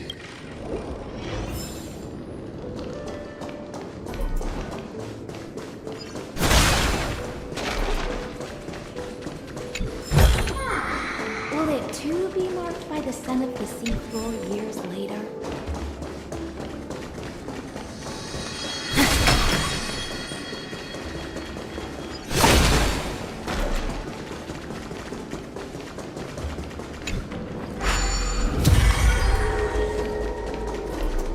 Clinging to the past only blocks the road forward.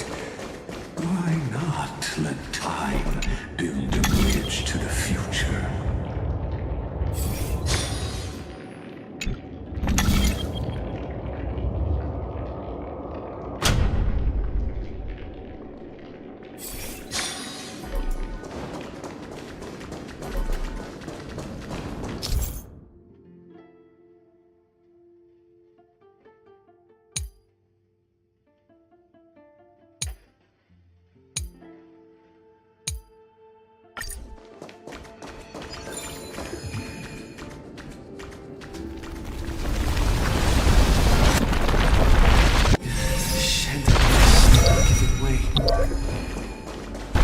Maybe your wisdom far surpasses even the bounds of reason, Maru.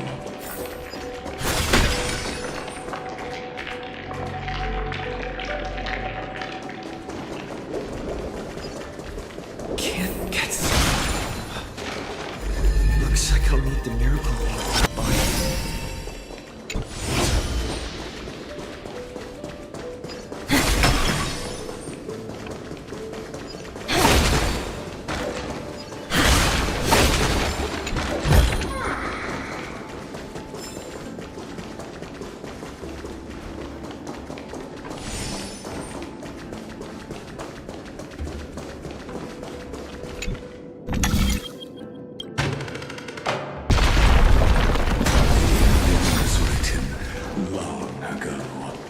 Even you cannot rewrite it.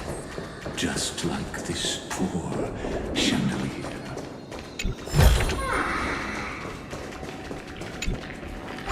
Electra! The fiends have gnawed my tail. I can no longer swim to the far seas. Electra! The black sludge has soaked my fins. I can't dance with you anymore.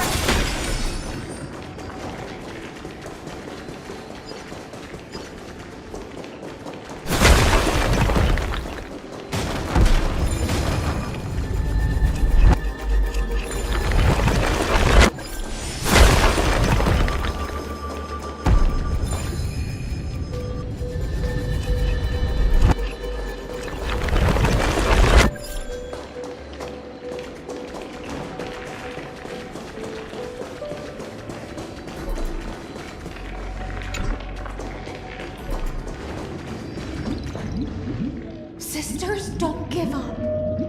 Remember the Queen's promise of a feast in the city called Styxia. I haven't forgotten. It visits me in dreams every night. I dreamed of a shining city, its lights piercing the deep gloom of the seabed. I dreamed of children placing garlands on our bone homes, and poets praising the sea sirens for shielding the world.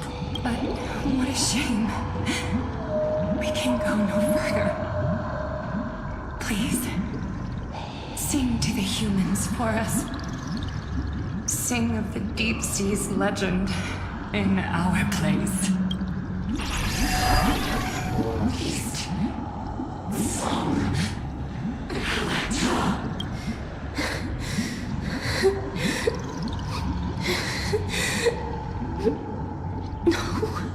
The sea sirens were tainted by the destruction.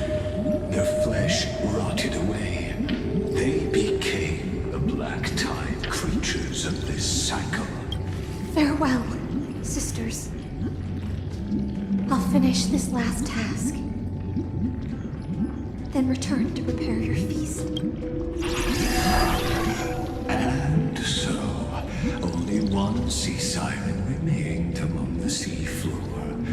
High Sealands, swimming alone to the seas, burying her kin, and searching for the fragments of the chalice of plenty, though most of that journey was in vain. Why not use the power of time to leap ahead toward the journey's end? To reach the Spirit Basin, I'll need to call upon the power of the Chrono Vessel.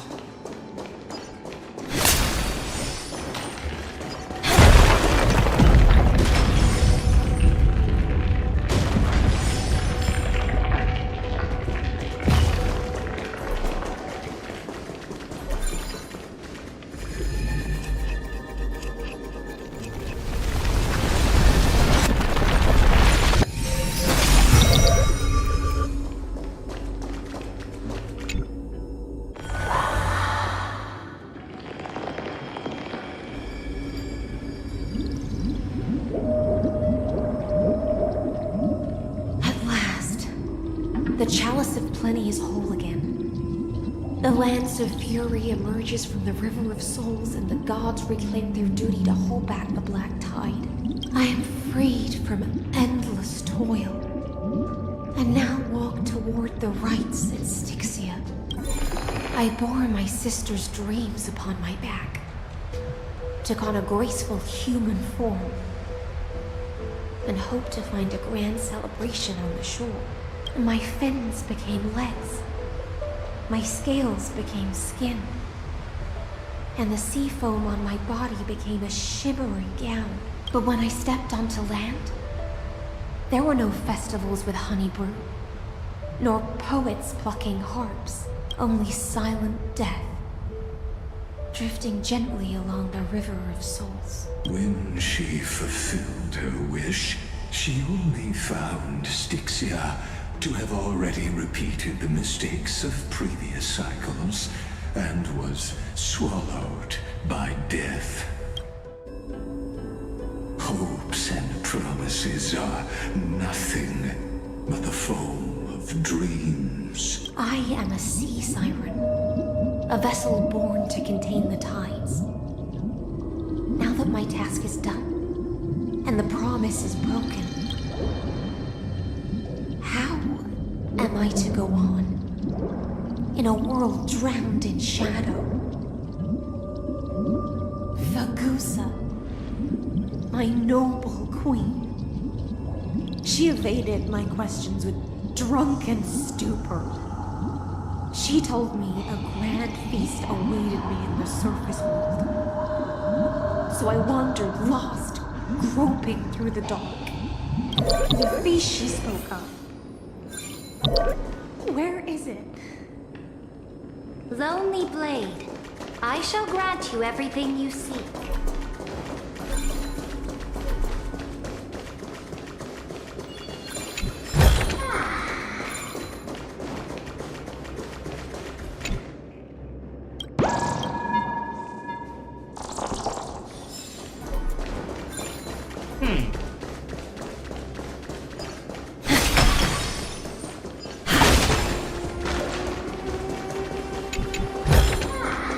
How about exchanging this for some honey brew?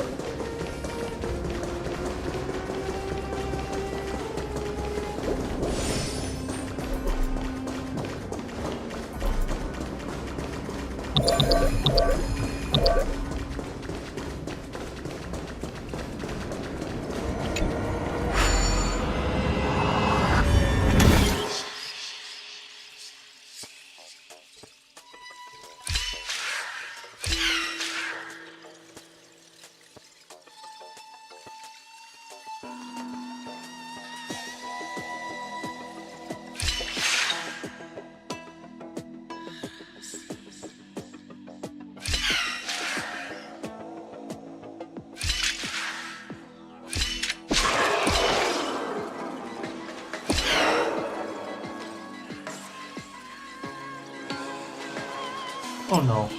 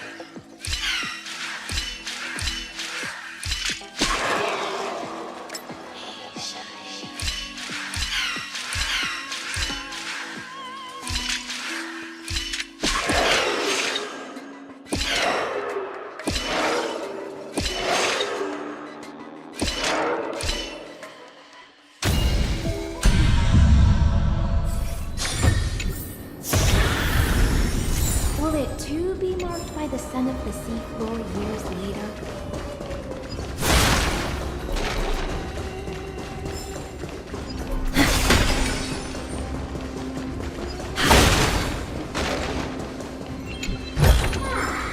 How about exchanging this for some honeymoon?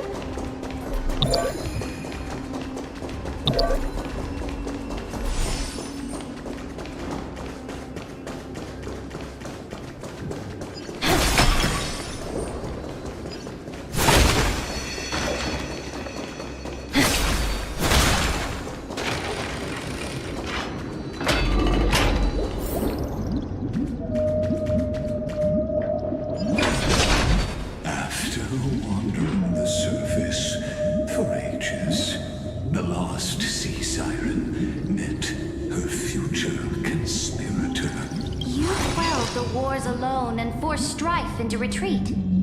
This swordfish that commands thousands of legions. Whom does she serve?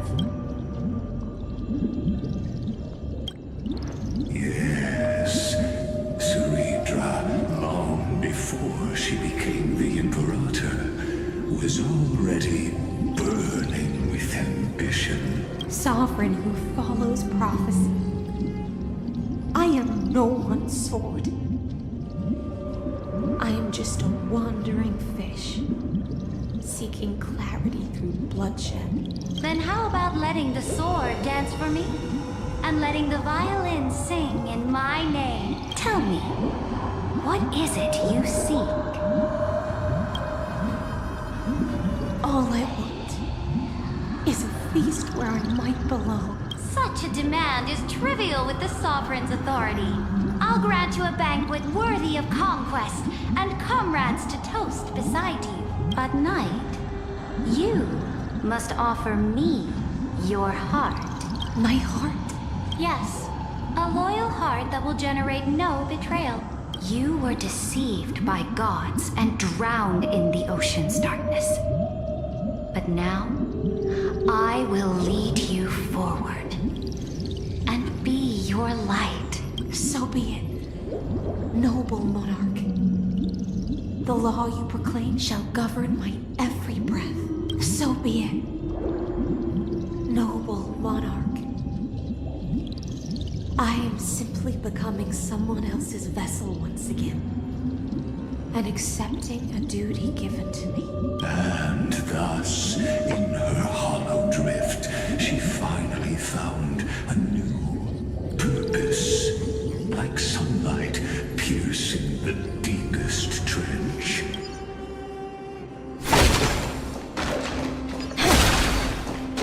No. Uh-huh.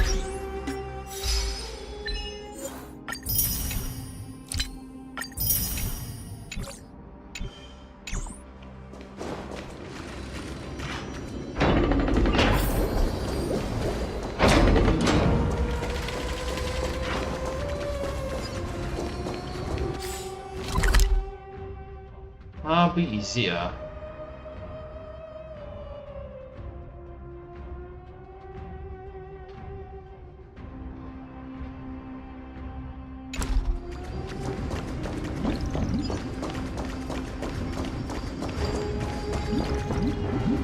Noble monarch, I've cleansed the foulness from the road as you commanded.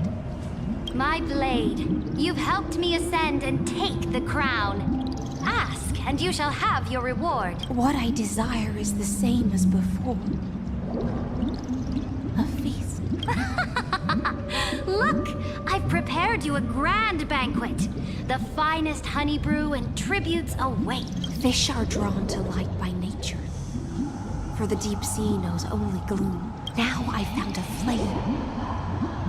It may scald and burn, but it's the only light. Come, let us join the feast.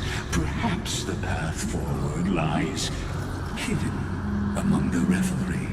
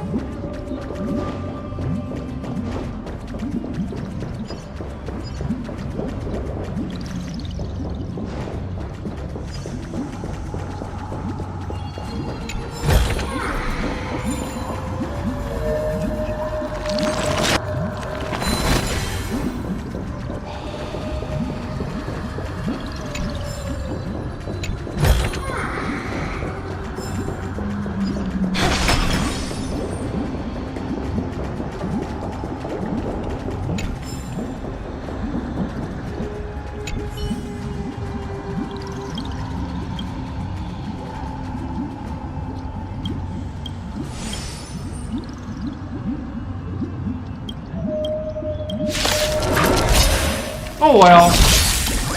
This is quite funny.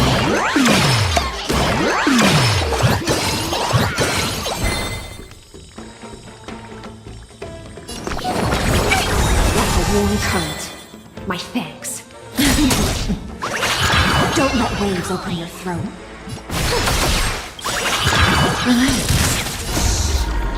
Stay here and listen. If this is revolution, your prize rise. Stand still. Ill tidings manifest.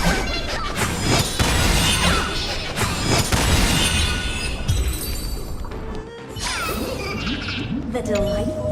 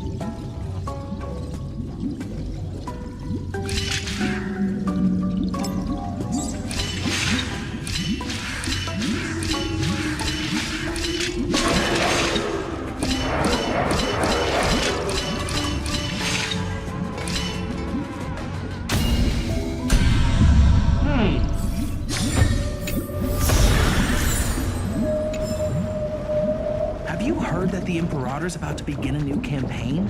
Our glory will no longer be bound, but...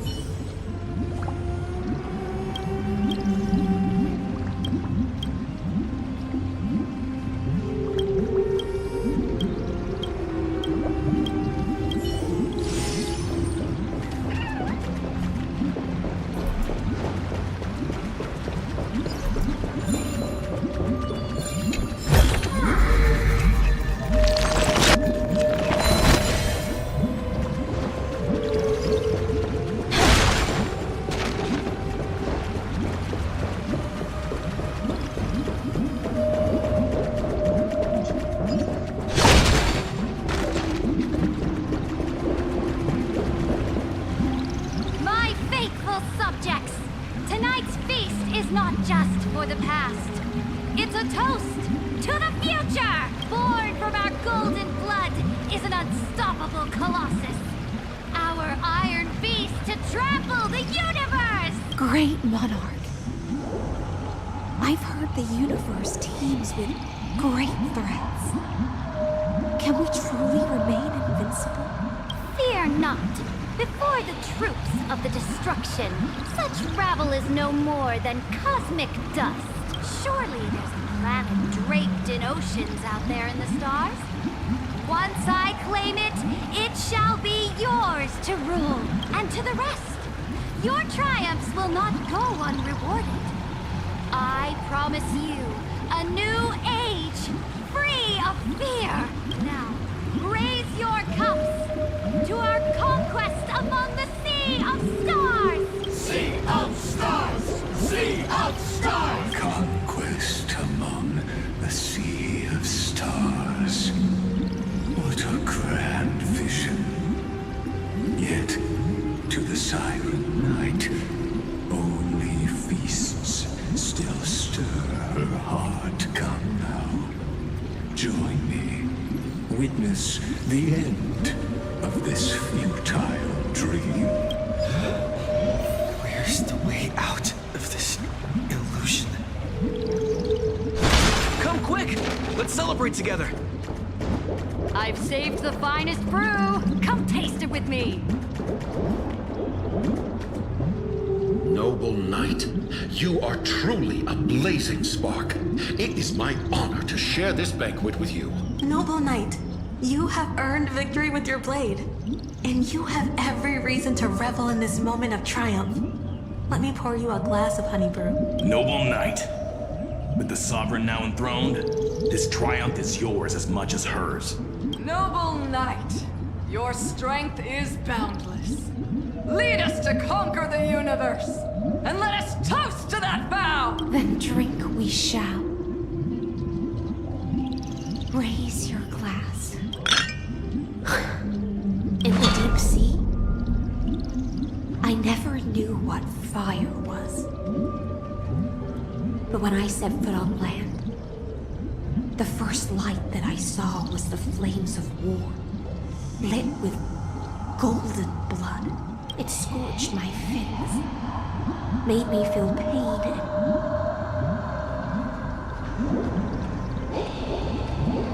ignited an unprecedented hunger.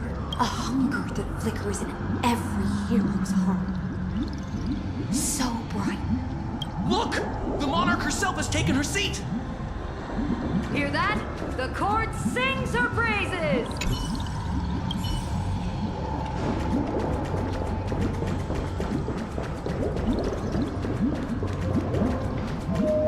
What the hell? We run in the circle right now?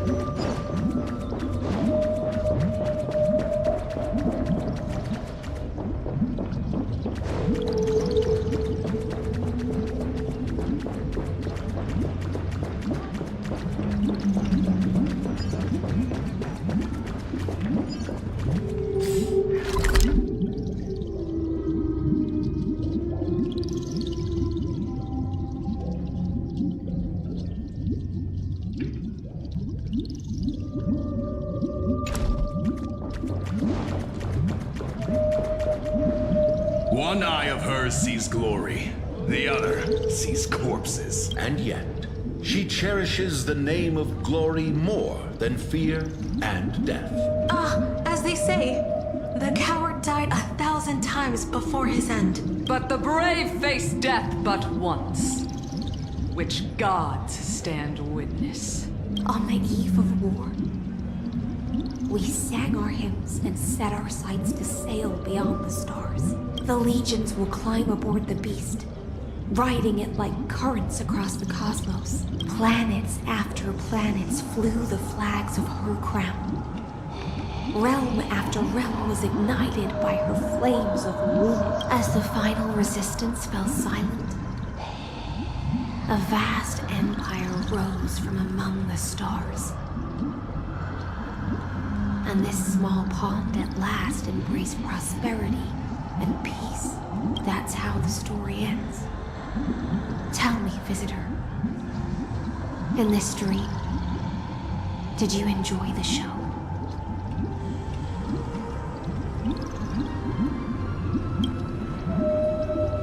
After all, beneath that still surface lie the bones of countless dead. It's time for me to wake up from this drunken dream.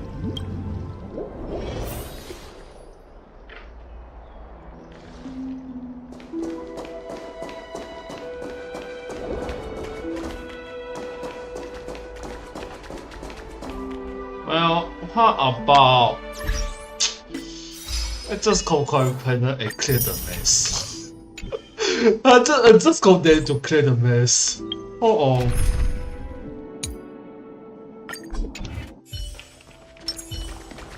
Light up the dark.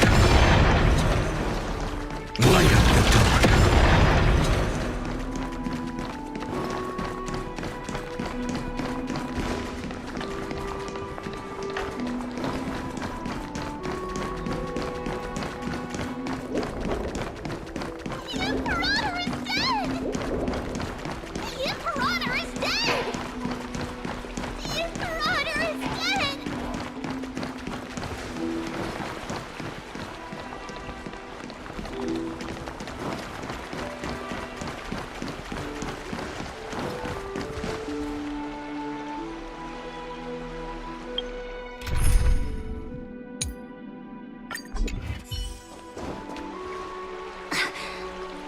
People once cheered for my ascension.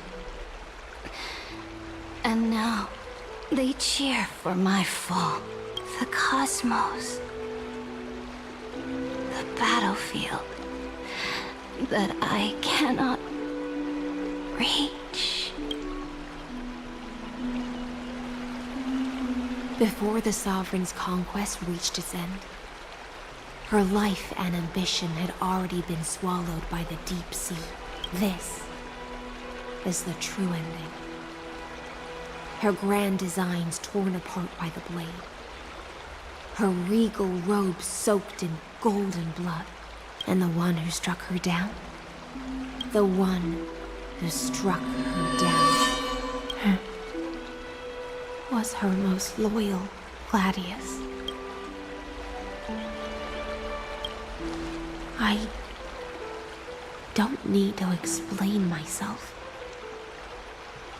A fish in a pond has no hope against the surge of fate.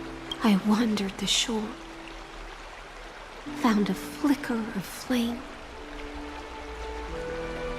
only to snuff it out with my own hand. I don't understand. If the ocean's feast, the Imperator's dream, and even Amphorius's existence are all illusions, then what's the point of our journey? When the Deliverer returns, I will let this absurd celebration come to an end. But Greyfry, I can't help but wonder how I dearly wish this feast of the Flame Chase would never end. It seems she sensed your presence. The Fantasia's foundation is starting to crack. Let's return to the prologue. Remember the allegory of the cave. Can the prisoners in the cave learn to see the shadows and echoes for what they are, and stop mistaking them for reality? As you've seen, when she cast off her chains, finally turned to look around, and moved her legs, her reward was nothing but searing pain. The light would blind her, for the fire behind her had never once actually touched her eyes. Her legs will buckle beneath her, for she had never learned to walk forward. And so she fell into infinite confusion and fear, and came to firmly believe that the shadows and echoes were the real world. But we in the cosmos, are we truly any wiser than she was?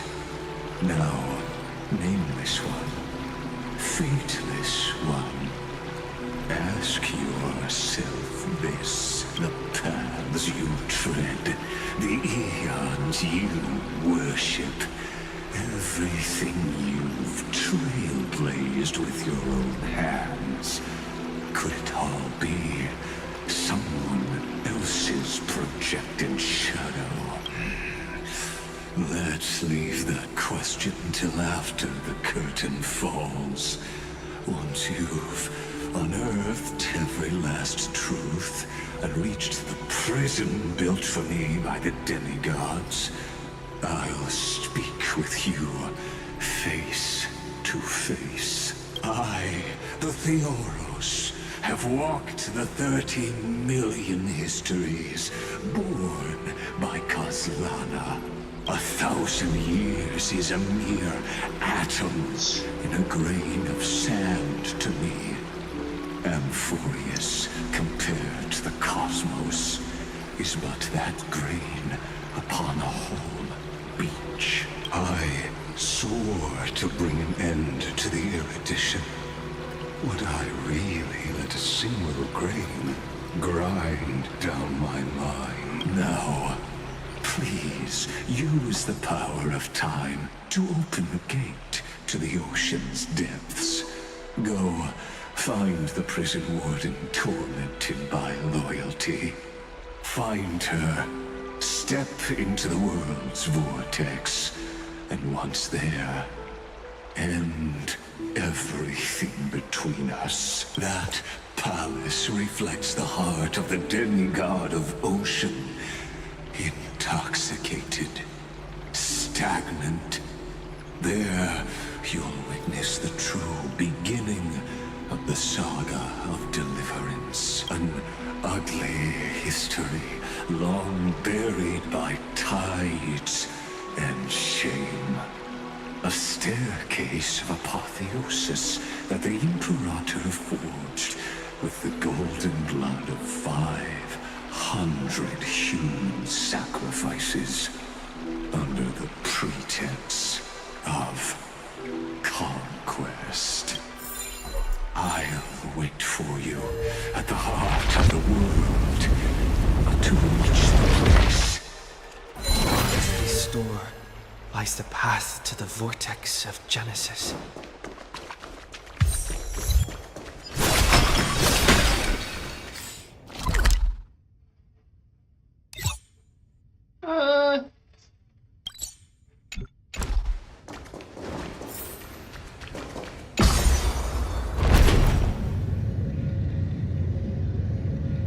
Now step away from this false banquet, and then onto that bloody stage.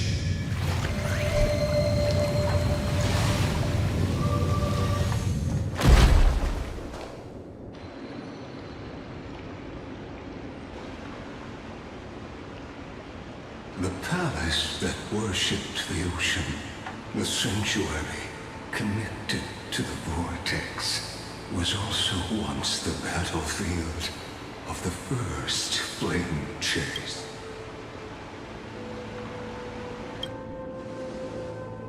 Her exuberant song halted the passage of time in this place, imprisoning my body and shielding my soul from deterioration. Oh, just to await your return. The twisted time and space reflect her confusion. Your soul.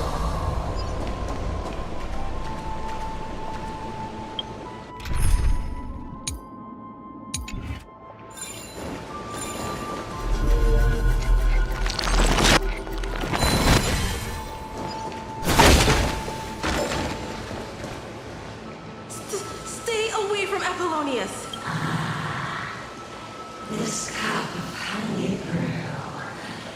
What a sweet aroma. Done, Virginia. Dux Hakalithist. We can't give up here. Love steeped in death. How delicious. Just spread them.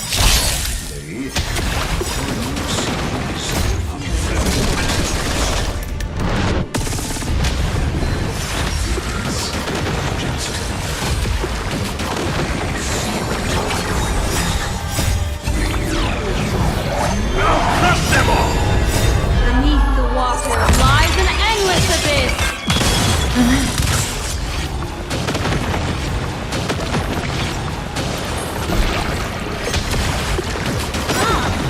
If the abyss's levels, your prize rise. Stand still.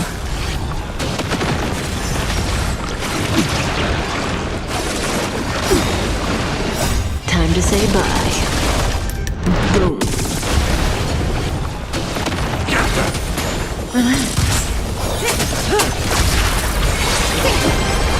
Stand still.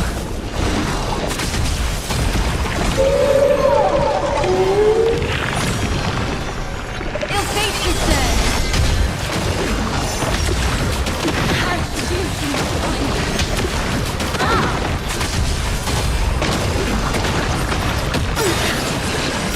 Beneath the water lies an endless abyss.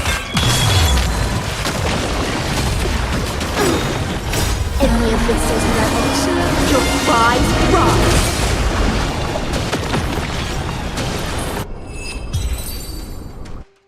Apollonius.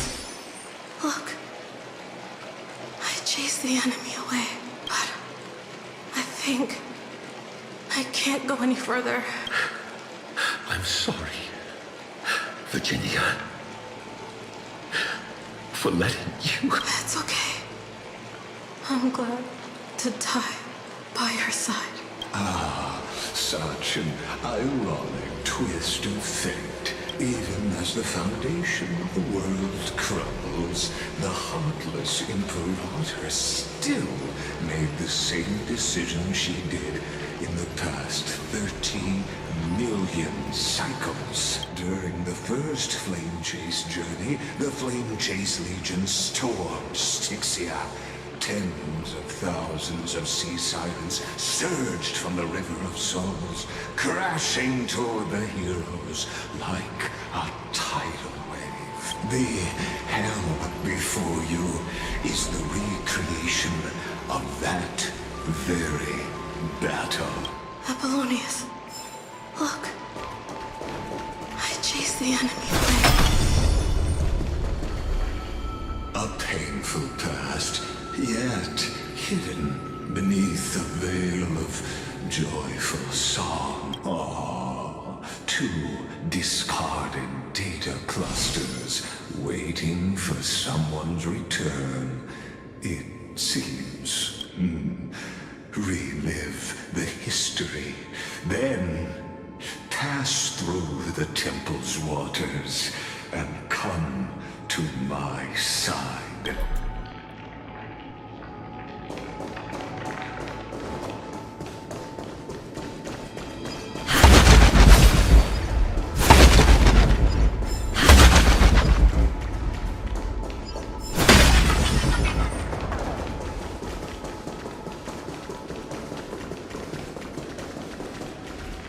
What the fuck? What the hell is this?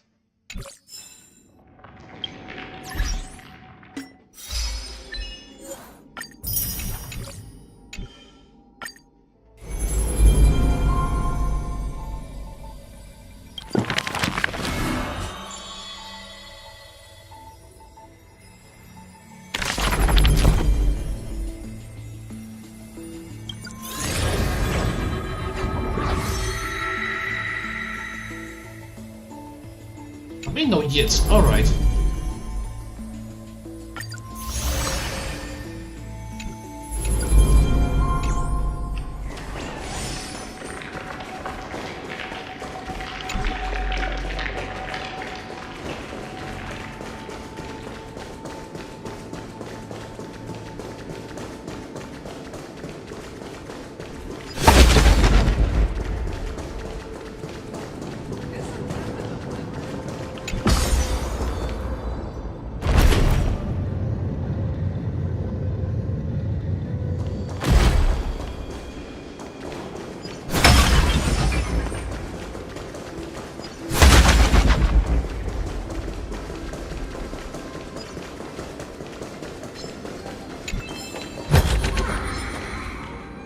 And fish too. Does that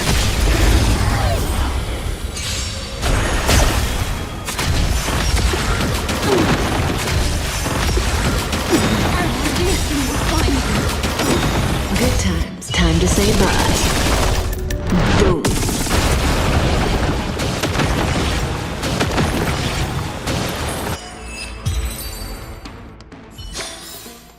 The human body is beautiful.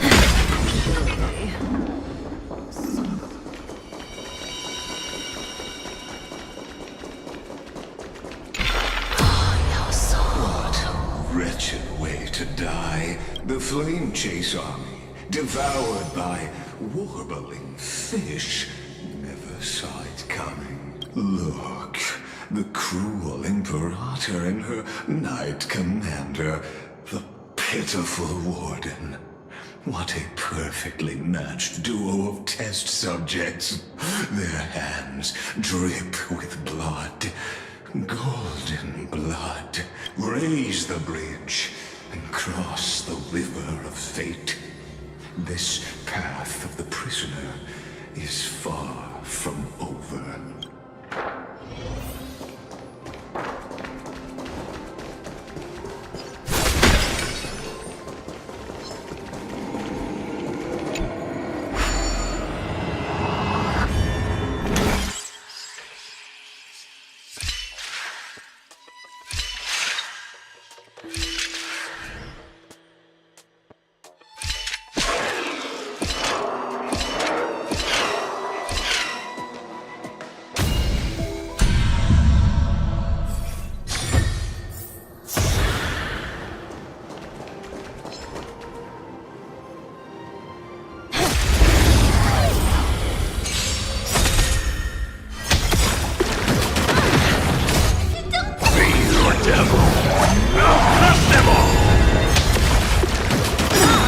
Memories of beneath the water lies an endless abyss.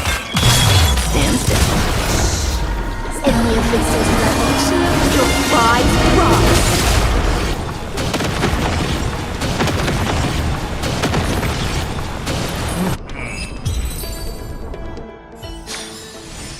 The delightful feed ends for now.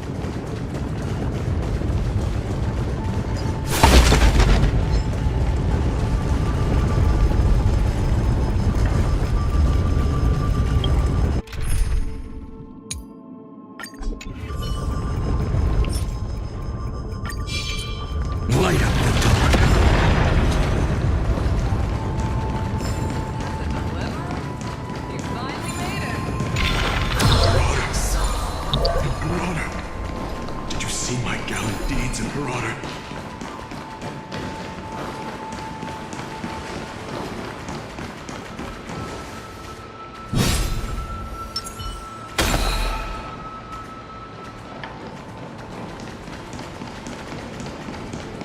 Imperator.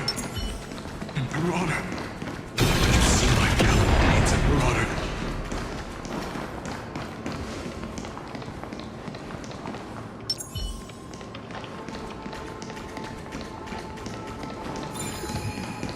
Imperator. Imperator. Did you see my gallant deeds, Imperator?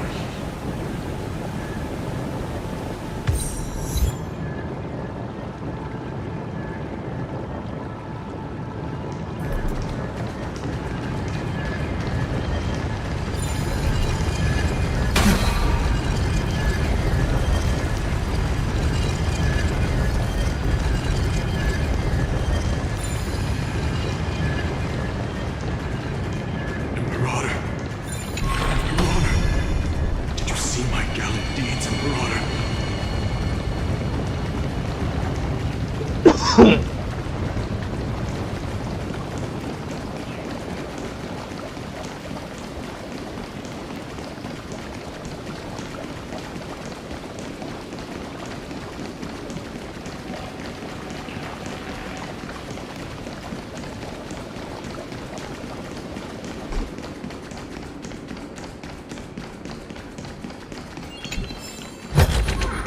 Fruits of a long journey.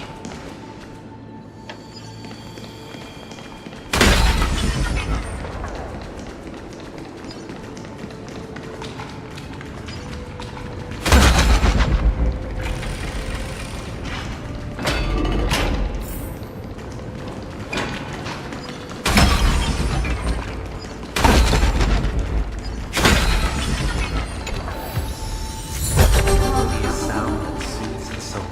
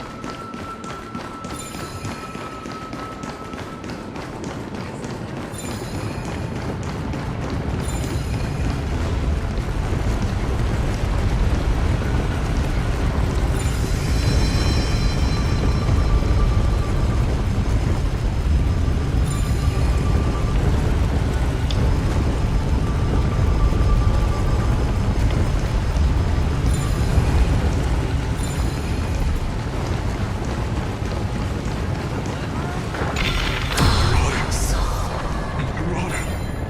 Did you see my gallant deeds, Imperator?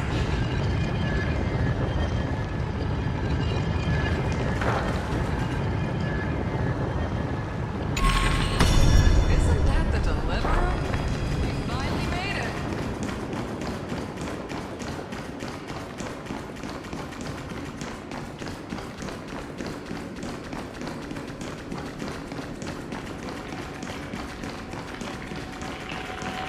Damn, I don't know where to get this place.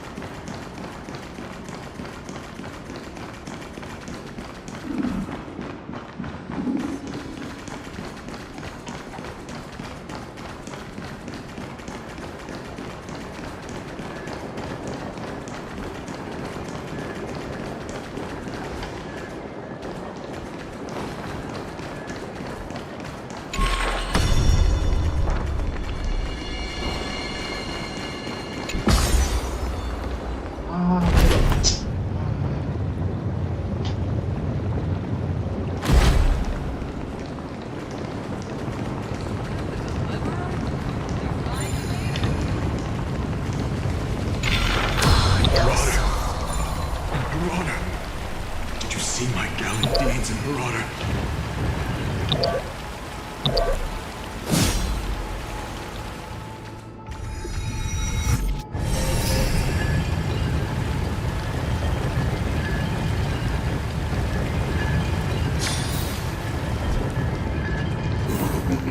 A sovereign and the sword at her side.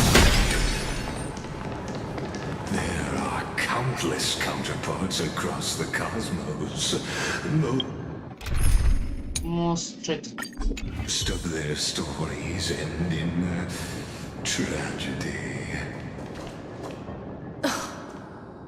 Imperator, why did you? You're here, Dux Gladiorum.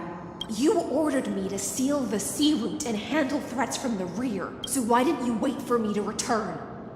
Why send the Vanguard ahead and let them die in vain? Die in vain? No, you're wrong. Their golden blood won't be spilled for nothing. The other dukes have paved the road for me to become the god of law. The trial of law? You never spoke of this to anyone. What is... The one who wishes to bear law must purge this world of its curse, and offer the blood of the accursed as sacrifice. I pondered long on what Talantin meant by blood of the accursed. Then, I found the answer. You, I, and every Chrysos heir summoned by the prophecy are the accursed ones. Just like that arrogant Theoros said, our golden blood is the agent of destruction, the antithesis of the world's fate. Dux Frigoris, Dux Brumalis, Dux Helcalethist. Their fate was sealed at that moment. Dying on a glorious campaign was the final gift I could give them. You speak as if they didn't die because of your cold-blooded schemes. Was their loyalty meaningless to you? Losses are a constant on the Flame Chase journey, among which even life itself holds little value. If a subject marches to war without that conviction, then yes, as you said, shallow loyalty means nothing. And what about my loyalty, Ceredra? You sent me away under the pretense of guarding the rear. Was there any shred of humanity left in you? Because you still have a duty no one else can bear. Only you can uphold Fagusa's divine authority. The choice is yours now. Cast off the chains of loyalty and drive those blades through my heart. Or stand with me and sever the ocean's last breath. If you no longer share my vision or believe in the new law I seek to weave for Amphorius, then go on and end me. The Imperator of Amphorius may be ruthless and cruel, but never a liar.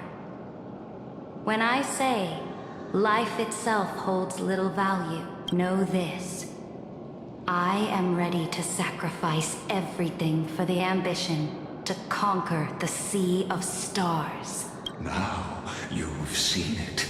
The brutal Imperator was willing to spill the blood of 500 heroes to complete the trial of law. As for my poor warden, her suffering had only just begun.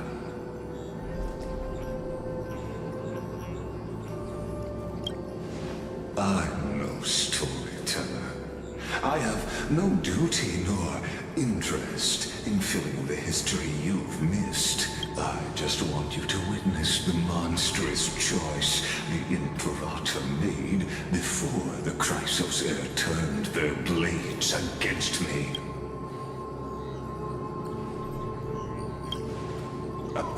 You've always had a flair for lightening the mood, haven't you? I gave up on using words to solve conflicts 2,000 years ago. But I won't squander a chance, not even a sliver of one. If there's even a crack in the walls of your conviction, then my victory is already assured. Now that the past is settled, let's turn the page and bring time back to the present. and dive deeper still, until we reach the very bottom of the abyss. And fish taking the thing. The fleet that rode the waves was dragged down into the deep. The flame-chasing nymphs were reduced to ash.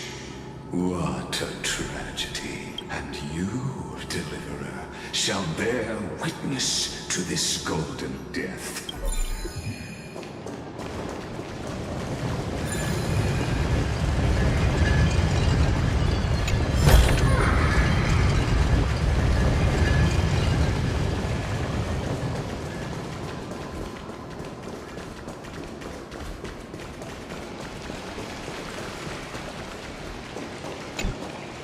The fleet that rode the waves was dragged down. No. This is saying fate.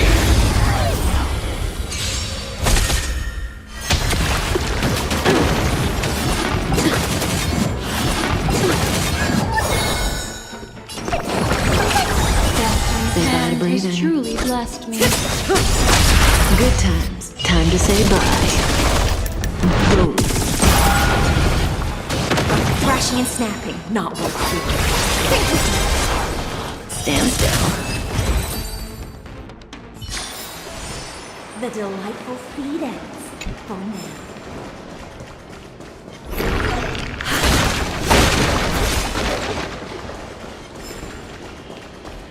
Apollonius, look. I chased the enemy away.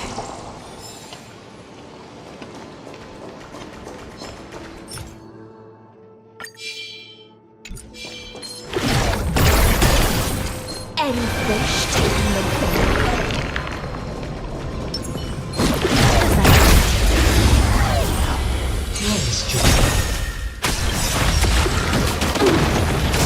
In the abyss's ravage, your prize rise.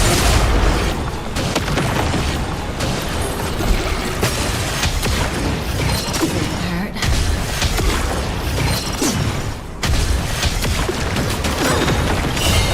Be your devil.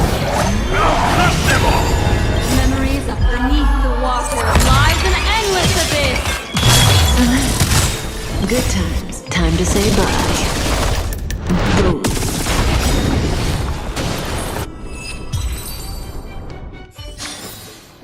The human body is beautiful in its fragility. Apollonius, look. I chased the enemy away.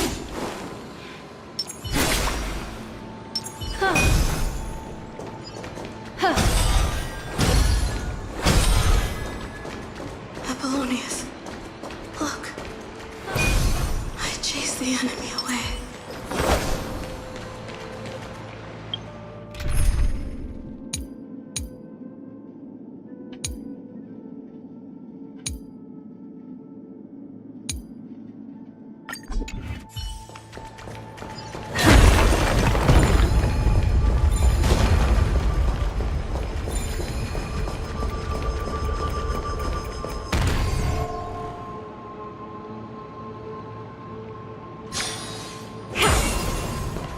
Apollonius, look.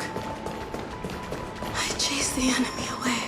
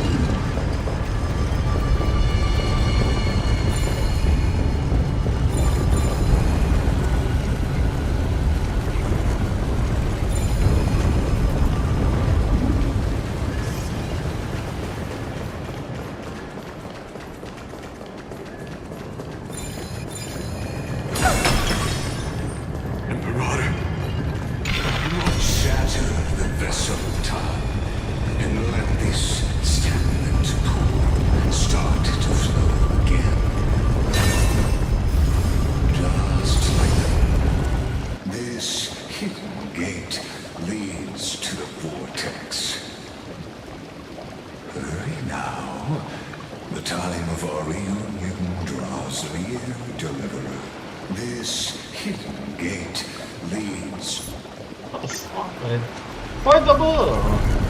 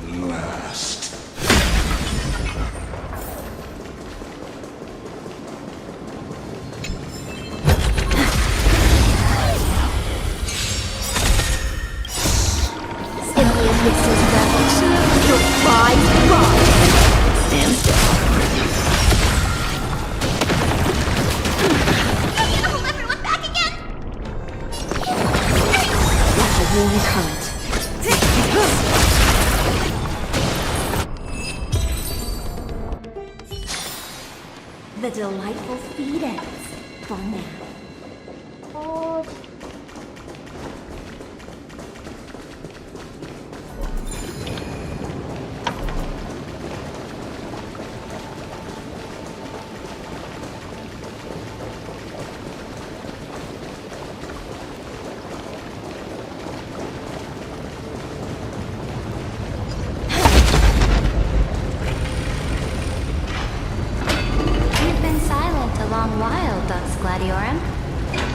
Starting to doubt your decision? Save your breath. The vortex of Fagusa lies just ahead.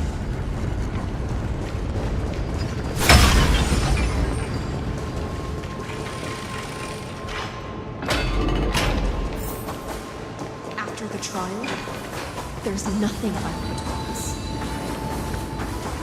So you'll stop swimming toward the I was always a creature of the sea. The stars in the sky were never meant for me.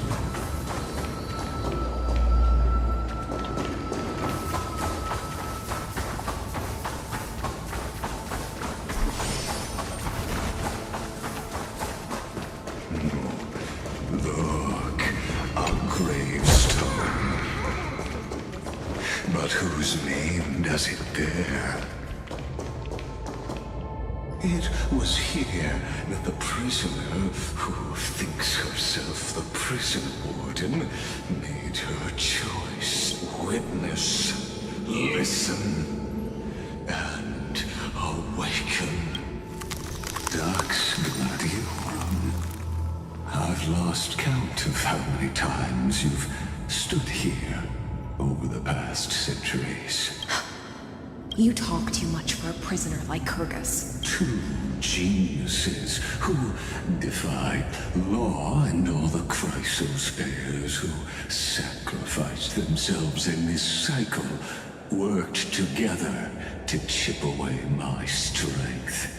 But they, you, can never affect my will. And as long as my will remains intact, I am free.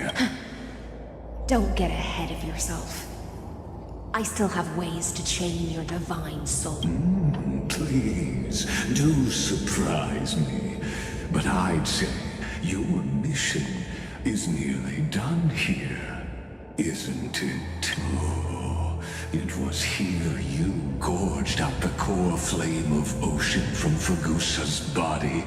It was here you and that Imperator both completed apotheosis, becoming pillars of Amphorius.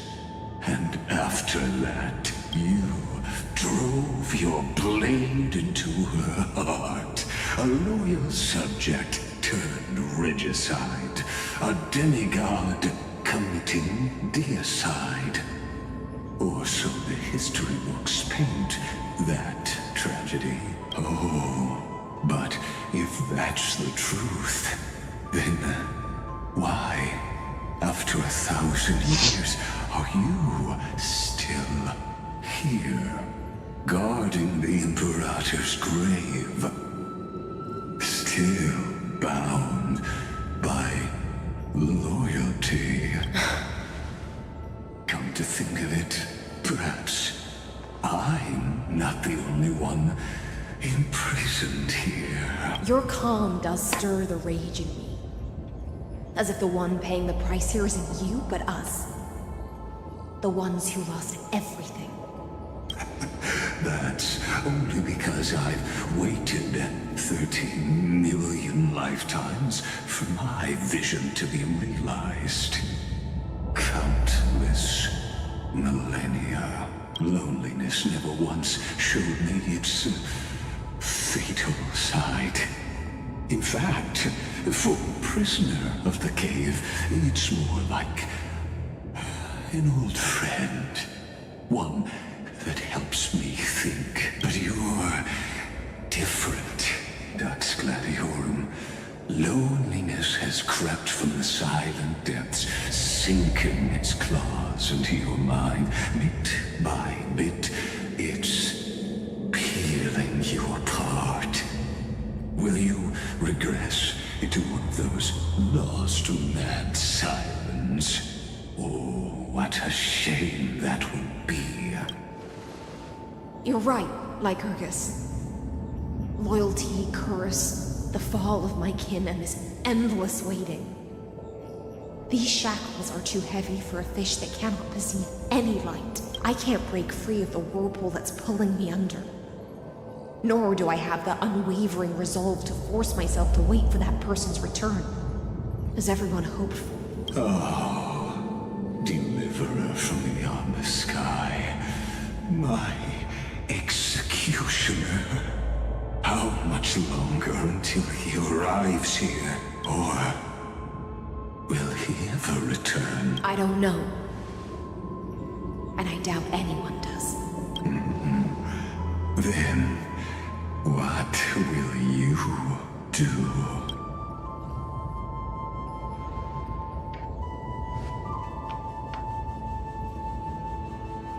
Saridra.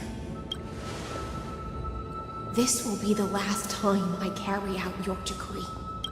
Ever since you took me under your banner and made me the Dux Gladiorum, my music has belonged to others.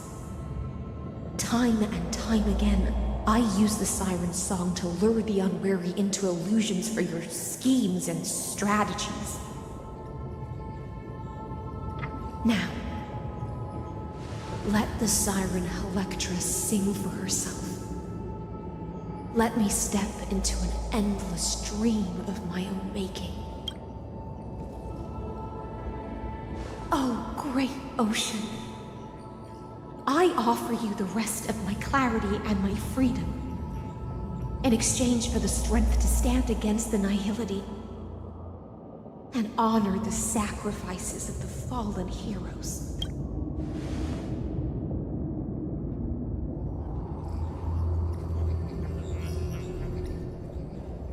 Greyfrine, deliverer from beyond the sky. When you ride the current of time and find your way here, you'll hear my solo. It will guide you to the heart of this world. By then, I may still be lost in my self-wrought slumber, but I'll uphold my part of this long relay and guard the shackles that seal the Theoros.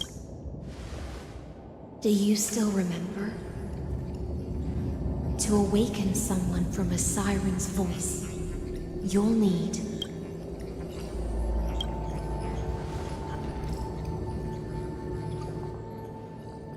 the gift I once gave you. May you still have it when the time comes. When you return, please pour that honey brew upon this grave. It holds the story of all our struggles and sacrifices. May you see it one day. The prelude Amphorius wrote for your return, carried forward through a 1,000-year relay. When your morning ends, I'll likely wake from my dream as well. Then, follow the trail of echoes and find me.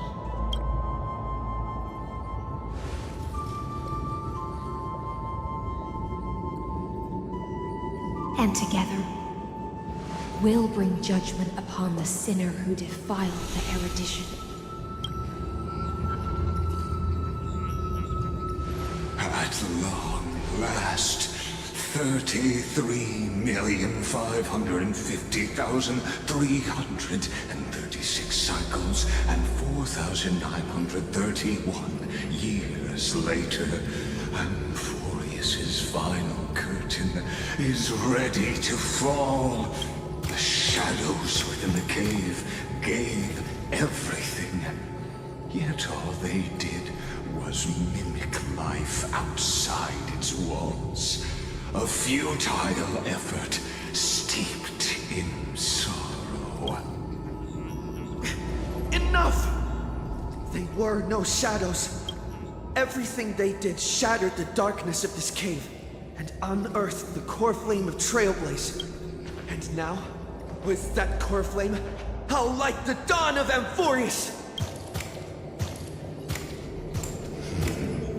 Do you still choose the will of the paths as your answer in the end?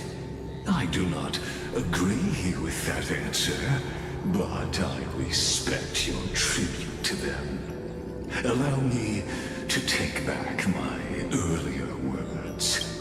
As an apology, and in the name of Theoros, who saw all destinies in this world, let me join you in mourning. Let us bid farewell to the heroes who sleep here. And then let us face each other and decide whose flame will rise with this new dawn.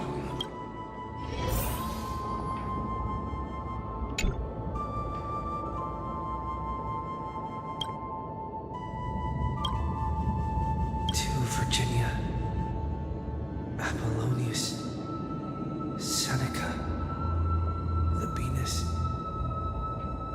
and Ceridra. Through a brutal sacrifice, they lit the stars of law in this world, propelling Amphorius's fate forward in the shimmering mirage of illusion. They entrusted their dreams to ride among the stars, to the hero yet to come.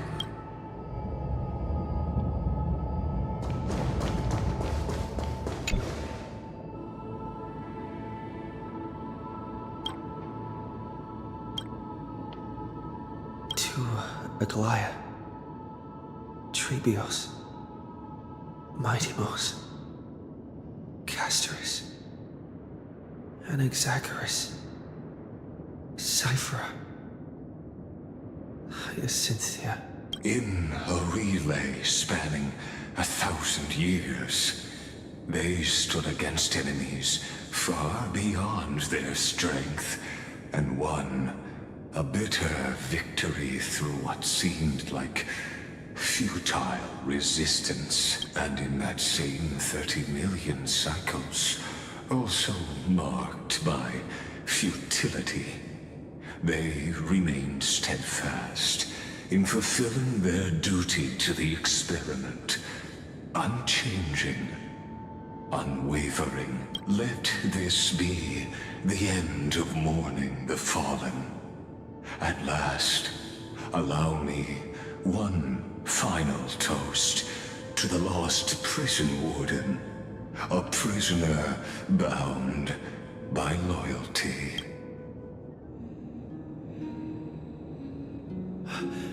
That voice... could it be? Bathed in the honeydew of Fagusa, she will awaken from her 1,000-year dream and sing the final song of her mission. Hyacinthia. This tombstone of the old world serves as the anchor of the siren's illusion, a sigil Electra used to bind herself.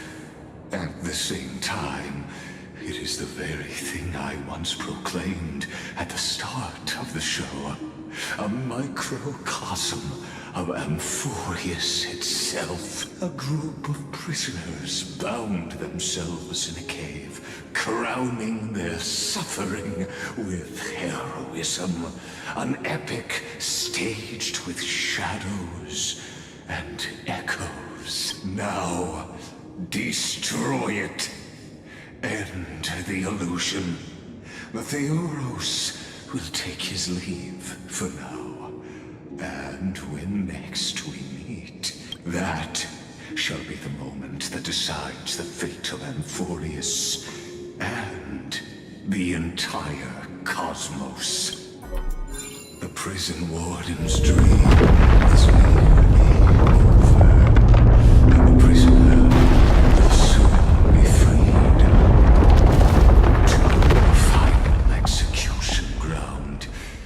I shall be executed.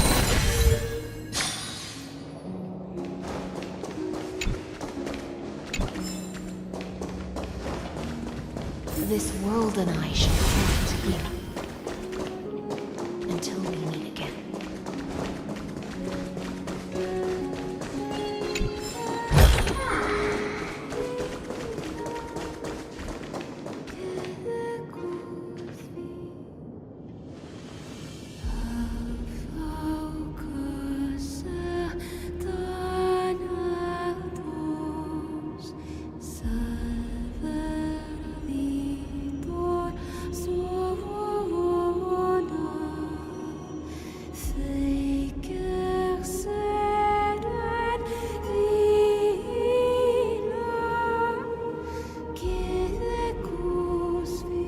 The last demigod.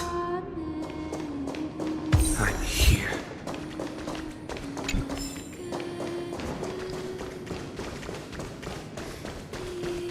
Go forth for the hopes of humankind. Go forth for the duty of deliverance. Go forth for the belief in flame chains. Go forth for the Golden Blood's glory. Go forth.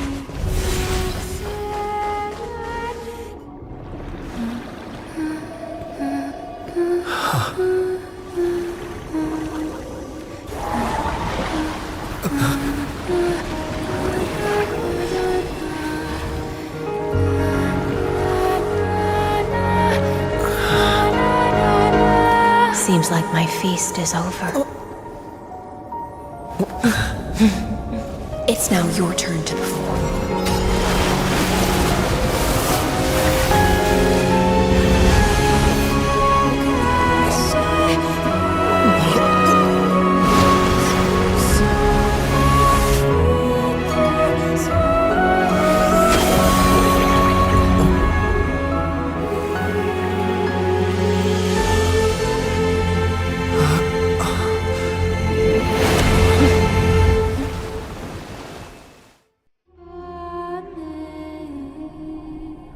Little Grey Fry, please accept my thanks. I was the only one left after the world was destroyed, and I maintain this lonesome feast with my songs. I have prayed to that lightless sea for centuries, hoping it would reply to me.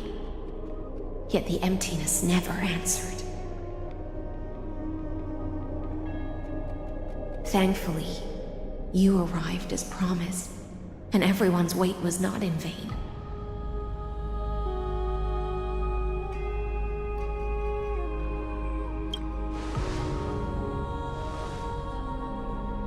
To see a single trace of light in the abyss of futility was already my greatest consolation. When compared to those who have been forgotten, I have no right to complain about my torment. Now, you and I will walk towards the end of this world. The heroes have waited for this moment for far too long. Let us use our blades to testify our resolve.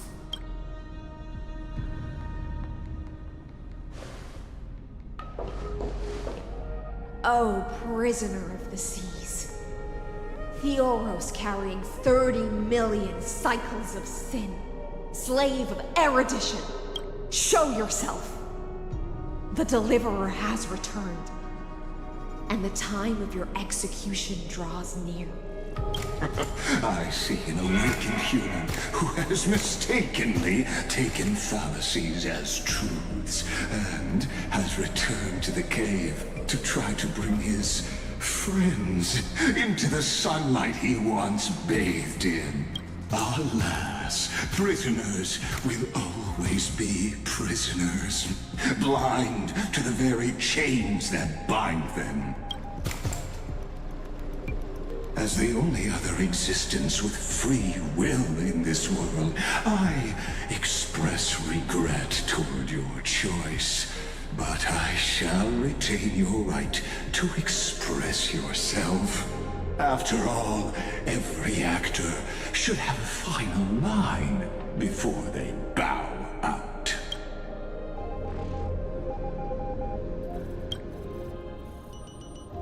Trust me, this will be the final scene. The last dusk this world will ever see shall become the climax that decides the fate of the cosmos. What an appropriate end. My cognition resides in the exomyth. It is pointless to defeat my avatar, projected into the experiment. My body is the shadow cast on the wall by the fire, and my words are lingering echoes within the cave. How can a character in the play fight against the audience? Kaslana failed. The demigods' sacrifices were pointless. As for the two geniuses you placed such high hopes on, I ask of you, where are they now?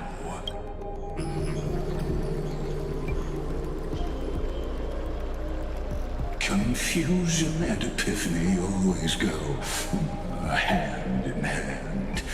That's particularly true for geniuses. You must be very confused about why you could not gain a straightforward victory in a world constructed by an ordinary Intellitron. An ordinary Intellitron? Cut the pretense, Senior Society member.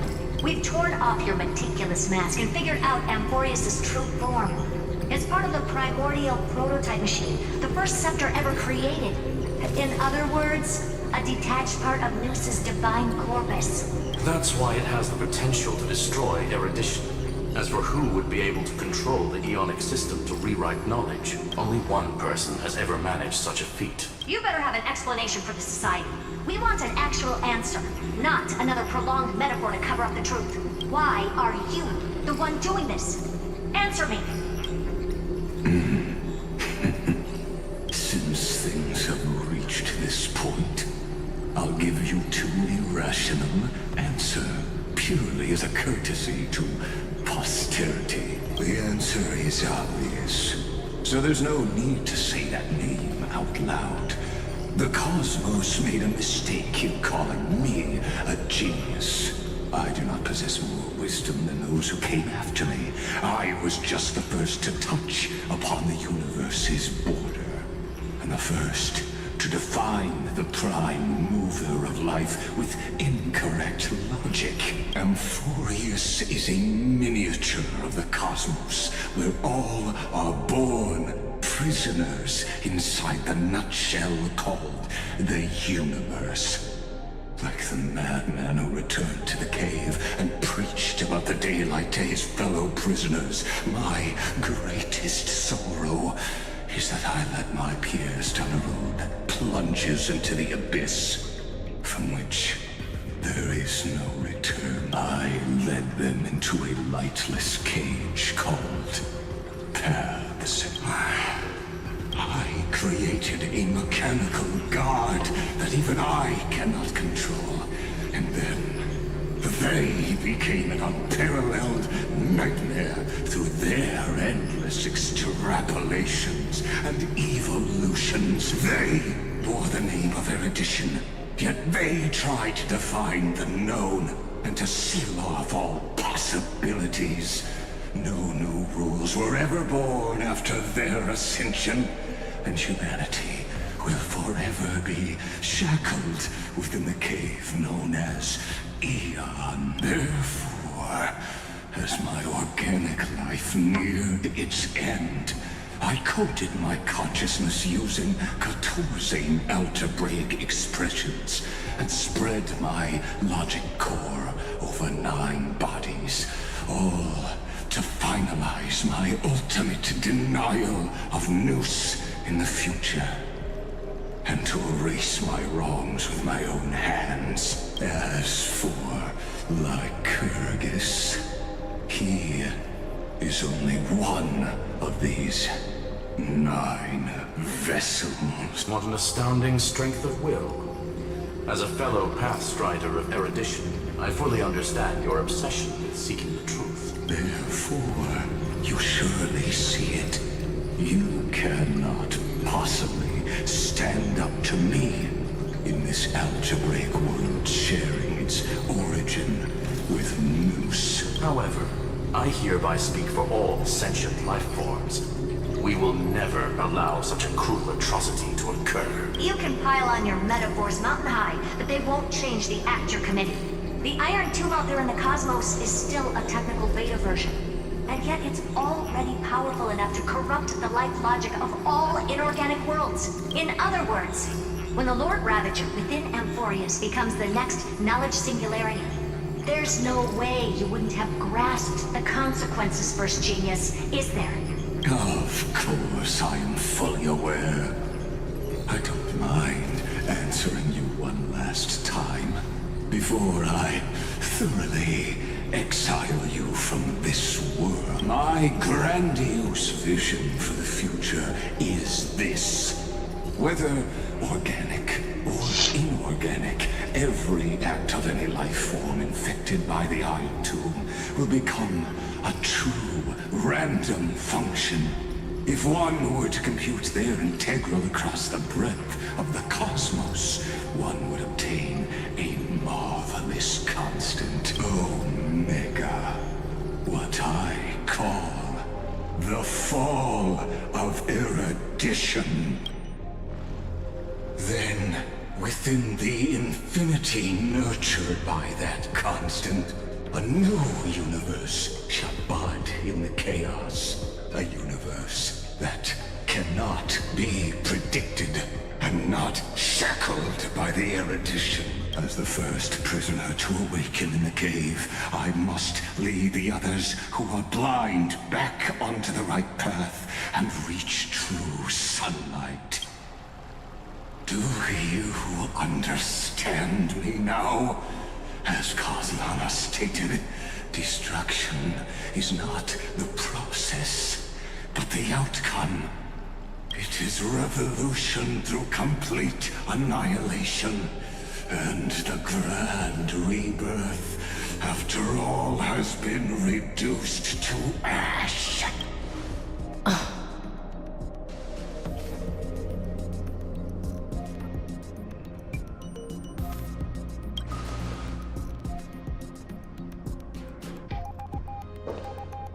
The Amphorians already answered long ago. Be it as tiny fish destined to be swallowed, or as a giant whale poised for a magnificent descent.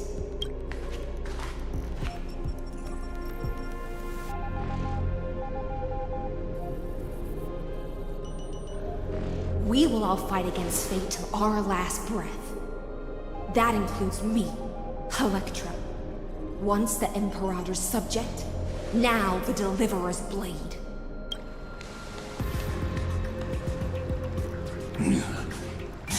Oh, such noble chivalry. Admirable. I will also show my true self to you on this momentous occasion as a gesture of respect. And provide an insignificant academic suggestion. Thus speaks Genius Society number 1. Xandar 1 Kuwabara. The intellicate of the universe is Alpha and Omega. There's no need to rage against the truth. The value of any formula resides only in its answer. As for the process of solving it, no matter how elegant, violent, solemn, or humorous, it is all utterly meaningless. As the Theoros, I will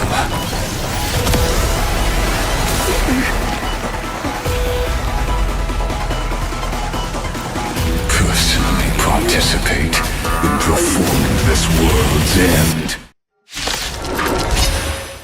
Remember this. As Lucis Creator, I know more about the death of knowledge than they ever will.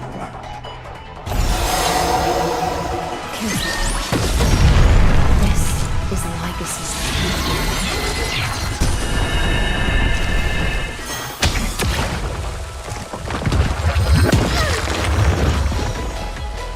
I don't think I can do this.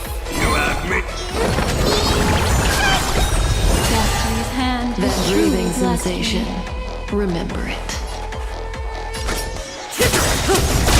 Good times. Time to say bye. Boom.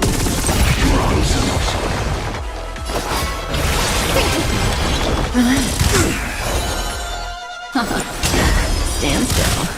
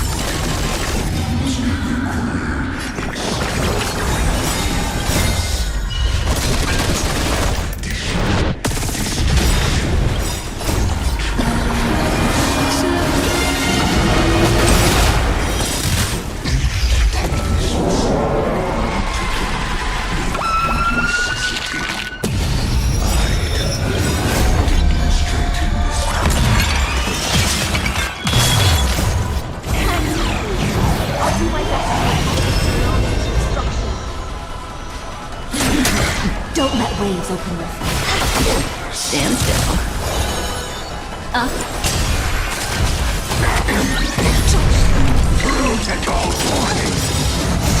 In the elixir's level, you'll rise wrong.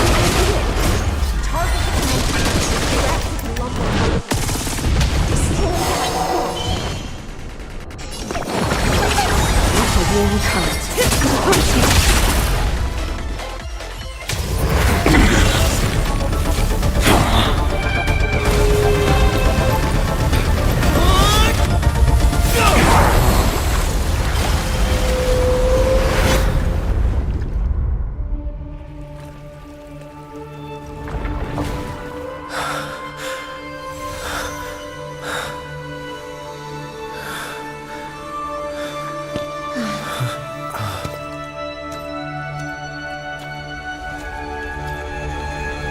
All is futile.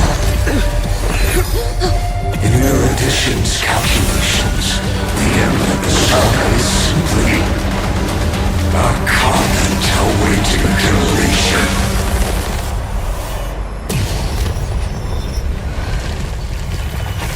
I don't like such a cold statement, okay? If numbers can decide the end of a story, then we can surely also pen a new beginning.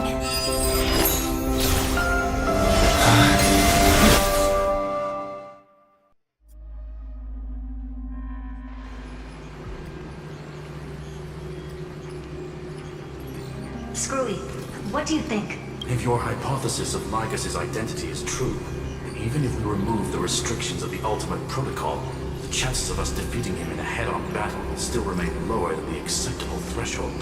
Therefore, victory will still hinge upon Mr. Trailblazer and Miss Cyrene. Go on. Maybe we're thinking about the same thing. Lycus's cognition resides in the exome.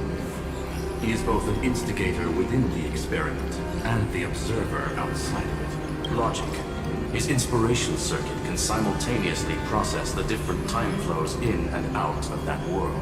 That's where things get tricky. He simultaneously exists in two different timelines, where the internal clocks are wildly different. That old Intellitron's neurons have completely gotten used to that over this prolonged experiment. And that's why he holds home field advantage. You and I should be able to manage that too, if given more time.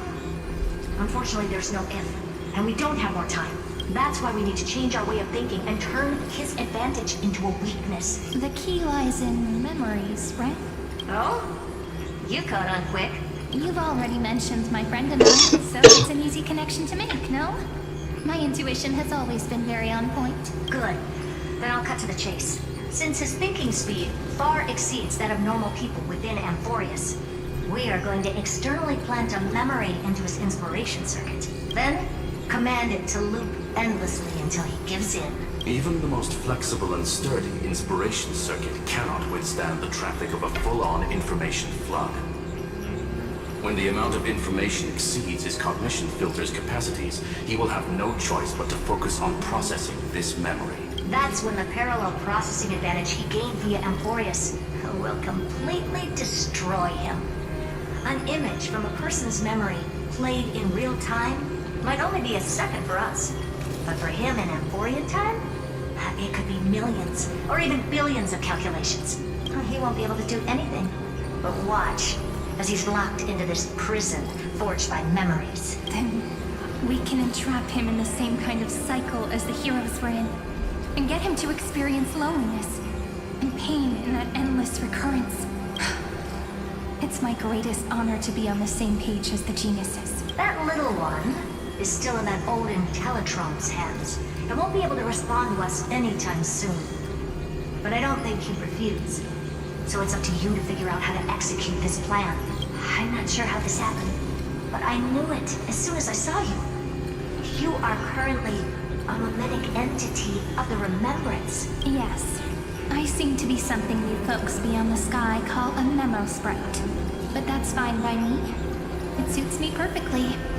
I can serve as the vessel of memories and do my part for the final battle. But before that, we have to tell you. The path characteristic you exhibit is very special. There's no way you're just a simple memo sprite. However, I'm sure about one thing. You are a mimetic entity born in Amphorius, yet you only awakened with the little one's arrival, and only matured as he embarked on the path of remembrance. That means your existence is completely attached to his memories. If there ever comes a day when he forgets about you for even a few seconds, or loses his last connection with Amphorius, then you must be prepared for the worst. You will disappear in the memory zone, utterly gone, without even a single line of data to remember you by. But that's already happened, hasn't it? No wonder I've always had a weird hunch. But that also means I was right in thinking, as long as my friend and I are together, we can do anything.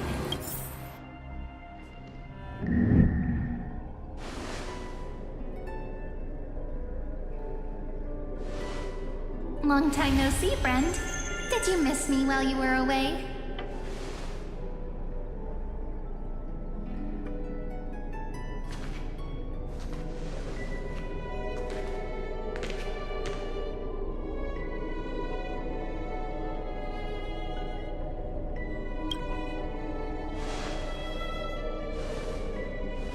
Same here. I've been waiting for you for 1,000 years.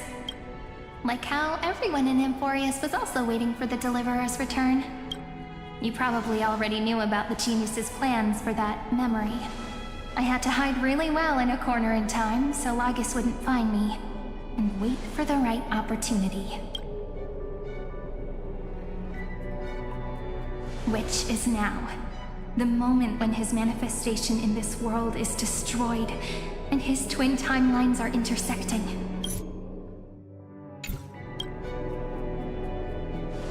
I'm sorry for keeping this a secret from you all this time. I'll tell you the entire, unedited story of this millennium as an apology after this is all over. But for now, let's join hands and complete the final step with the power of the remembrance.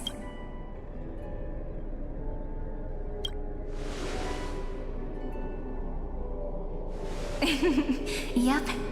By the way, speaking of joining hands...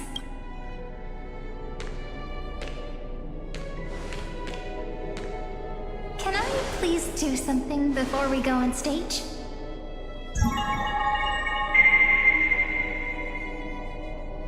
Remember the joke we made back at the Grove? Look! Aren't my hands pretty now? What a fascinating feeling. Like countless memories all swelling up at once. What about you? What did you feel when we touched each other?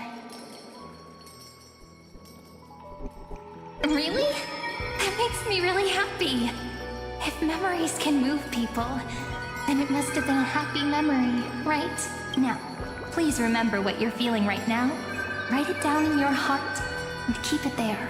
Memories you want to treasure will never fade away. Even if immersed in the long river of time, these memories will still leave traces of their existence. So, if the view in your memory ever grows fuzzy, just reach out and touch it. It's like reading bedtime stories together at night. It wipes away the chill of passing time, sharpens the outline of memory, and restores its power to nourish the spirit. Now, I'll carry this power with me, and for a little while, I must part from you. As I step into the long cycles of this world, give me your blessings, friend. Then, let that bright future be, as we have written. Then, I'll leave it to you.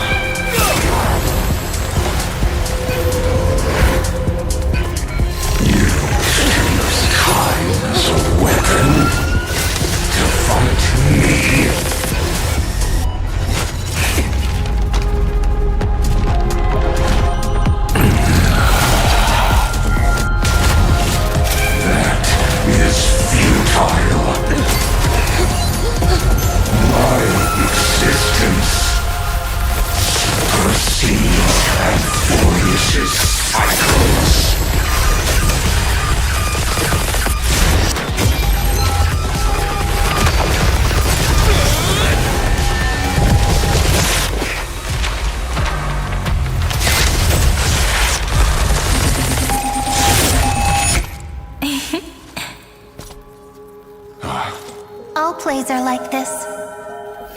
Once you're on the stage, it's hard to return to the audience. Welcome to our story. How does it feel?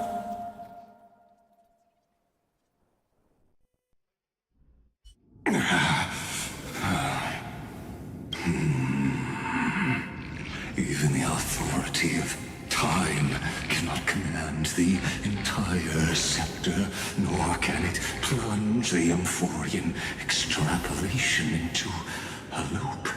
If this was no system malfunction, then was I implanted with a mimetic entity of the remembrance? You guessed it right away. As expected from someone people call the first genius, I'm gonna keep doing what I just did if you don't stop, you know? My friend and I won't allow you to leave this memory, no matter what happens, which means you are now trapped, Lord Xandar. An elegant idea, and an exquisite execution. Regrettably, it is you who are restrained by time, not me. Know that patience is my greatest weapon. Waiting and victory are the same for me. You will crumble before I do in this moment stretched out to an eternity, just like Kazlana will. Yet all I need to do is to wait, as yet another futile bug falls down the cliff. and into the bottomless abyss. Now I'm a pink bug? My looks are seriously changing all the time, but you're not wrong. We're definitely not gonna solve the problem if we just put you in another prison. So that's why we never wanted to do that in the first place. I shall answer your confusion purely out of my respect for those who came before me. Have you heard of the synesthesia dreamscape in the Asdana system? Interestingly, that place once had a prison too. Life forms living in that environment, abundant with memoria, have a chance to connect their perceptions with each other's. Even across great spatial divides, they're able to detect shifts in one another's states. I call this phenomenon memory zone entanglement. In Asdana, people made use of that phenomenon to build a nation within a dream. After adding in the catalysts of harmony and remembrance, that is. Is that how you walked into my prison cell?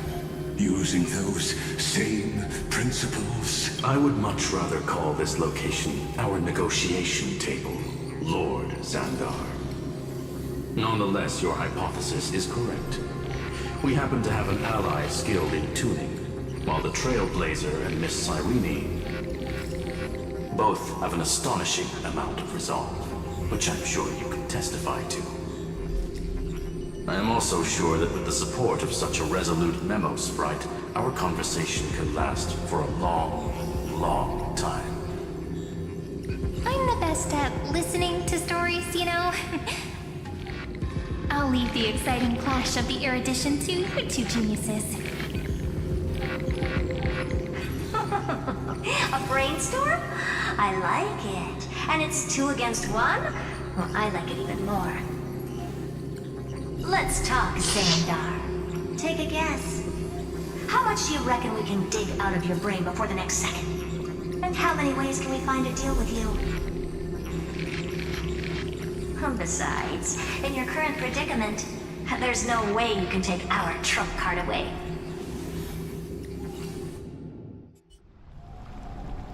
Go, little one. Go. Overturn the Era Nova. Like Hergus disappeared? It seems you had conducted a secret hunt in the depths that even I cannot reach. In that case, go.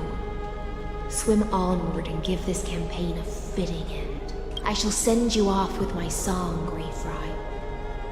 May this song penetrate time and become the prelude to the new world.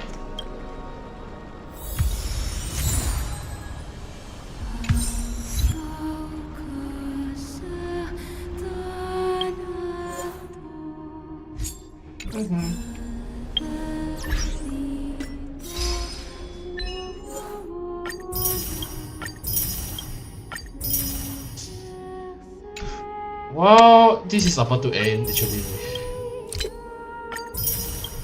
So it's just very clear. Gonna end this one.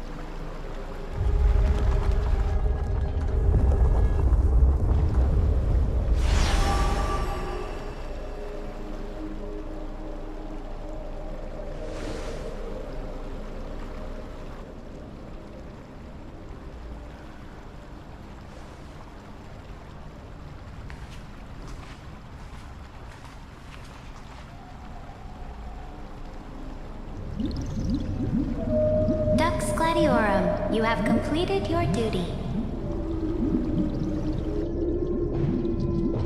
A new dawn is about to rise. Why not swim towards it?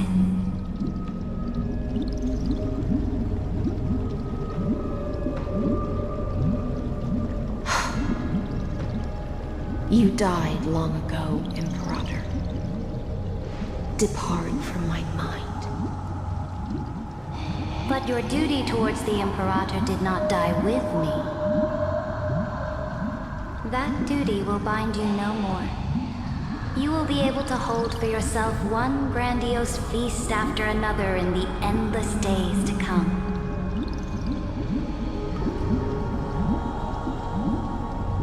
So go. Go and swim towards that ocean beyond the sky with the Deliverer. Is this? A page out of that sidekick's book. I commanded her to gift this page to you when everything finally reaches the end.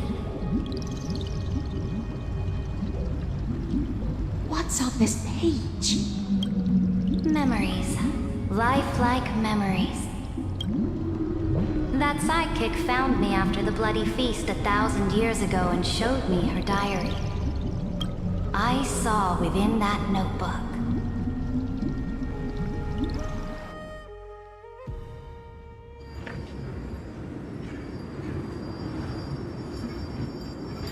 Is this that Deliverer's experience? It's truly immersive. People beyond the sky apparently utilize this power to seal past scenery into crystals they call light cones. But I only know so much about the remembrance, so I can't completely replicate the past. But I'll do my best to talk about the missing parts. I'm all ears. Go on then. Do your best. But if your chatter gets too boring, or if I deem it offensive, then law will become forever beyond your reach. Got it. I'm sure you'll find this to your liking. After all, it's human nature to want to embark on a journey into the unknown.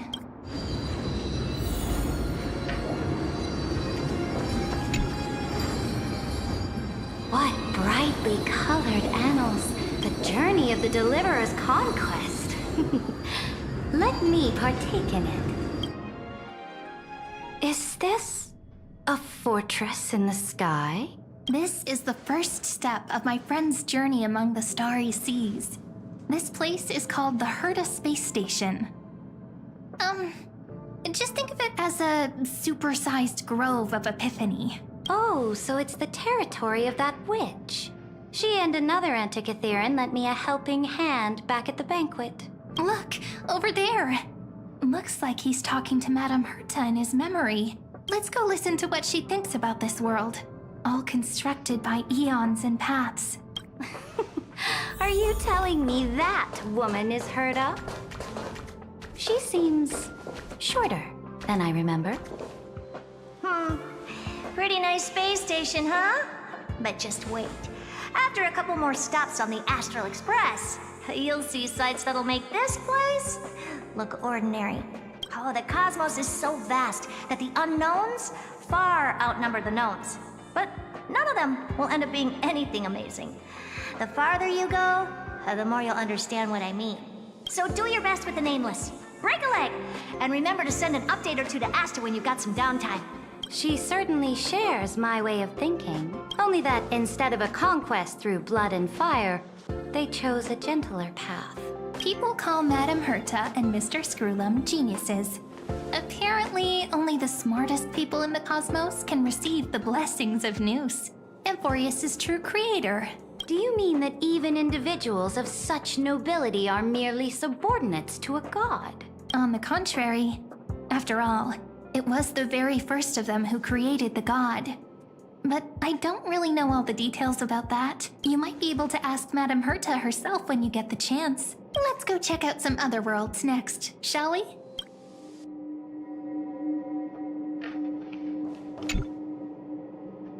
This next stop on the journey has a lot of similarities to Amphorius. A snow-covered land? Interesting. This star is named Eurillo 6. That name sounds so cold. Belobog sounds better. The girl we see here holds a similar station to you, Imperator. She's the supreme guardian of this world. A leader who took up the mantle of government during a disaster. I did not expect the Empress of this world to be so young. Well, your appearance isn't much older. The object in the distance resembles Nikador. Is it a weapon? No, it's called... Right! The Geological Reconstruction Unit. It's all thanks to you that we survived the crisis. The collaboration with the IPC is both an opportunity and a challenge. Nonetheless, it's an important step in our journey back into the universe.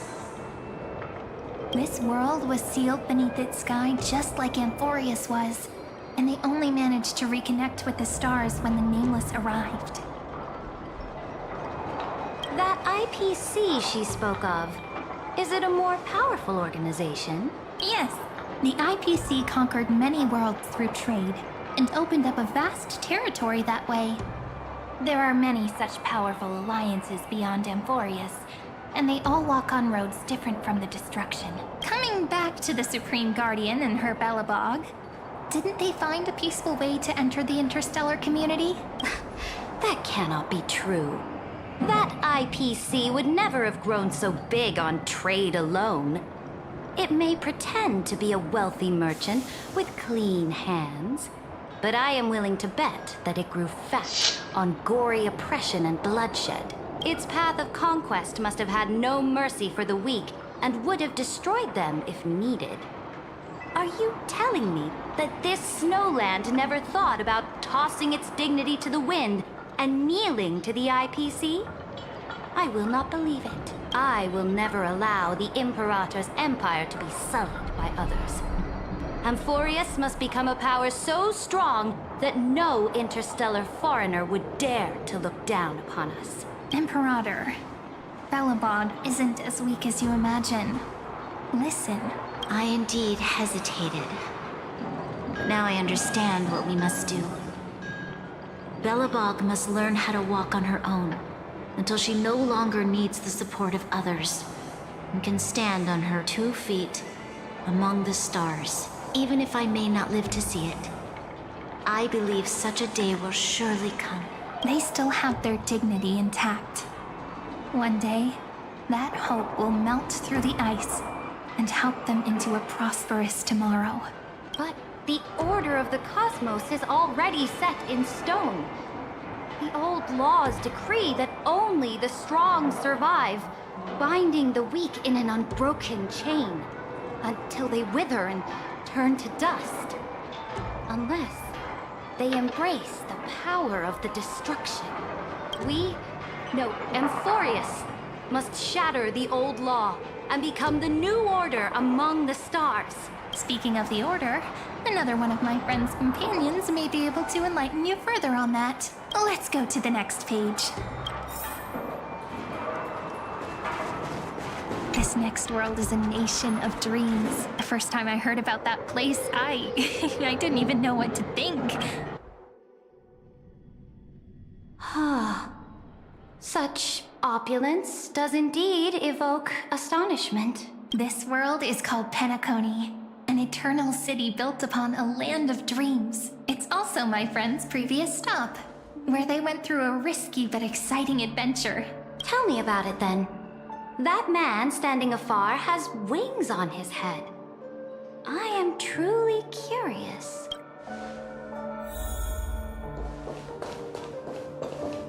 I wish to gaze upon the views of the Reverie Hotel one more time.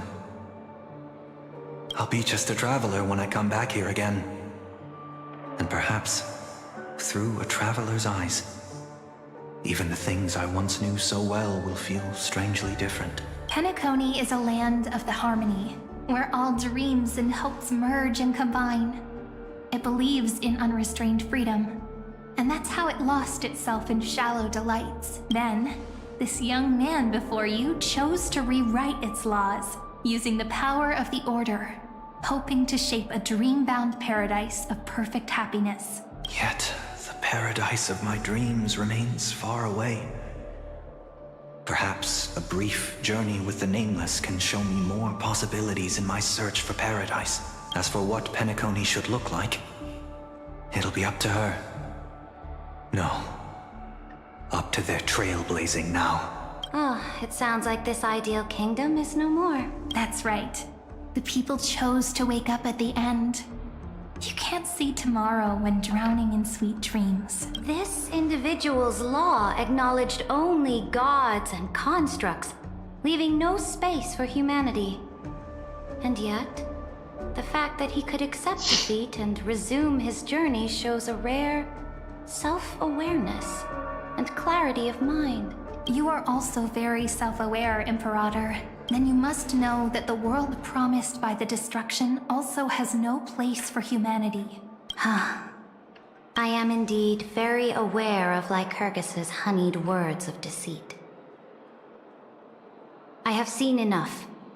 Take me back. Then let's wrap up this trip down memory lane with one last scene.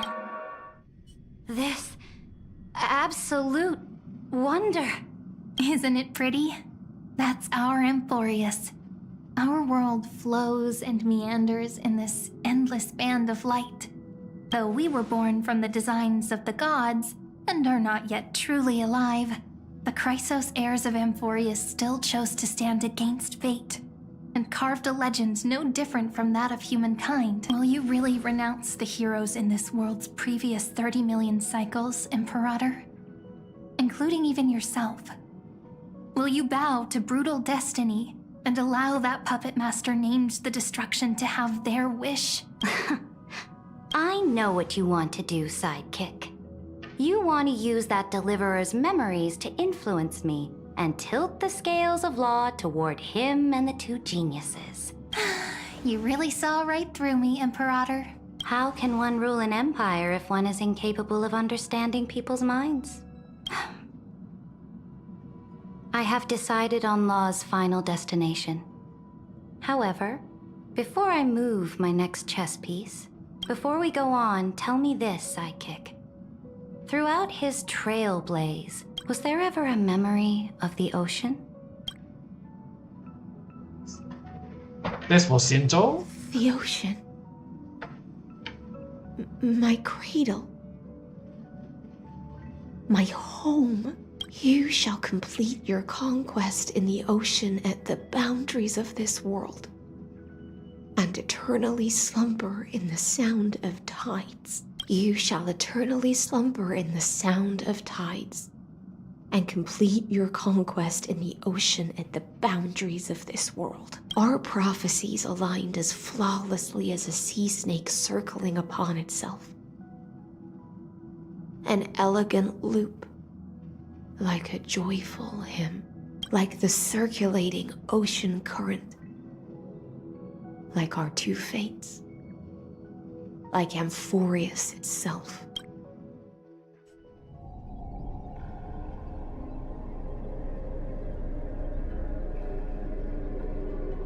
The trial is over. So tell me, who will own the divine authority of law? I won't give it to anyone. What? I am the law. Why should I give my imperial crown to any other? Both the Deliverer and the Theoros came from beyond the sky. They have no right to interfere with the lands I conquered with my own two hands. The law of Amphorius shall be determined by Amphorius's master. What exactly did you see in the trial? Everything. I saw everything regarding the rules of this world's operation. I saw the laws of extrapolation that Theoros spoke of. I saw the ultimate protocol. As long as I offer a sacrifice of equal weight, I can rewrite the laws of this world according to my will. I can turn good into evil, ugliness into beauty, and weakness into strength. Fate gave me a very fair deal. One rule change for the life of one demigod. What are you planning to do? You can't guess. We can conquer the stars without relying on any power from beyond the sky. We just need to make some reasonable sacrifices. Your ambitions have already made so many people give up their lives for the law. And you're still not done? I am determined for Amphorius to stand on her own 2 feet among the stars. You are beyond reason. You think such a simple and hypocritical statement can justify your atrocities? There's no new without destroying the old. That's what you consider an atrocity? Ironic, for that is also the unchanging law of Amphorius's revolutions. Ever since the Flame Chase prophecy resounded in the distance, fate has decreed for the Chrysos heirs to ignite our blood and illuminate this dark age. People would still be puppets of the old dynasty if it weren't for my conquests. But your world doesn't seem to be any different from your predecessors. Bloodshed, tyranny, oppression. You're making the same mistakes they did. Go and see everything for yourself. Go to any library I've built. Go listen to the rumors on every street corner. Go and witness how the Imperator crushed the old laws and forged new ones. Go and see what my conquests brought to this world. I cleansed the Chrysos War's filth and mended all the conflicts left by the Era Bellica. I restored Akima's might and allowed mortals and Chrysos heirs to face each other as equals in the Council. I punished all sins and rewarded all achievements. I smashed Talantin's shackles, united humankind to save themselves, and started the Flame Chase era. That's what the Imperator has done in her glorious life. So now, hearken to my final words. History will eventually forget Saridra, but it will never forget the Imperator's people or the Flame Chase era she began. Final words.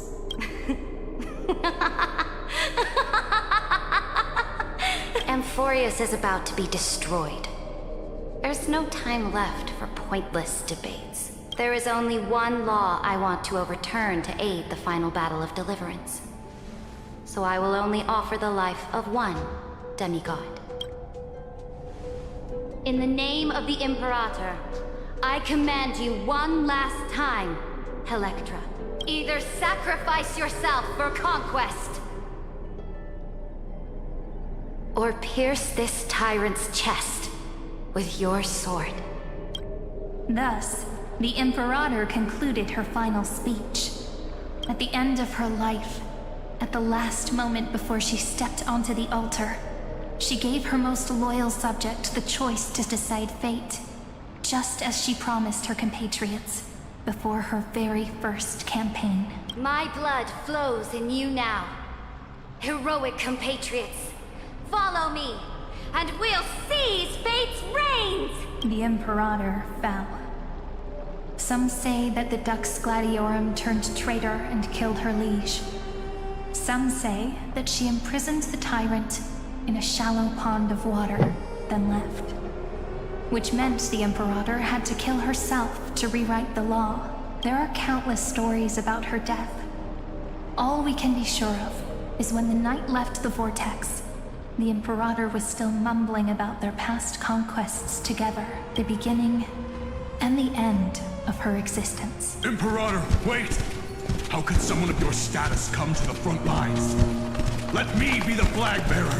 The troops defending the pass to the west of the grove, have they surrendered? They ran as quickly as they could when they heard your name. The Golden Cocoon Pass is now in the First Legion's hands. Good. What about the Delosian militia? The Third Legion set fire to the mountains and flattened everything west of the basin. They just need a few more days. That is enough. We cannot afford to miss an opportunity for victory. Lastly, how many Ladonian cannons are left? They are no more. The Second and Fourth Legions have destroyed them all.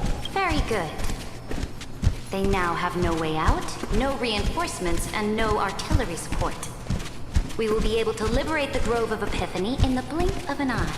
We will launch the final charge 1 quint after the curtain fall hour tomorrow. Remember, as long as the Alliance's flag still flies on my shoulders, you must keep moving forward. Take no prisoners among the enemy's soldiers. All sages who resist are to be captured and tried according to martial law. And do not destroy any books. Now go! Notify the entire army. Understood. Those who are resolved to die, we salute you. Reporting in. The mountain dwellers are resisting fiercely, and the legendary Mountain Breaker is personally engaged in battle. The formations are nigh impenetrable. Then cease our frontal assault. Send scouts to all legions and tell them to retreat into the Tritos Plains before the parting hour. What? Are you planning to surrender? It's a strategic change of plans. The seismic walking dragon is enough for that battlefield. Walking dragon? You mean that stupid beast, Terravox? What can they even do? Stupid? No. They are the wisest of all of Giorio's creations. Only they can perceive the currents of time. Let them deal with their earthly brethren. We will advance and take the lead in defeating what remains of our enemy. I will deliver the most fiery retribution for the humiliation they dealt us, and crown myself with a god-slaying wreath. Understood. I'll see to it. Those who are resolved to die, we salute you. The Temple of the Three Fates sent a letter, Imperator. They refused to surrender and said this letter is their last warning to us. Tell the commanding officers not to launch any attacks unless they receive the Imperator's handwritten approval. Disobedience will be punished by death. What are you doing? The priests of the Three Fates aren't soldiers, but politicians. Do not mistakenly believe they don't have a plan. These dying pests will wring out every idea from their brains, all for short-sighted gain. They are much shrewder than we are. I am inferior to them in that regard. They also have the prophecy to wield as a weapon, something I am not blessed with. Launching an unplanned attack will only disadvantage us, as all of Emporius will judge our actions, which means I will be heading to the battlefield myself, just as I have always done. This time, however, I will go alone. I will conduct secret negotiations to ensure fate is on our side. Understood. The legions will make their preparations. Those who are resolved to die, we salute you. Why are we not allowed to march out with the army, Imperator? This will be a long voyage with no return. Those of you who bear the prophecy cannot come with me. Why are you personally leading this battle if it's doomed to fail? The Flame Chase journey cannot be without a leader. That is correct. The Empire will be without a head when the Imperator falls. But remember, as long as you seize the right opportunities, even a chaotic game will remain winnable. My departure will create a long staircase for you. You will understand what I mean when news of my death reaches your ears. Saridra, is our journey about to be over? Destroy the old laws and forge new ones. My conquest has reached its limits within the borders of Amphorius. Since the prophecy already decreed that the Imperator would never conquer the stars as she wished, I will bow out here and try no more. More Chrysosaurs bearing divine authority will be born, and many more heroes will arise. Will they demand peace or war? Will they resist tyranny or become the next Imperator? I do not care. The children of the future will decide for themselves. Do not mourn for me. Anyone can kill the Imperator. But the only one who can truly destroy her is Saridra. At the end, I faithfully recorded the most important battles in the Imperator's life. Her conquest was about to be completed at this point in the story. However, for some reason, a memory suddenly entered my mind just as I was about to put down my pen. It was a journey on a fantastical train. I had the honor of having a heart-to-heart conversation with the Imperator under the stars. And I asked her this question at the end of that discussion. How do you want history to remember you? As a hero who gave up her life for the Flame Chase? Or as a tyrant? She answered so quickly, as if she had made up her mind long ago. I would rather be forgotten than be defined.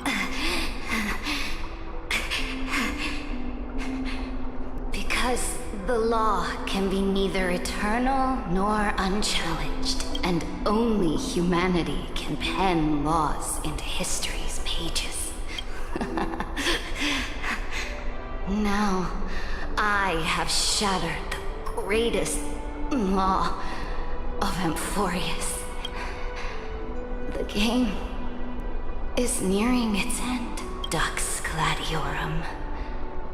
Even though you killed the Imperator in the previous 30 million cycles, this time, you finally found your own law. Then, High Sealants, Electra. I will ask someone to deliver the prophecy's ocean at the boundaries of this world to you. Will you choose to swim into that ocean? I do not care. Do not care. The Imperator muttered about her conquests, and news of her death spread in the city. Freedom! Liberty! The tyrant is dead! Go! Shout this news in the streets! My people, my fellow elders, do not panic. Stand your ground. That usurper has paid for her ambition with her life. People once cheered for my ascension, and now they cheer for my fall. No matter. I am fond of applause. I see the cosmos, the battlefield that I cannot reach. I will return in the next cycle. The stars will hear my legion's war drums. Hear the great name of the Imperator. Hear Amphorius' serene. To this day, we do not know which rule the Imperator overwrote at the cost of her life. Perhaps the truth will only be revealed at the moment of checkmate. Just like every chess game she ever played, we only know her death inflamed Akama. On one side of the city, those who defended liberty toppled her statues to the ground. On the other side, her supporters put themselves between the masses and her monuments, declaring loudly that the Sovereign is still among the people. It is said that golden blood congealed into the same letters everywhere they fought. It was the name borne by Akama's first and final Sovereign, the Imperator Saridra.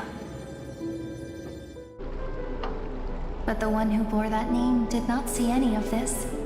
Her gaze was cast far away, and the sound of tides in her ears drowned out the people's cries. What was the Imperator thinking about in that prophesized ocean at the boundaries of this world? In that shallow puddle of stagnant water, was she reminiscing about her past conquests? Or repenting for the millions killed for the flame chase? It was neither. The Imperator only saw how the surface of the water gleamed like that crude chessboard, dissected by light and shadow in the afternoon when her teacher played against her for the first time. Look at this chessboard. What do the pieces look like? They are strangely beautiful. They look like the stars in the night sky ablaze.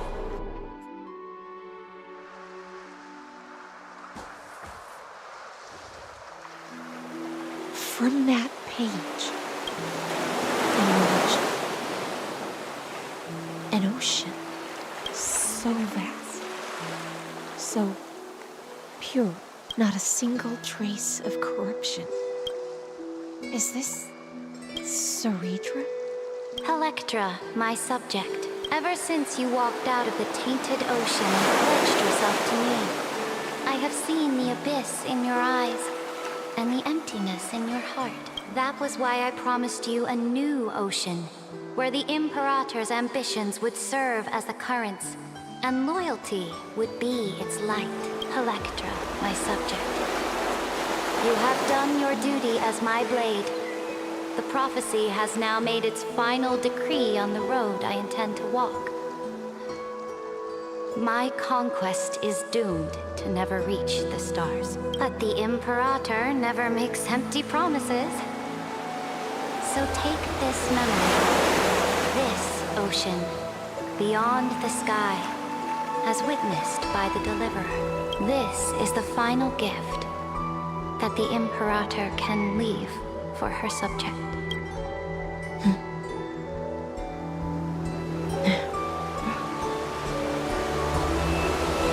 When I was still a fish in the ocean, I always felt so genuine swimming through the waters. But once I stepped onto land, I found myself caught in a play. Every land dweller wore a mask in her life.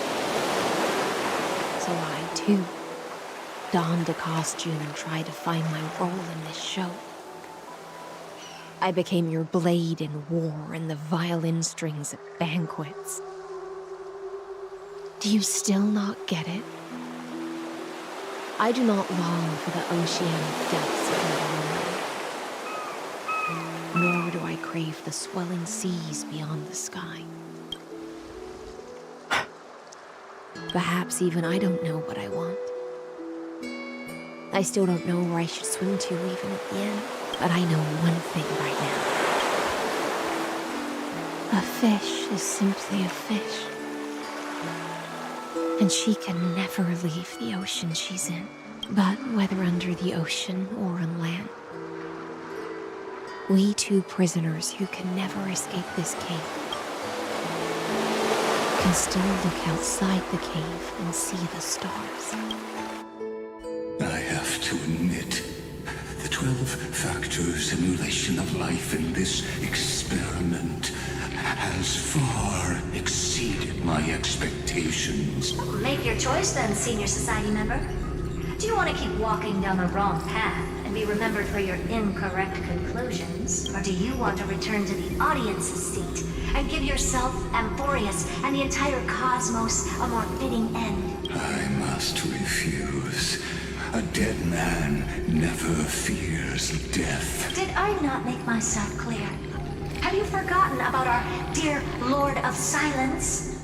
You wouldn't want her to consider your 8 other clones as cancers within the erudition and chop them all up, would you? Your logical deductions are vastly different from mine. Therefore, allow me to provide one more academic recommendation. Listen, my peers. Why don't you look beyond this world? Just as the Chrysoslims did. Re-evaluate your calculations and take into account all enemies in the upcoming war among the Untangle. But with 3 paths, fight to the death. You used Memoria to resist me, but did you not consider the past of remembrance? And their children might have taken this opportunity to join the fray as well.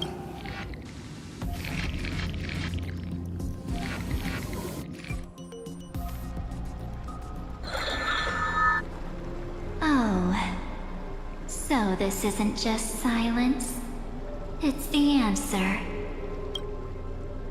What was the last thing he said to you before you parted the waters at the Scale Gorge waterscape? A tricky question, but one with a simple answer. He didn't say anything back then, right? That's correct. And now I'm sure. You are not March 7th. There's no way she would remember that detail. I'll only warn you once. Leave her body now. How impulsive. That's not like you at all. Why don't you calm down and think about another possibility? I didn't take over March 7th's body. Rather, it's March 7th who regained my memories.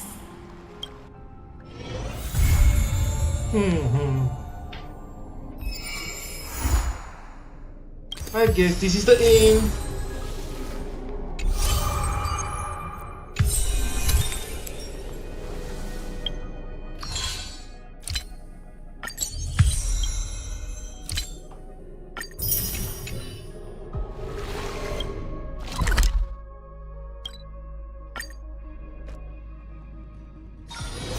Those moments spent anchored in quiet harbors, I miss them as I miss fleeting phones.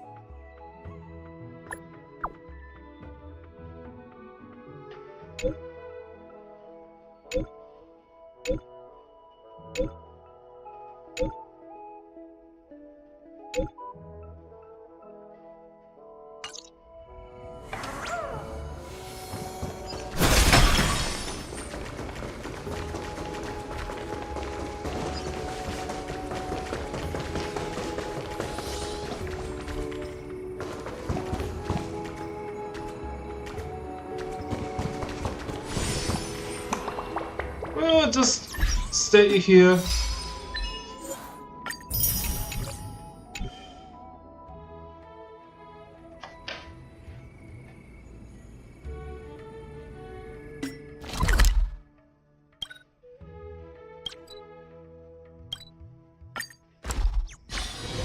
Those moments spent anchored in quiet harbors, I miss them. I'm so parched. Alright. The sea is right here. Well, we complete everything at least.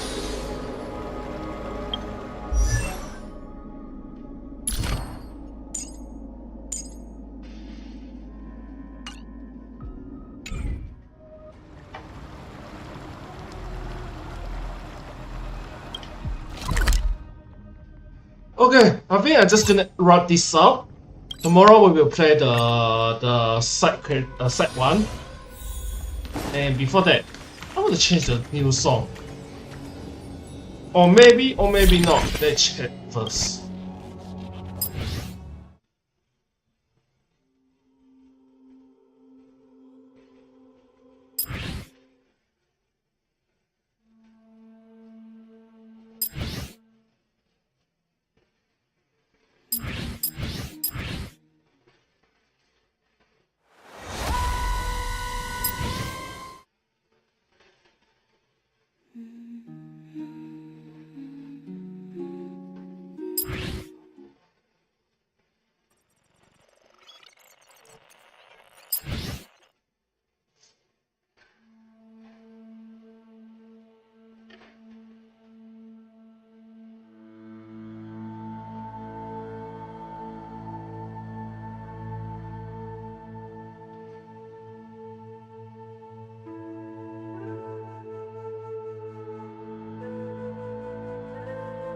No, just change.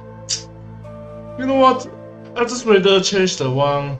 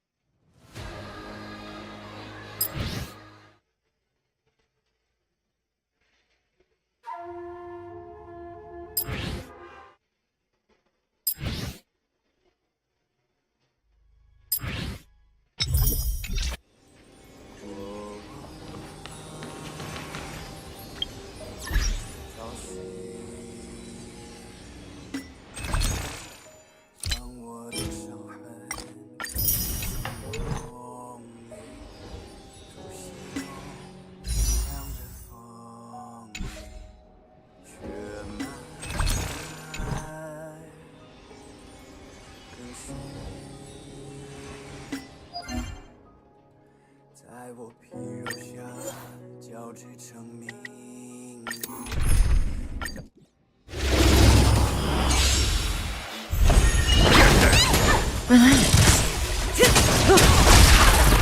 intoxicated. Stand still. Time to say bye. Boom. Let's do the last one before I'm gonna end the stream.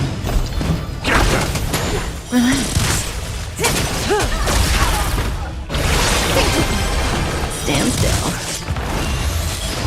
Ill tidings manifest. Fiend or devil? I'll crush them all! In the abyss's levels, your cries rise.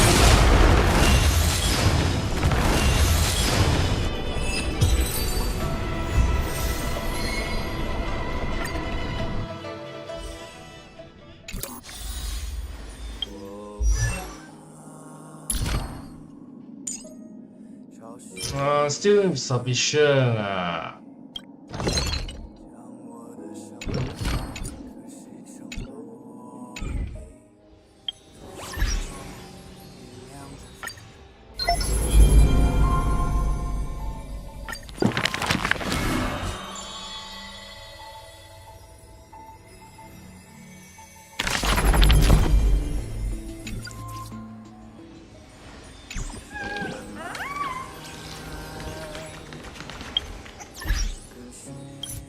I guess I'm gonna end this stream because I need to rest now. I need to go to sleep. Tomorrow we continue this one again. So please make sure to leave a like button and subscribe to support my channel because I already finished the main quest. So for the side quest, I do it for tomorrow. Actually, it's today because it's already the next day already. So either way, I will see you soon. And peace out, guys. Take care. And also one more thing about the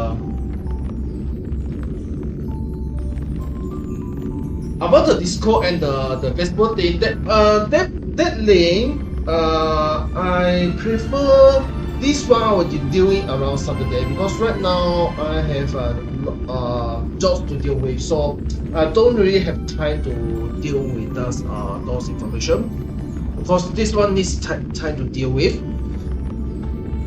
But either way, thanks for watching once again, and I will see you soon. And peace out. Take care.